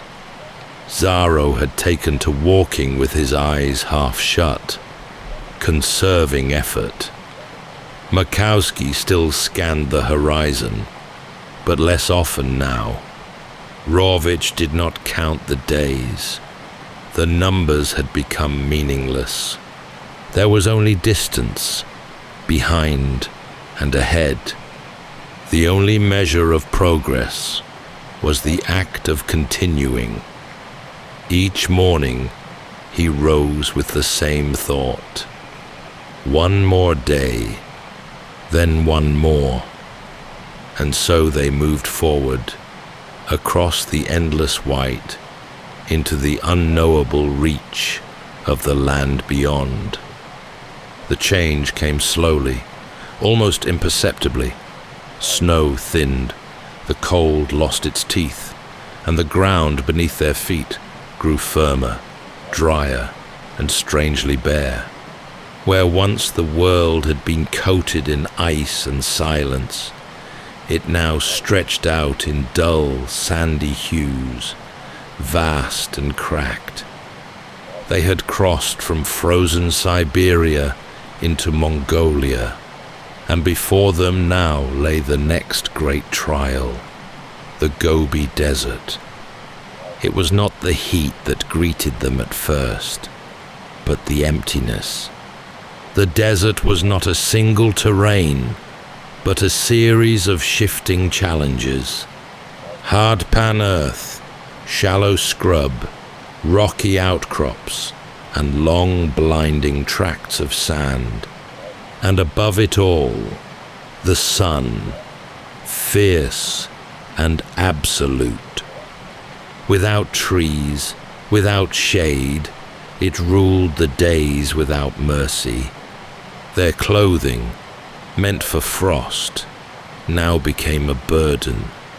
Layers were stripped, wrapped around heads and shoulders to block the sun. Their skin, already cracked from the cold, now blistered under the relentless glare. Lips split, throats dried. They had traded one form of suffering for another. Water was their greatest concern. Snow had once sustained them, melting in tin cups and flasks. Now, they scanned the horizon for any sign of wells or pools, any hint of moisture in a land that gave none.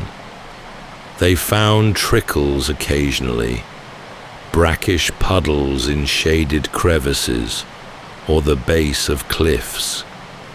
Once, they stumbled upon a goat trail that led them to a shallow spring, no deeper than a bowl.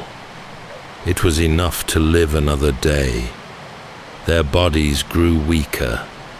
Hunger became a dull ache rather than a sharp pain. They spoke rarely. Every word cost energy. Christina's cough had deepened, and though she masked it with a scarf, they all heard it, rasping in the night, growing slower each day. Zaro's strength began to fade. His wide shoulders, once the anchor of the group, now slumped. Still, he carried more than his share, stubborn to the last. Smith, whose leg had improved enough to limp beside them, walked with a stick fashioned from driftwood they'd found by a dried riverbed. He did not complain. None of them did. Sometimes they passed bones, animal or human, it was hard to say, bleached white by sun and time. A warning, or perhaps a reassurance that others had come this way, even if they hadn't made it far. The days scorched them. The nights, surprisingly, still chilled.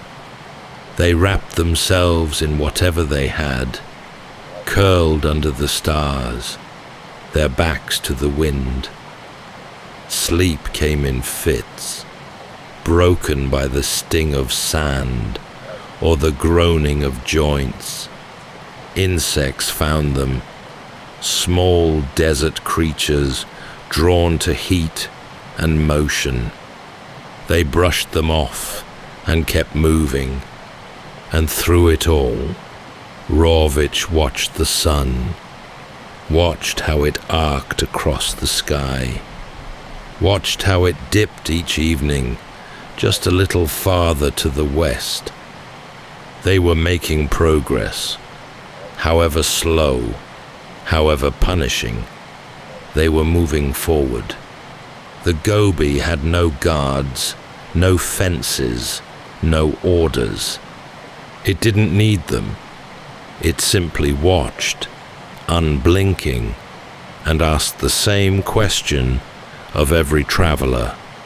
How badly do you want to keep going? And each morning, Rawicz stood, bones aching, lips cracked, vision blurred, and took the next step. The Gobi did not roar. It did not rage. It simply pressed in, day after day, vast and unmoving, a land where the earth cracked and flaked beneath their feet, where the air shimmered with heat and illusion, and where each horizon revealed only more of the same. By now, they were shadows of themselves, shoulders sloped, cheeks hollow. Their clothing hung from them like draped rags, soaked through with sweat by day, stiff with frost by night. Even their footprints seemed to vanish behind them, swallowed by time.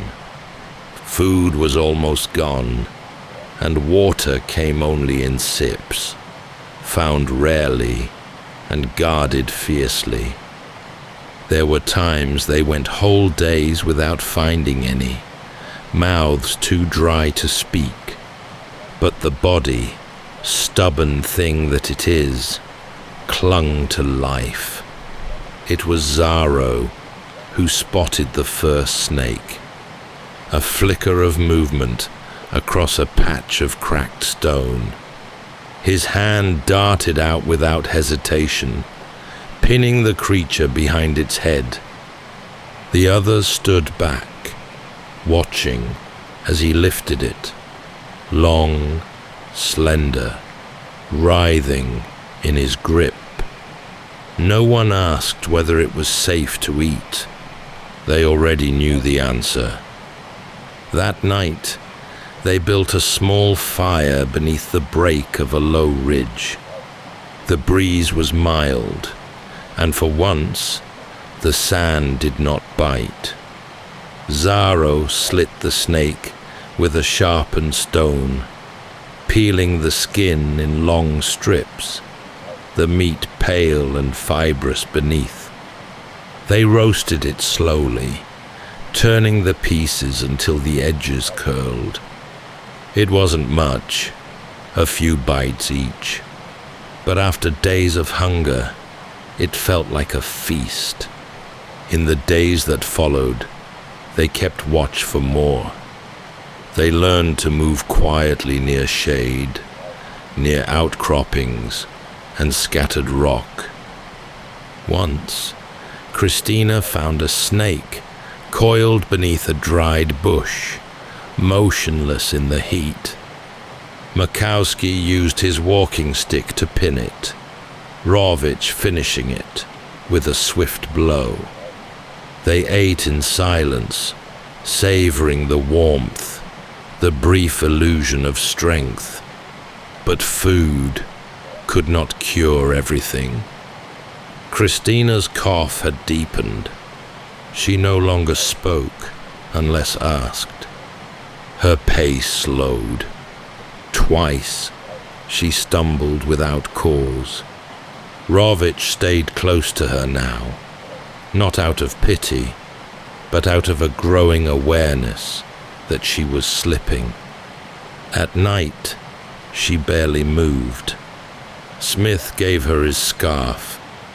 Zaro placed her near the center of the group when they lay down, where the warmth was strongest. There were hallucinations too. At times, they saw lights on the horizon, villages, campfires, lines of trees. They hurried toward them, only to find dry hills or piles of stone. Rawicz once thought he heard music, a piano, distant, echoing on the wind. When he told Smith, the American only nodded, not surprised. And still, no one stopped. Their shoes had long since given out. Some wrapped their feet in layers of cloth. Others wore strips of hide scavenged from animals long dead. Blisters turned to sores, some toes blackened, but no one asked to stop. At one point, they passed what looked like a campsite, ancient, abandoned, a ring of stones, a rusted tin cup. It gave them no comfort, only the reminder that others had passed this way before, and perhaps not all had made it out. The Gobi had taken many and asked no forgiveness, but Rawicz, sunburned and unshaven, eyes shaded by a strip of cloth, kept moving. His legs burned, his lips cracked, his voice barely more than a whisper. Yet in his mind, the desert was already behind him. Ahead were mountains, and beyond them, freedom. The desert, at last, began to change. Not in great dramatic shifts, but in subtle signs. A different curve to the land, a gentle breeze, a sky that no longer beat down with such cruelty. Scrub returned, then a sparse tree or two. Small streams ran in narrow channels, too shallow to drink from, but promising. The air grew thinner, cooler, and then, far in the distance, something vast rose on the horizon. Mountains. Not the low ridges they had seen before, but true giants, the northern reaches of the Himalayas, broad and immovable, dusted in white even in spring. The men stopped when they first saw them, not speaking, not even moving for a long while. There was no triumph in their faces, only awe and something close to fear, because what lay ahead was not an ending, but a final test. The crossing would be treacherous. No maps, no known passes, no Sherpas, no equipment, just legs that had walked for thousands of miles and bodies too light to cast proper shadows. Still, the mountains gave them something they had lacked for weeks, a destination they could see. They climbed slowly, always upward, finding narrow paths along goat tracks, clinging to rock and loose soil. The air thinned with each ascent, forcing them to stop more frequently, lungs aching for oxygen. Breathing became a task of its own, drawn deep, slow, deliberate. It was in those higher elevations that Christina fell behind. She had grown quieter with each passing day, her strength leached by the desert and the constant movement. Rawicz had kept close, helping her over stones, through streams, offering his arm when the trail narrowed. But now, each step was a mountain for her. Her lips were pale, her eyes unfocused. They paused in a small glen, sheltered by rock, and gave her their remaining water. She drank, slowly, carefully, as if trying to make the moment last. That night, they built a fire, the first in days, and sat in a rough circle. She passed in her sleep before dawn. No words were spoken. They wrapped her in the last of their spare cloth, buried her where the earth was soft enough, and stacked stones to mark the place. A small cairn in the shadow of a Himalayan ridge. She had traveled farther than most ever would. They moved on. The passes grew colder. Snow returned, clinging to ledges and blanketing narrow valleys. Zaro had begun coughing now. Makowski's hands trembled when he tried to hold the walking stick. Smith's leg, once almost healed, had begun to stiffen in the cold. They ate little, boiled leaves, a bird once, a few insects, and always they drank from the streams, cold and clear, water that seemed to come from the sky itself. Each morning they rose slower. Each climb stretched longer. Yet with each bend in the path, the land grew more hospitable. Small villages seen from afar, tiny plumes of smoke, signs of life. And then, one afternoon, as they crossed a narrow pass beneath a jagged ridge, they looked out and saw green. It lay far below, forest, rivers, fields, India. They had reached the final edge. The world they had come from was now behind them. But the journey wasn't over. Not yet. The path down from the Himalayas was no descent in the usual sense. It was fractured and steep, a slow, testing unraveling of will and strength. Each stone underfoot threatened to turn an ankle. Each ridge revealed not sanctuary, but more sky and more thinning air. The group had little left to give. Zaro leaned now on Makowski's shoulder. Smith hobbled stiff-legged, his injured knee wrapped in strips of cloth. Rawicz felt every breath as effort, but he moved still with purpose, scanning the mountainside, not for paths, but for anything. A trail, a stream, a way down. One evening, as they climbed toward a narrow saddle between peaks, they saw movement on a snow-covered slope across the valley. Two shapes, distant but distinct, made their way upright across the ridge. Tall figures moving across the snow. At first, the group froze, unsure if what they saw was real.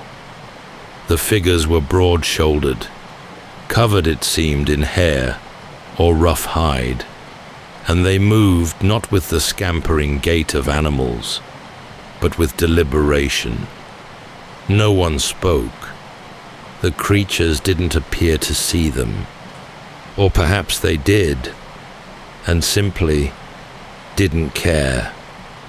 They passed through a break in the rocks and disappeared, leaving only a vague trail behind them in the snow. There were no answers and no desire to chase them, but the sight lingered. Another strangeness in a world that had already pushed the bounds of the possible. That night, they found shelter in a low, narrow cave used before by goats.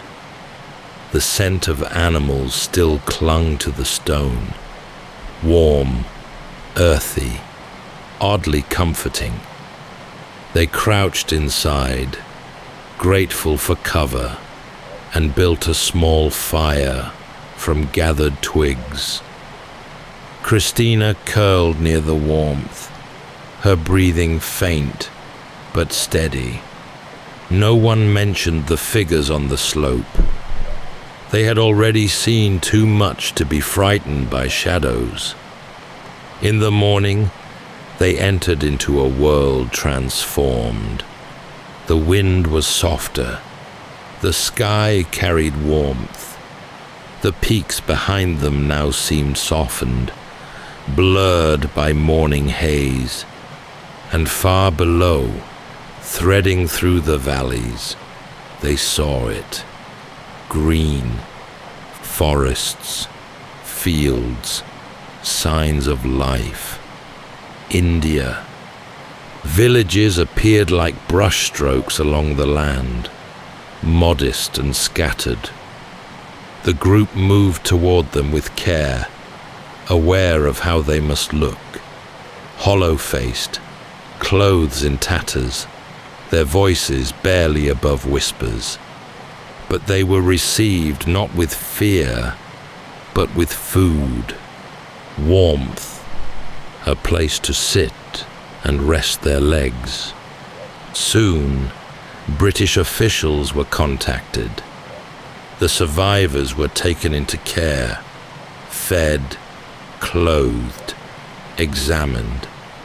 And as Rawicz sat beneath a proper roof for the first time in nearly a year, he allowed himself to stop thinking about the next step. There were no more steps. They had walked across half the world, from barbed wire and watchtowers to towering peaks and strange, silent figures in the snow. And somehow, they had arrived. In the months that followed, the noise of the world returned, not suddenly, but in slow layers. The rhythm of footsteps was replaced by the murmur of voices, the rustle of clothing not made from rags, the soft scrape of cutlery in bowls. The men who had once counted every step now sat on benches in rooms with walls, learning once again how to be still. Rawicz spoke little at first. There was food now, warmth, safety. British officers in India had taken them in, given them rest, medical care, and time. But what had passed between the camp and the cave was not something easily translated. Even when asked, Rawicz spoke plainly. Facts, not embellishments. They had walked. They had survived. That was enough. Of the original group, only a handful remained. Zaro had fallen ill not long after they reached India. His strength, which had carried them through so much, had simply run out. Smith, the quiet American, stayed in the north for a time, then disappeared into the folds of post-war chaos. Makowski, ever resourceful, made his way to the coast, seeking ships and familiar tides. Their names faded from the record, but not from Rawicz's mind. Christina, buried beneath a cairn of Himalayan stone, remained the silent heart of their journey, a reminder of what it had cost. Rawicz eventually made his way to England. He found work.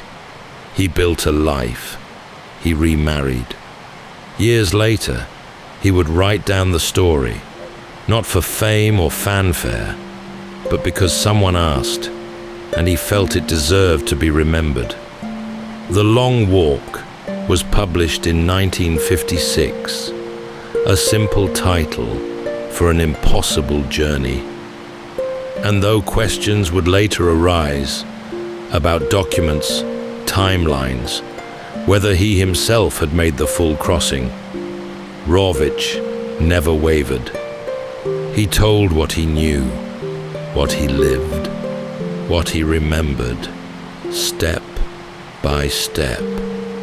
Whether every mile belonged to him or to others he met along the way, the heart of the journey remained unchanged. Men who had nothing left but the will to go forward, who crossed the emptiest places on earth, not with weapons or wealth, but with bone, grit, and direction. There were no medals, no statues, only the long silence between footsteps.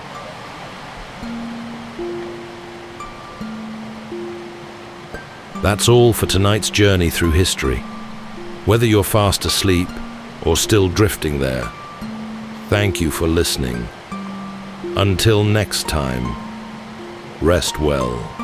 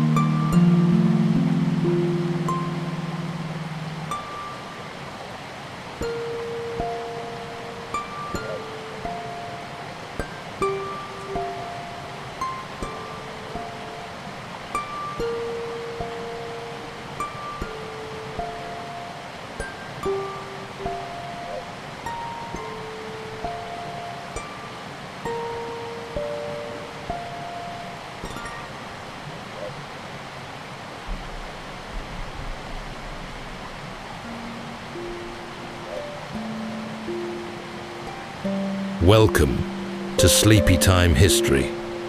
True stories from the pages of history for a full night's rest. If this is your first time listening, let us know where you're tuning in from, or make a request for a future episode. And if you like what you hear, please consider liking and subscribing. It helps us immensely. All right, it's time to settle in, relax, and take a wander through the pages of history and storytelling. Tonight, we're going to be exploring the remarkable true story of Alvar Nunez Cabeza de Vaca, a Spanish nobleman and explorer turned castaway.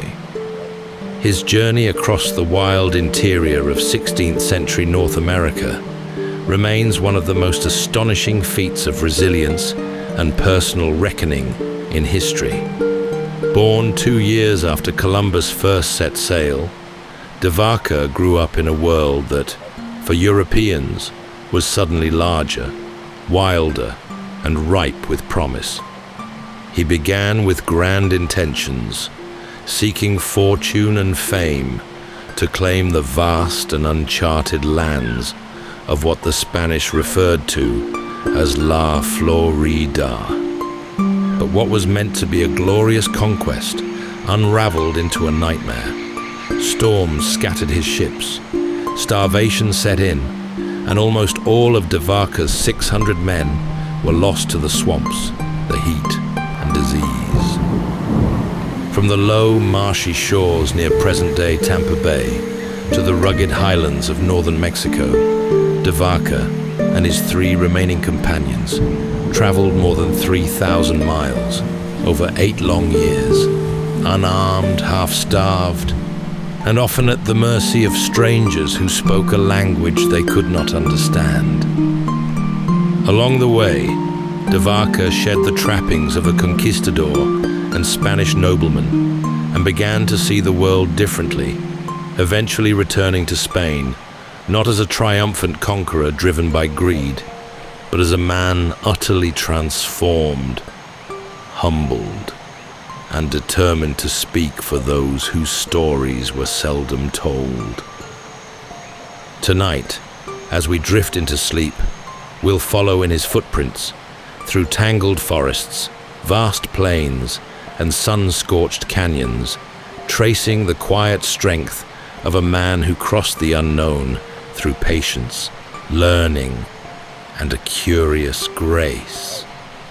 So settle in, take a deep breath, and let's journey alongside Alvar Nunez Cabeza de Vaca into the wilderness of forgotten worlds. In the final years of the 15th century, Europe stirred with the thrill of new discovery. Maps grew stranger, borders less certain, and the scent of distant lands drifted even through the narrow stone streets of Castile. Into this shifting world was born Alvar Nunez Cabeza de Vaca, just 2 years after Columbus had been commissioned by Queen Isabella and King Ferdinand to sail westward.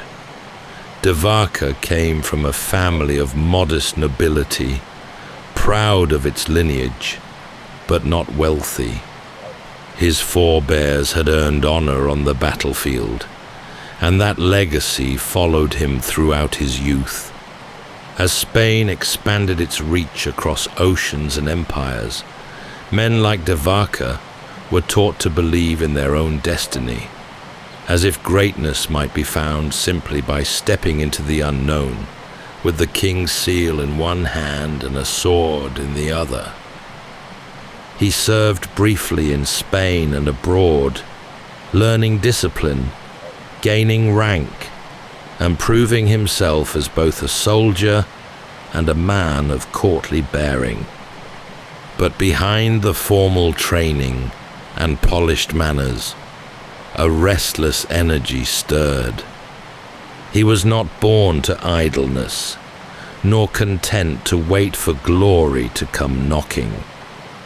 When an opportunity arose to join an expedition bound for the unexplored reaches of La Florida, he accepted without hesitation. It was to be a grand conquest, a sweeping claim over lands unseen, with riches whispered on the wind and honors sure to follow.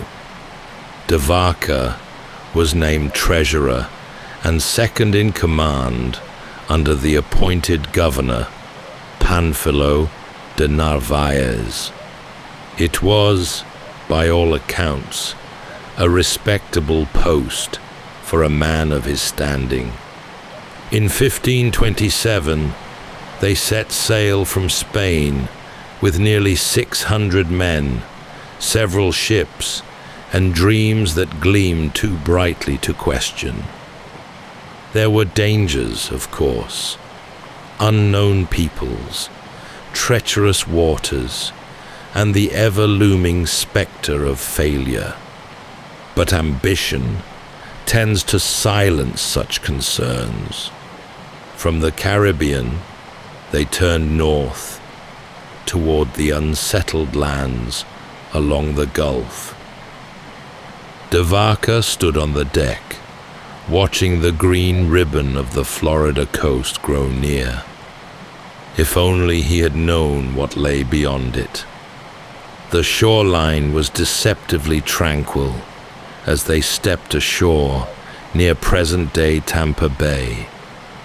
The sea behind them lapped gently against the sand, but the land ahead breathed a different rhythm, dense, humid, and humming with life. They arrived in early spring of 1528, guided more by royal orders and ambition than by any real knowledge of where they were. The maps, such as they were, told them little. They stepped onto the shores of La Florida, a name given years earlier by the famed explorer Juan Ponce de Leon, who had only briefly explored its mist-covered, unfamiliar coast. They expected the land to bow before them, but nothing here would come easily. The landing was followed by confusion and delay.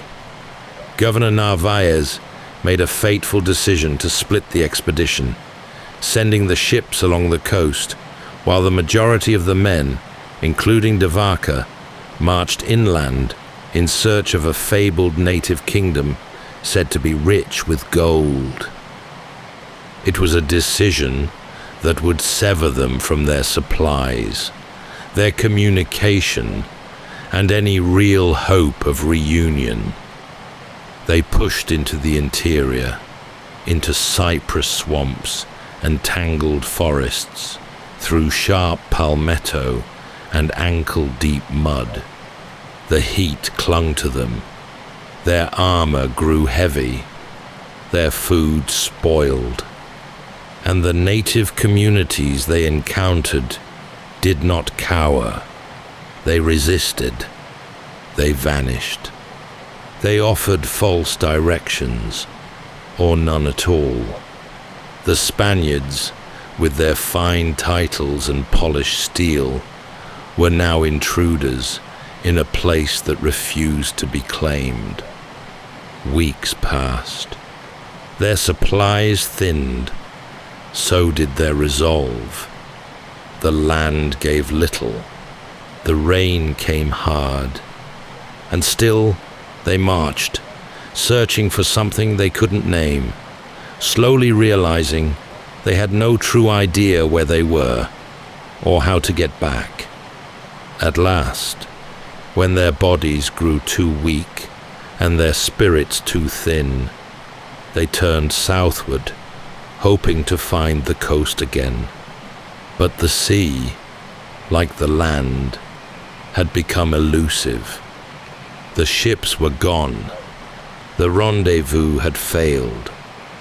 And so the men began to fall, some to fever, others to thirst, others still to despair. Vaca, though not yet broken, understood what many around him could not yet admit. The expedition had failed, yet he kept moving. By midsummer, the once proud expedition had become a scattered procession of hollow-eyed men, trudging through knee-deep water and mosquito-thick air. Their polished armor, so carefully strapped on in Spain, now hung rusted and slack. Rations had long since vanished. Horses, once symbols of command and prestige, had been eaten. The forest closed in around them, green, endless, and unforgiving. They had expected resistance, perhaps even battle, but they had not expected this, a landscape so vast and unknowable that it swallowed maps and swallowed men. Each turn led to more confusion. The rivers curved in ways they hadn't imagined, and the inland terrain offered no landmarks they could understand. Vaca kept careful records, trying to impose order where there was none, but even his notes could not hold back the disintegration. Illness came next. Fevers rose quickly and took men without warning. One morning, a man might be marching. By evening, he would fall wordless and sweating into the muck. Others simply walked away into the trees, silent and lost. Some drowned trying to cross swollen streams. Others fought among themselves, over scraps of food, over direction, over nothing at all. Vaca tried to hold them together. As treasurer, he had little authority, but he bore himself with steady discipline. He knew the cost of letting fear take root. Still, even he began to question whether survival was possible. When they finally stumbled back toward the coast, tattered, starved, and without a single clear idea of their location, the ships were nowhere to be seen. The agreed rendezvous had passed. Either the ships had moved on, or they had been lost to the Gulf. In their place stood only the wind and the rising tide. There was no shelter, no food, and no way to send word. They could not stay where they were, but they could not go forward as they had. So they began to build, fashioning crude rafts from timber and sinew, lashing them together with strips of leather and soaked rope. It was a final gamble. The land had offered no mercy. Now they would try the sea. They worked in silence, or close to it, bones showing beneath their skin, hands blistered and shaking. Vaca and the remaining survivors felled trees with rusted tools, stripped bark, and scavenged nails from broken gear. There was no true shipwright among them, no canvas, no tar, only desperation and the slow understanding that if they stayed on land, they would perish. 5 rafts were built in total, lashed together from green wood. The men had little food, less water, and no real means of navigation.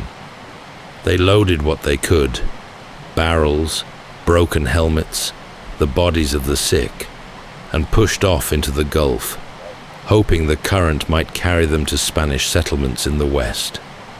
What followed was a drifting unlike any they could have imagined. The sun beat down during the day, merciless and absolute. Salt dried on their skin, lips cracked. They rationed water in thimblefuls. At night, the wind would rise, and the rafts creaked and groaned as waves lifted and dropped them like toys. One by one, the rafts fell out of sight, lost to currents, to storms, or to the slow collapse of their makeshift frames. On Vaca's raft, they caught fish with bare hands when they could. They chewed leather to keep their hunger at bay. Some men went mad and threw themselves overboard. Others whispered prayers and clutched their knees until the sea took them. After many days, so many they had lost count, land appeared. Not the rolling coastlines of civilization, but a thin, low ribbon of sand. The raft broke apart in the surf, and the men dragged themselves ashore with what strength remained. Only a handful were left. They had reached an island near present-day Galveston, though they did not know it by name. All they knew was that they were still alive, and that this strange new land would offer no welcome. The sand was cold beneath their bodies. Salt stung their eyes. What few had made it to shore now lay sprawled and heaving, too weak to speak. Some wept. Others simply stared at the tree line ahead, not yet knowing whether it would offer shelter or further trial. The place was desolate. Low dunes, scattered brush, and the cry of gulls overhead. The survivors had no weapons, no food, and no sense of where they were. They could no longer imagine rescue. The sea behind them had given them back to the land, but at a cost that few could bear. Soon, they were found. The people who emerged from the forest were cautious, watching the strangers from a distance. They spoke no Spanish, and the men had no words for them in return. But the island's inhabitants knew what starvation looked like. They offered food, roots, shellfish, a little warmth, and in return, they watched. The Spaniards, proud men who had once carried royal orders, now bent their heads and ate without speaking. But survival came with terms. Over the coming days, the balance shifted. The survivors, too weak to leave, were absorbed into the rhythms of the people around them. Some were taken in, others were enslaved, used for labor, watched carefully, kept at the edge of the fire. Vaca, separated from his companions, found himself living not as a leader, but as a captive, subject to new customs, dependent on others for his life. The land was unfamiliar, but it was not empty. He was now a guest, or perhaps a prisoner, in a world that had no interest in the titles he once held. Over time, he would learn its patterns.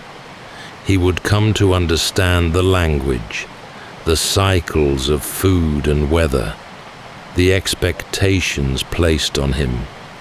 And though he would suffer still, through illness, isolation, and grief, he would not die. Something in him had begun to shift. The days slipped into seasons, and Vaca did what the land required. He endured. Stripped of power, stripped of possessions, he survived by listening more than speaking, by watching more than acting. In time, he learned to carry what was needed, to gather what was useful, and to disappear when it was safer not to be seen. He moved between groups along the Texas coast, sometimes traded, sometimes allowed to stay, always aware of how little control he truly held. He fell ill more than once. He thought of escape, but there was nowhere to go. The interior was vast, and the coastline stretched endlessly in both directions. Vaca observed carefully. He learned to distinguish plants, to follow water, to read the weather in the trees. And slowly, his presence shifted from burden to asset. He became a trader of goods between communities, shells, hides, pigment, and flint. He knew who had what and what could be exchanged. He was allowed to move more freely, and in that movement, he found a kind of deep purpose. But more than that, he began to heal. Not just in body, but in the way he was seen. He learned of herbs and rituals, and when he treated the sick, however humbly, some recovered. Word spread. In places, he was welcomed not as a prisoner, but as a healer. People came to him with ailments. He blew gently across wounds. He spoke soft blessings over the fevered. He did not know whether it worked, only that those who believed it did. And perhaps, in that belief, something sacred stirred. He no longer saw the land as a thing to be conquered, nor did he see the people as obstacles. He moved with them, ate with them, slept under the same wide sky, and came to understand that survival was not something one did alone. It was a lesson he would carry for the rest of his life. Years had passed. Vaca, once a castaway barely clinging to life, had become a man reshaped by quiet observation and endurance. He no longer dreamed of galleons or gold. Instead, he thought of water sources, safe shelter, and which direction the herds were moving. The empire he had once served felt impossibly far away. And then he met others like himself. Inland, by sheer chance or providence, Vaca reunited with 3 other survivors of the Narvaez expedition: Andres Dorantes, Alonso del Castillo, and Estevanico, a North African enslaved man. Like Vaca, they had lived among various indigenous groups, surviving by usefulness and humility. Their reunion was not triumphant, but it was profound.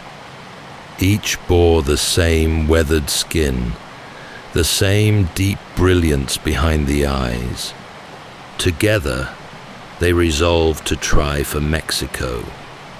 Not by sea, but overland, through thick forests, vast plains, and sun-baked deserts. They relied on the goodwill of those they encountered and the growing reputation that followed them. Word had spread far ahead. of 4 strange men who healed the sick, who came unarmed, who brought no violence, and asked only for passage. They began to travel across what is now southern Texas, into the arid reaches of Coahuila, and further still toward the Sierra Madre. They followed rivers when they could, used mountain ranges as guides, and stopped only when the land demanded it. Sometimes they were welcomed with gifts and songs, other times with caution or stony silence. But they kept moving, step after patient step, watching the sun, watching the animals, watching for kindness. What had begun as a desperate retreat had become something more enduring, a long migration shaped not by conquest, but by trust and exchange. And always, Vaca walked at the center of it, not leading, not commanding, but simply moving forward, reshaped now not by Spain or war, but by the land beneath his feet and the lives that passed beside him. By now, the 4 men were no longer seen as outsiders. They were travelers of great renown, lean, barefoot, and dressed in the manner of those they moved among. Their Spanish names meant little to the people they met, but their presence stirred whispers. They were said to carry healing with them. They spoke many tongues, or at least enough to be understood. And unlike the soldiers who had come before, they brought no harm. They crossed vast stretches of what is now northern Mexico, Durango, Chihuahua, and Sonora, where the land rose and fell in dusty ridges and scattered thorn brush. In some villages, people came forward bearing gifts, woven mats, handfuls of maize, gourds filled with water. In others, they arrived to find illness or injury, and Vaca did what he had come to know: simple gestures, small rituals, words that soothed. Sometimes the sick recovered. And when they did, the story traveled further still. Their journey became less a flight and more a passage. At times, they were joined by small bands of people, moving alongside them for a day or two, sometimes longer. They were fed, clothed, and protected. It was a far cry from the expedition they had begun with. No banners, no commands, no objectives carved into royal letters. Just a slow movement through land that no longer seemed foreign, and among people who no longer seemed strange. Vaca saw these communities not as subjects or obstacles, but as stewards, keepers of knowledge, of survival, of memory. He listened closely. He watched the way children were taught, the way disputes were settled, the way plants were gathered only with thanks. And somewhere deep within, he began to understand that the world was not shaped solely by those who held power, but also by those who held patience. They were drawing nearer now to Spanish territory. The mountains whispered of it. The language began to shift. But Vaca was no longer sure what return meant. He had traveled so far, in distance and in spirit, that he no longer knew if he could step back into the life he once claimed. Still, they kept walking, It was in the foothills near Culiacan that they met the first Spanish settlers, armed men on horseback, their helmets gleaming beneath the sun. The moment should have felt like salvation. And yet, Vaca hesitated. The soldiers were stunned. Before them stood 4 figures draped in woven garments, sun-darkened and barefoot, with no armor, no horses, no sign of rank, only the slow, sure bearing of those who had endured. They were not what Spain remembered. The men were taken in, given food and clothing, and ushered toward the colonial outposts of New Spain. From there, they were sent to Mexico City. There were questions. There was disbelief. There was the uncomfortable feeling, Vaca sensed, that their survival had come at the cost of something Spain did not fully understand. He was no longer the man they had sent away. In the months that followed, Vaca gave his account to the authorities. He described the journey, the suffering, the loss of nearly 600 men. But he also spoke of the people they had lived among, of their kindness, their customs, their strength. He told of healing, of cooperation, of the land's unyielding rhythms. It was not the tale of conquest they had hoped for. It was something else entirely. Eventually, Vaca sailed back to Spain. The crossing was smoother this time, but his heart was unsettled. Home felt altered, or perhaps it was he who had changed. The court received him with some respect, but also with suspicion. He had not returned with riches. He had not claimed new territory. He had only survived and changed. He would later be sent to govern in South America, but even that post ended in controversy. He never again held true power. His last years were lived in the shadows of greater names, and his death passed without much notice. In the long annals of conquest, Alvar Nunez Cabeza de Vaca remains an anomaly. His name does not echo alongside Cortes or Pizarro. There were no cities named in his honor, no empires built upon his return. He left no monuments, but he left a voice. In La Relación, the account he later wrote, Vaca reflected on a journey that had tested him, reshaped him, and taught him what power could not. And perhaps that is why we remember him. That's all for tonight's journey through history. Whether you're fast asleep or still drifting there, thank you for listening. Until next time, rest well.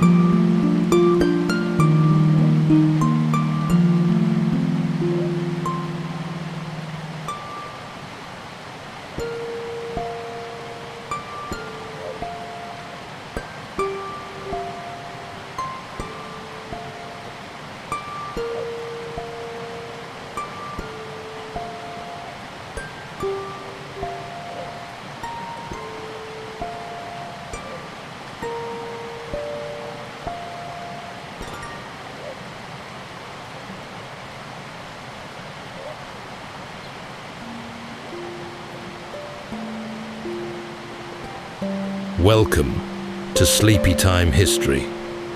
True stories from the pages of history for a full night's rest. If this is your first time listening, let us know where you're tuning in from, or make a request for a future episode. And if you like what you hear, please consider liking and subscribing. It helps us immensely. All right, it's time to settle in, relax, and take a wander through the pages of history and storytelling. Tonight, we're going to be exploring the remarkable Lieutenant Hiroo Onoda, a man whose loyalty, discipline, and unshakable sense of duty led him to live in the jungles of the Philippines for 3 decades after the end of the Second World War, still believing the war had not yet ended. Let your breathing slow and imagine yourself in a warm tropical breeze where the rustling of palm leaves blends with the distant hum of waves, a place far removed from the hurried pace of the world. We begin our tale not in the jungle, but in a quiet moment of resolve when a young man received his orders and never let them go.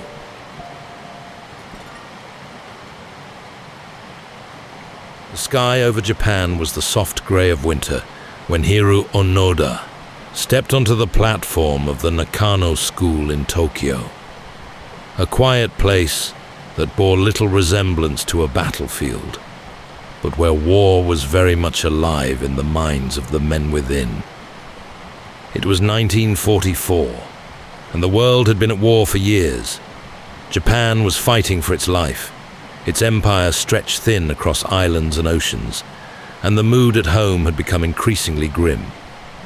Onoda was 22 years old, tall, thoughtful, and sharp-eyed.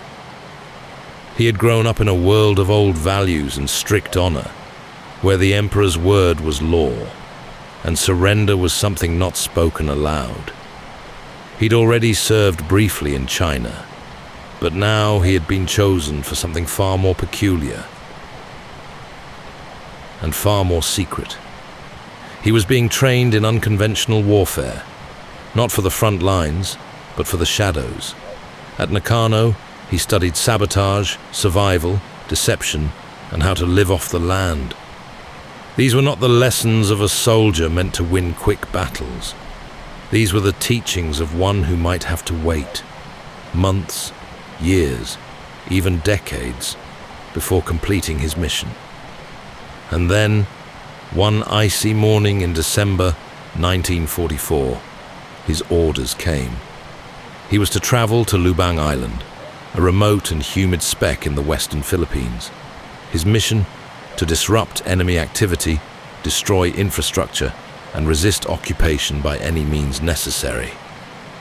He was to do all this without being captured, without taking unnecessary risks, and most importantly, under no circumstances was he to surrender.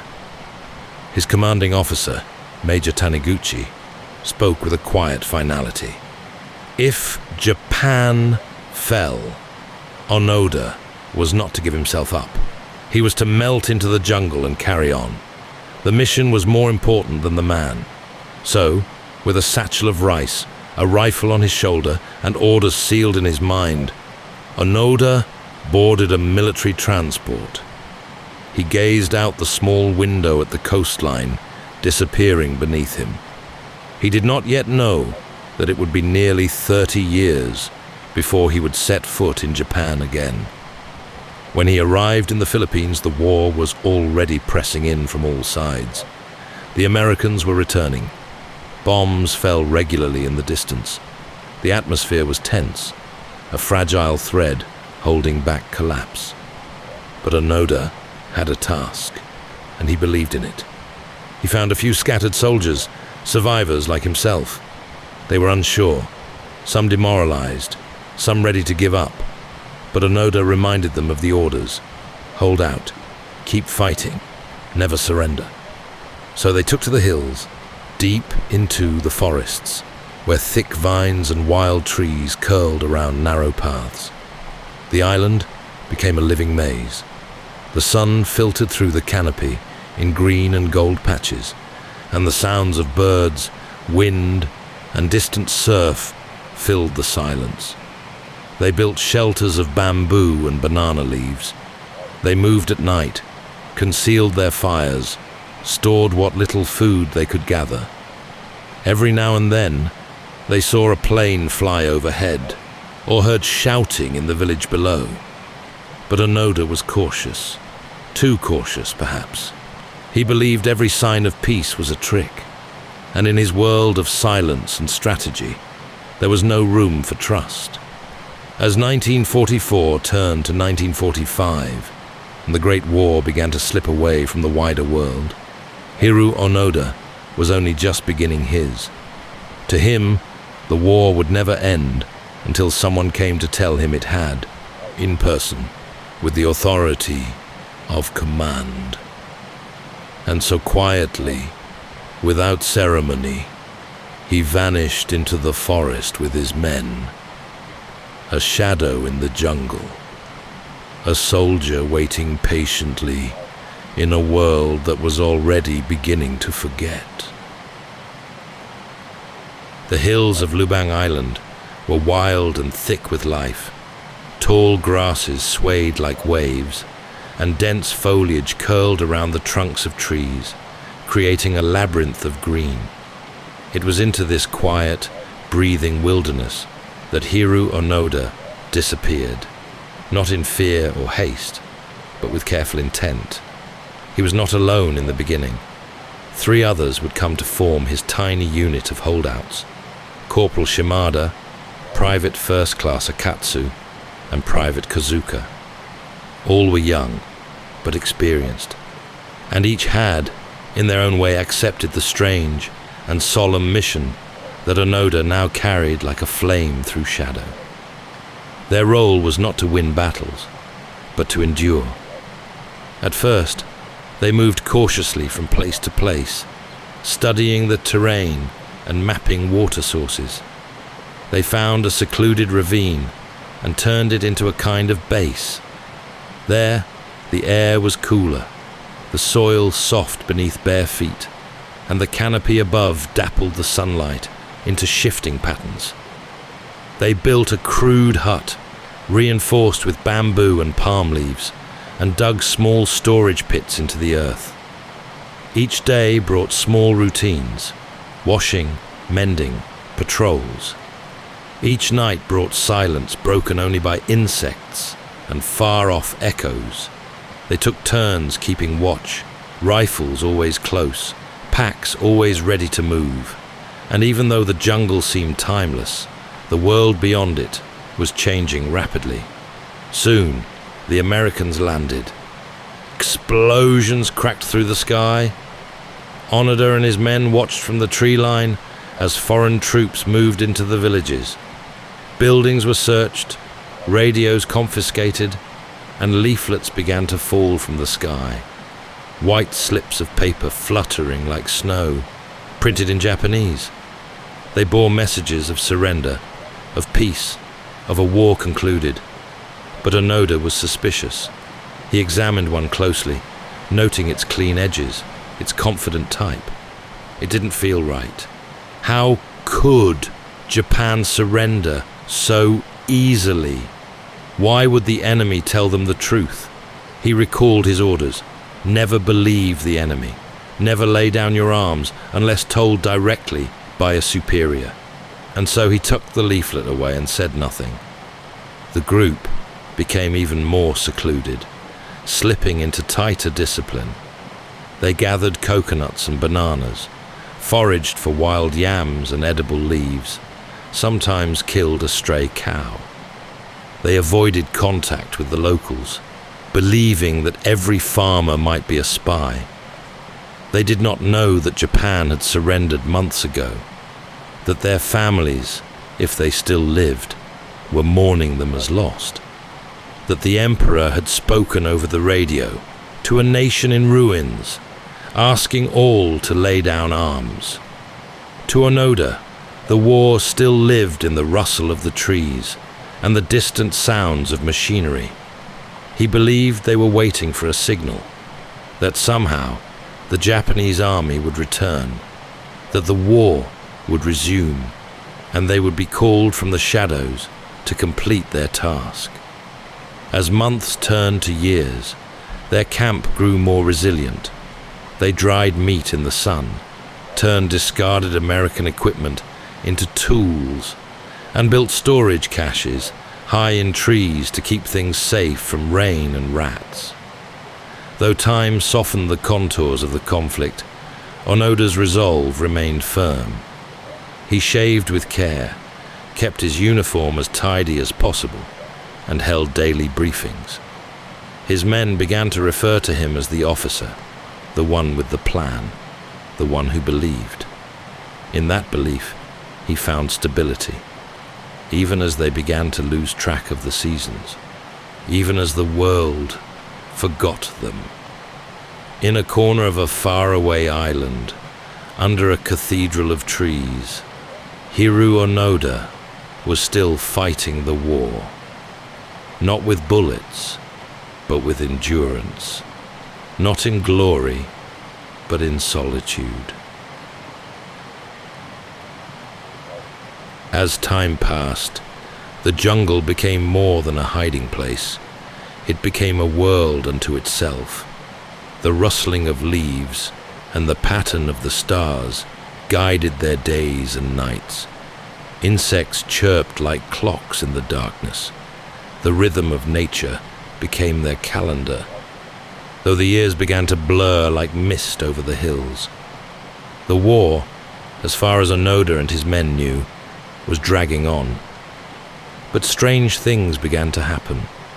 More leaflets appeared, scattered from the sky or found folded into crevices of tree bark, as if placed there deliberately. They were printed in Japanese, yes, but Onoda read them with narrowed eyes. One claimed the war had ended. Another included the names of soldiers, perhaps known, perhaps invented. A few even mentioned the emperor's surrender. Onoda studied each one with the mind of a trained intelligence officer. The paper was too fresh. The grammar was too neat. The story too clean. It had to be enemy propaganda. Then came the loudspeakers. On some nights, in the far-off distance, they could hear voices amplified across the fields. They were speaking Japanese, sometimes reading letters, sometimes calling names. But Onoda remained unmoved. "They're trying to deceive us," he said quietly, with a steadiness that didn't allow for doubt. "It's just what they do to draw us out." His men trusted him. They knew his training had been special. They believed he understood, thing they didn't. And more than that, they wanted to believe the mission still mattered, that they had not vanished into the jungle for nothing. But still, a silence grew among them, a soft, creeping uncertainty that settled like dew. Occasionally, they saw villagers moving about, harvesting rice, tending to animals, carrying children in their arms. The rhythm of island life had returned, slowly and cautiously, as though the war had ended after all. But to Onoda, it looked like a performance. Perhaps staged, perhaps under duress. Another illusion. One day, they found a bundle of newspapers left in the forest. Japanese papers, real ones, with photographs and dates. The story spoke of a nation rebuilding, of cities like Tokyo and Osaka stirring back to life. But how could these be real? How could they be allowed to see such things unless it was a trap? Onoda burned them carefully, one by one. If there was truth in them, it had no place here. Then, in a curious moment that seemed almost like a dream, they found a letter written by one of their own families, perhaps brought by someone from Japan, or perhaps a trick. The words were tender, pleading for their return. But still, Onoda could not believe. Even love, he reasoned, could be used as bait. So they stayed hidden, deeper than ever, like roots beneath the forest floor. Occasionally shots would ring out, sometimes from the men defending themselves, sometimes from locals, perhaps startled or afraid. It made the soldiers more cautious, and slowly, with each season, they withdrew even further from the edge of the world. Food became harder to find. Cattle grew more scarce. The jungle, their protector, was beginning to turn indifferent. And yet, Onoda would not waver. He trimmed his moustache with a fragment of mirror. He polished his rifle. He maintained their routine, even if only one man was left to follow it. Because in his mind, the mission was still alive, fragile but untouched, floating like a lantern in the fog. And until someone came to extinguish it in person, with authority and command, Hiroo Onoda would not turn away. The signs from the outside world might have grown louder, but to him, they were only whispers through the trees. The months, once clearly marked by seasons and weather, began to blend. Rains came and went, dry seasons passed in silence, and the little band of soldiers moved deeper into the folds of the jungle, beyond footpaths, beyond farms, beyond even the reach of curiosity. The world, as Onoda had known it, had faded. Only the mission remained. The group had dwindled to 4, and then, slowly, to 3. In 1949, after 5 years of hiding, Private Akatsu made a decision. Quietly, cautiously, and without ceremony, he left the group and turned himself in to local authorities. His departure was more than a shift in numbers. It struck at something deeply rooted in Onoda. Not anger exactly, more a hollowing sorrow. To abandon the mission was, in Onoda's view, to abandon not just orders, but honor. Still, he held no malice. He understood the weight of such a life. The jungle tested the soul in strange, slow ways. Akatsu's surrender brought new dangers. The Philippine police now had a better sense of where the others might be. Patrols began to comb the island, sometimes firing into the forest to draw them out. Occasionally, shots were exchanged.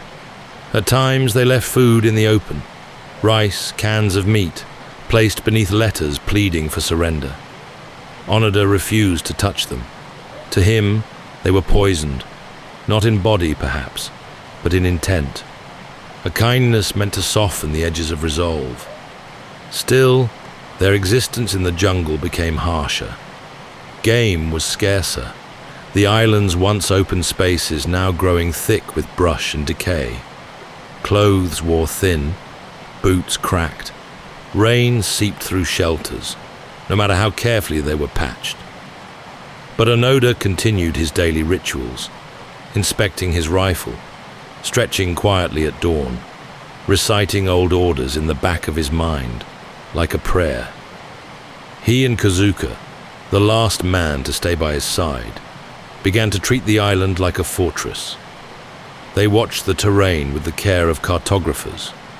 They noted footprints, new growth, changes in the way vines crept over logs, anything that might suggest someone had passed through. Over time, they grew quiet with each other. There was little need for speech. A glance, a nod, the rhythm of movement through the underbrush said all that needed saying. They cooked in silence, slept in silence, waited in silence. Yet beneath that stillness, there was a deep companionship. Not warm, perhaps, but constant. They had both built their lives around a single point of belief, that Japan still needed them. Sometimes, they found objects from the modern world, watches, flashlights, clothing. Sometimes they raided nearby farms at night, taking only what they needed, leaving behind tokens of money or notes in Japanese, explaining that they were not thieves but soldiers of the emperor, still on duty. Years passed like water through fingers. Onoda no longer knew what year it was. He suspected the others had stopped remembering too. Occasionally they would find a new leaflet or hear a voice calling through a loudspeaker. But these no longer stirred them. The outside world was like a forgotten dream. Their world was green and damp and unchanging, and they moved through it like ghosts. And in this long, breathless hush, Hiroo Onoda carried on. No medals, no fanfare, no knowledge of whether anyone even remembered he existed. Only the certainty that he had been given a mission and that he was still carrying it. Because to abandon it now, after so long, that, he believed, would be the true surrender. The jungle had a way of folding in on itself. Paths overgrown in days, memories swallowed by vines, time softened like old cloth. And now, Hiroo Onoda was alone. In 1972, Private Kazuka, his last companion, was killed in a skirmish with local authorities near a rice field. It had happened quickly, a flash of confusion, a few fatal shots, and then silence. For Onoda, the loss was profound. Though few words had passed between them in recent years, Kazuka's presence had been a tether, a shared watch in the night, a second pair of eyes scanning the hillside, the comfort of footsteps not entirely his own. Now, even that was gone. For the first time in nearly 30 years, Onoda moved alone through the forest. His world became quieter, stiller, and more inward. He buried supplies at hidden points across the island, shifted sleeping locations each night, and sharpened his instincts to a fine edge. No fire, no noise, no lingering. Even his own thoughts seemed to grow softer, more like weather than words. There were no longer routines so much as rhythms, an early start, careful movements, the rustle of bamboo, a slow sip of water. Sometimes he'd sit for hours in the trees, watching the landscape for signs of change. A boot print, a broken twig, a scent in the air. He trusted nothing but the land beneath his feet and the mission sealed in memory. He still believed the war might reignite. That some corner of the Pacific could flare up again, calling him to action. The Japanese army might return. Perhaps he would see their ships from the cliffs. Perhaps someone would arrive through the brush, bearing fresh orders. So he waited, not with restlessness, but with a deep, unshakable sense of duty. In his solitude, he began to speak aloud, less and less. His thoughts moved like fog, quiet, unhurried, and thick with reflection. He remembered his training, his old commanders, the laughter of his comrades before the war had turned into shadows. But these memories floated past, like leaves on water. The villagers, by now, spoke of him like a legend. Some feared him, others pitied him. A ghost soldier, a man who didn't know the war had ended. But to Onoda, they were simply civilians, and civilians did not end wars. He would only believe in peace when it was spoken by the voice of command. Not on a leaflet, not from a radio, not from a stranger. And so, the years slipped by. Each sunrise was another chance to carry out the mission. Each moonrise, another vigil kept. Rain soaked through his worn uniform, but he still maintained it with care. His rifle remained oiled, his equipment neatly stored. He did not allow himself to become wild or careless, because to him, the war might still be waiting, just out of sight. And, as the wind stirred the trees high above his hidden camps, Hiroo Onoda, now in his 50s, moved through the jungle as quiet as the mist, a solitary soldier, still holding the line.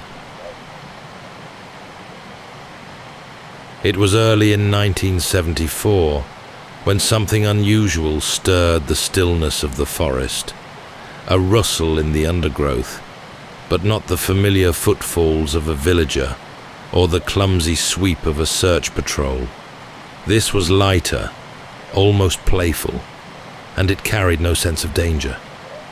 Onoda remained hidden, high in the trees, his presence invisible. From the dense green above, he watched a young man walking through the jungle alone. Not in uniform, not armed. He wore sandals with woolen socks, of all things, and carried little more than a bag and a camera.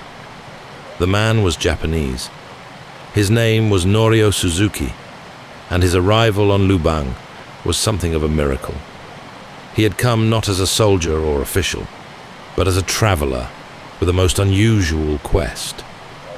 He had told friends before leaving Japan that he was going to look for Lieutenant Onoda, a panda, and the abominable snowman, in that order. There was sincerity in his words, even if they made others laugh. But unlike the search parties before him, Suzuki came without force or persuasion. He came with curiosity, kindness, and a deep respect for the man he sought. Their first encounter was tentative. Onoda had been watching him for days, gauging his movements. Then, one day, he stepped forward, cautious, rifle ready, but not threatening. Suzuki did not run. He bowed gently. He introduced himself, calmly, warmly, in their shared language. Onoda was wary. He had seen too many tricks before, but Suzuki's manner was different. He asked questions not to trap or convince, but to understand. They spoke for hours, sitting beneath the trees, as the afternoon sunlight softened into amber. Suzuki listened intently as Onoda explained his position, his orders, and why he had not surrendered. Suzuki didn't try to debate. He simply nodded, accepting that Onoda was a man bound by something deeply rooted, not easily untied. Still, Onoda was firm. Unless his commanding officer came in person and gave him a direct order to stand down, he would remain in the jungle. No leaflet or friendly word could undo what had been sealed with military oath.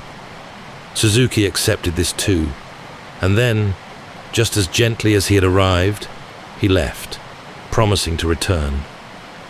In the weeks that followed, Onoda waited. He felt something stir in his chest. Not quite hope, but a quiet curiosity. Could this be the thread that would finally connect his lonely world to the one he had left behind? He maintained his routine as always, but something had shifted.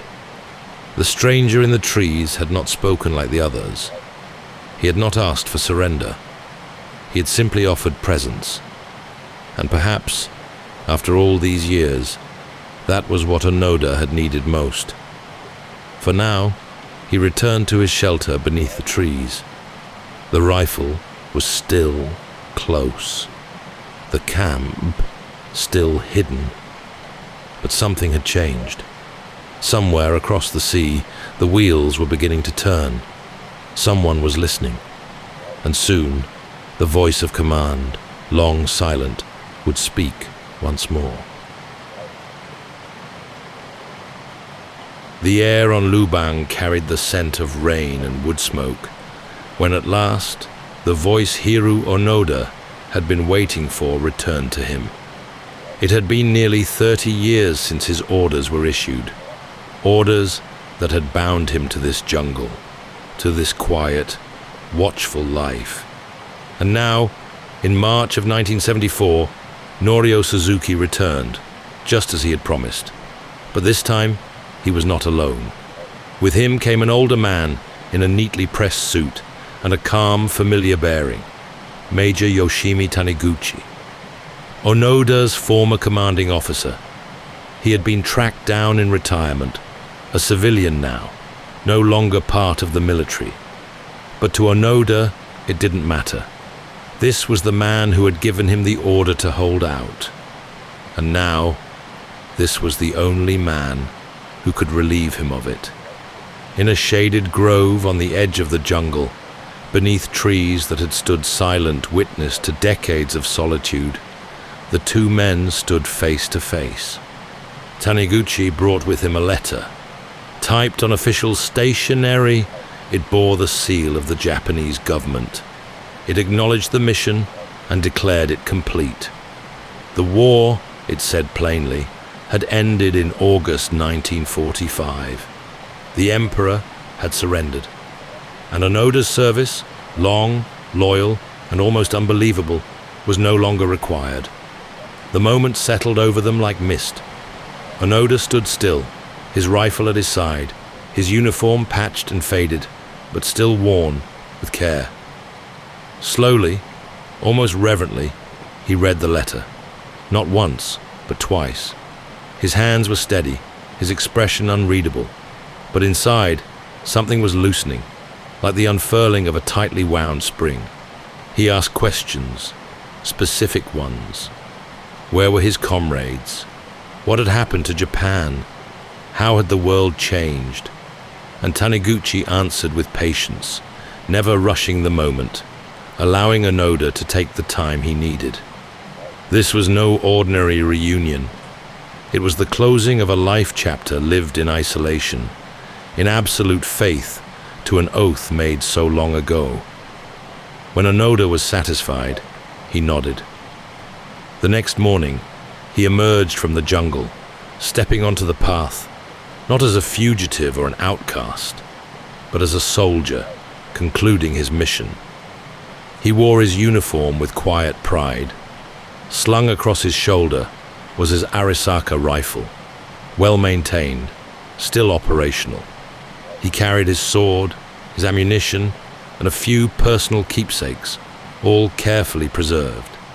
Filipino soldiers and villagers gathered, unsure what to expect. Some watched in silence, others cried, a few saluted. There was no need for ceremony.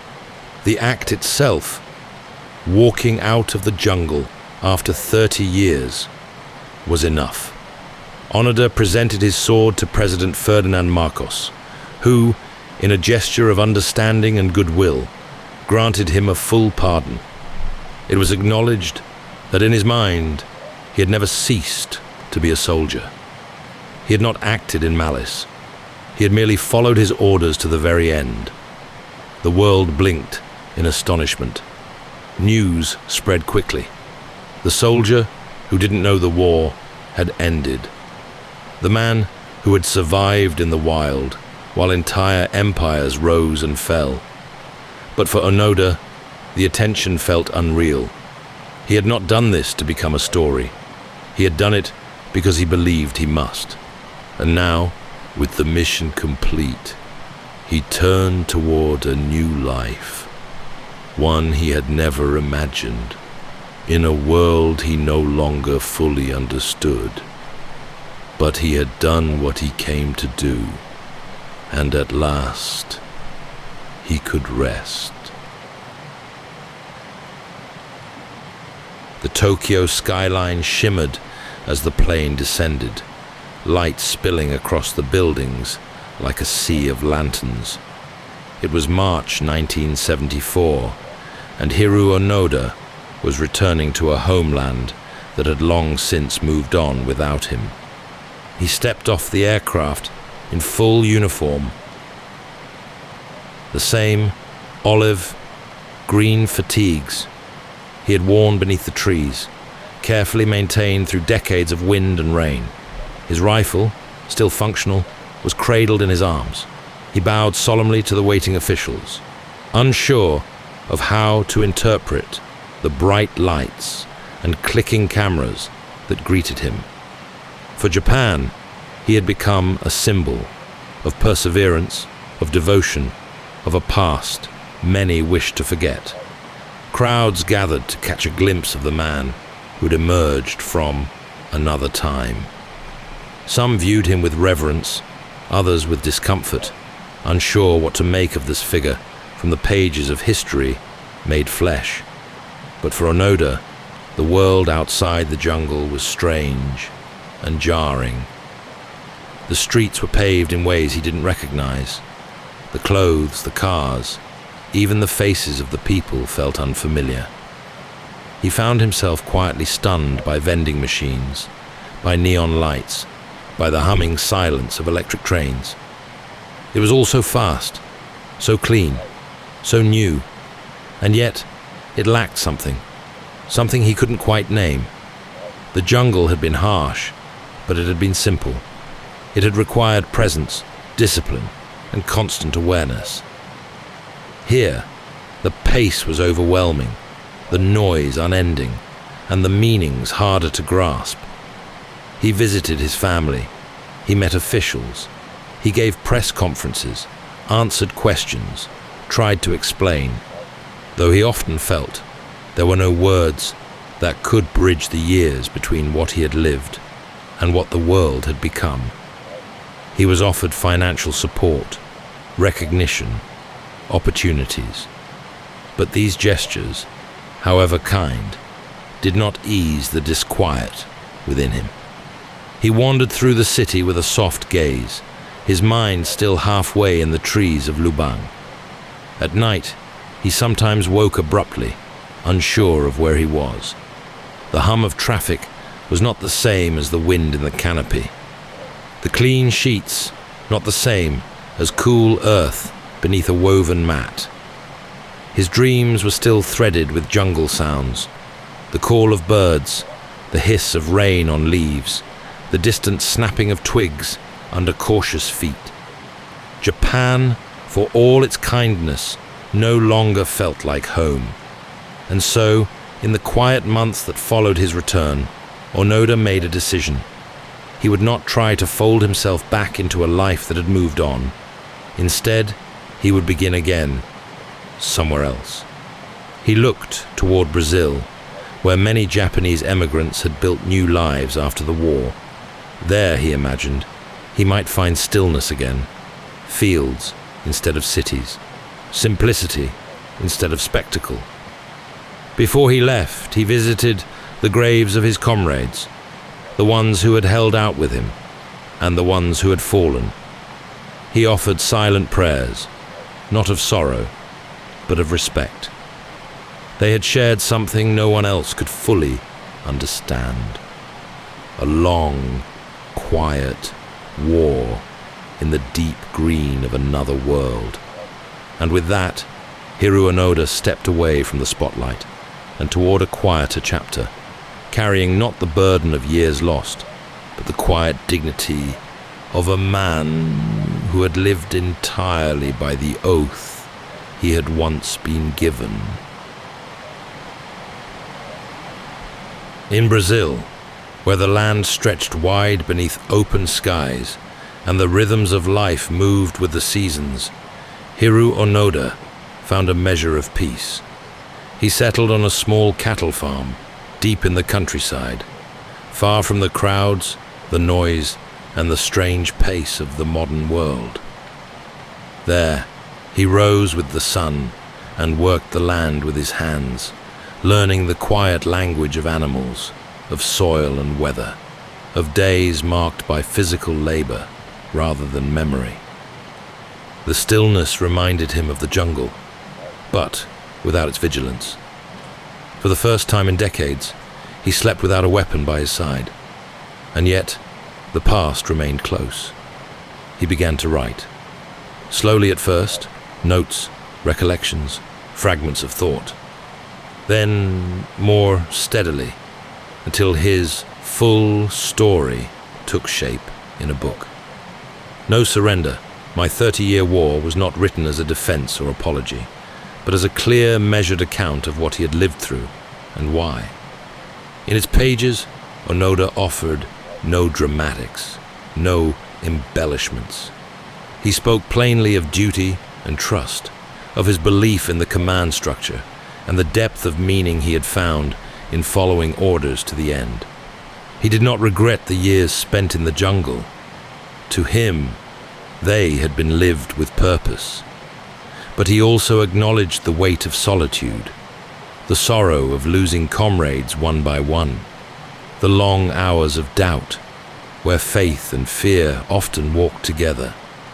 And he reflected on the difficulty of returning to a world so completely changed, a Japan he no longer recognized, and a people who could no longer quite understand him. He was not bitter, only thoughtful. He spoke sometimes at schools and gatherings, where people asked questions in quiet awe. How had he survived so long? Why had he not surrendered? What had kept him going? His answers were gentle, patient. He would explain that a soldier's honor was not rooted in the outcome of war, but in the integrity of following through. That belief in one's duty could anchor a person even when all else fell away. Yet, he was no romantic. He admitted that blind loyalty could be dangerous, that his experience was not one to be repeated lightly, and that peace, in its quiet and ordinary form, was something to be treasured. He did not seek attention. In fact, he often preferred silence. Long walks in the countryside, hours tending to cattle, small conversations under the evening sky. But he remained a man of conviction, carrying within him a calm resilience that neither the jungle nor the modern world could shake. In time, he returned to Japan more frequently, sometimes for interviews, sometimes to support outdoor education for young people. He taught survival skills, but more than that, he taught patience, discipline, and the value of self-reliance. He never boasted, he never rushed. Instead, he moved through the world like a quiet echo, a reminder of something steadfast and rare, a life shaped not by comfort or convention, but by an extraordinary inner compass. And, in the still hours before dawn, when the breeze moved gently through the fields, Hiroo Onoda often sat by himself, listening, not for danger, not for orders, but for the simple sound of the wind and the knowledge that, at last, he could just be. Welcome to Sleepytime History. True stories from the pages of history for a full night's rest. If this is your first time listening, let us know where you're tuning in from, or make a request for a future episode. And if you like what you hear, please consider liking and subscribing. It helps us immensely. All right, it's time to settle in, relax, and take a wander through the pages of history and storytelling. Tonight, we're going to be exploring the remarkable and almost dreamlike journey of Lieutenant Hiroo Onoda, a man whose loyalty, discipline, and unshakable sense of duty led him to live in the jungles of the Philippines for 3 decades after the end of the Second World War, still believing the war had not yet ended. Let your breathing slow and imagine yourself in a warm, tropical breeze where the rustling of palm leaves blends with the distant hum of waves, a place far removed from the hurried pace of the world. We begin our tale not in the jungle, but in a quiet moment of resolve, when a young man received his orders and never let them go. Part 1. Orders from Tokyo. The sky over Japan was the soft grey of winter when Hiroo Onoda stepped onto the platform of the Nakano School in Tokyo, a quiet place that bore little resemblance to a battlefield, but where war was very much alive in the minds of the men within. It was 1944, and the world had been at war for years. Japan was fighting for its life. Its empire stretched thin across islands and oceans, and the mood at home had become increasingly grim. Onoda was 22 years old, tall, thoughtful, and sharp-eyed. He had grown up in a world of old values and strict honor, where the emperor's word was law, and surrender was something not spoken aloud. He'd already served briefly in China, but now he had been chosen for something far more peculiar and far more secret. He was being trained in unconventional warfare, not for the front lines, but for the shadows. At Nakano, he studied sabotage, survival, deception, and how to live off the land. These were not the lessons of a soldier meant to win quick battles. These were the teachings of one who might have to wait months, years, even decades before completing his mission. And then, one icy morning in December 1944, his orders came. He was to travel to Lubang Island, a remote and humid speck in the western Philippines. His mission: to disrupt enemy activity, destroy infrastructure, and resist occupation by any means necessary. He was to do all this without being captured, without taking unnecessary risks, and most importantly, under no circumstances was he to surrender. His commanding officer, Major Taniguchi, spoke with a quiet finality. If Japan fell, Onoda was not to give himself up. We hope you enjoyed this story about the remarkable Lieutenant Hiroo Onoda. His tale is not just one of endurance, but of a singular kind of faith, in duty, in command, and in the meaning of personal honor. It's a story so unusual, so quietly profound, that it feels almost like folklore. And yet, it is entirely true. Onoda lived in a time when Japan's values were drawn sharply from its military code: obedience, loyalty, perseverance unto death. Trained at the Nakano School, he was taught not simply to fight, but to endure. Not to win battles, but to hold fast in isolation, to be the ember that never extinguished. And in a way that few could have foreseen, he carried out that mission with absolute clarity for nearly 30 years, beyond the end of the war. What makes Onoda's life so extraordinary is not simply that he survived for decades in the jungle, though that feat alone is astonishing, but the mindset with which he did so. He believed in his mission not out of stubbornness or delusion, but out of deep, solemn responsibility. His orders were not just military instructions. They were a thread that connected him to a vanished world, a promise he wouldn't break. And yet, when the moment came, when his commanding officer finally appeared, bearing the words he had long waited for, Onoda laid down his weapon with dignity, not in regret, not in defeat, but in quiet fulfillment. There is much we might feel about such a life: admiration, sorrow, awe.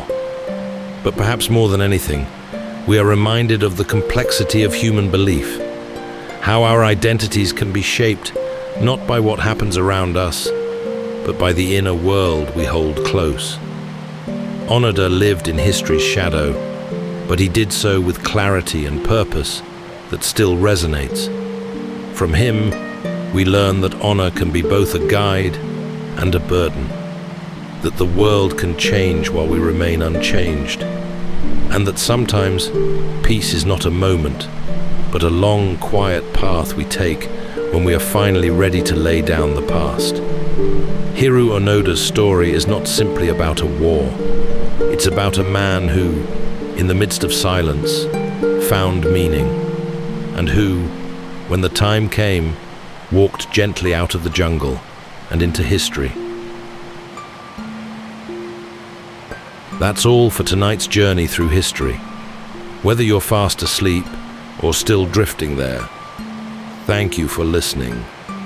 And for those who prefer an easier listen, we've created The Nightstand, a quiet corner of the internet, free from advertisements and with early access to new stories. So please do consider joining us at the Patreon link in our description. And until next time, rest well.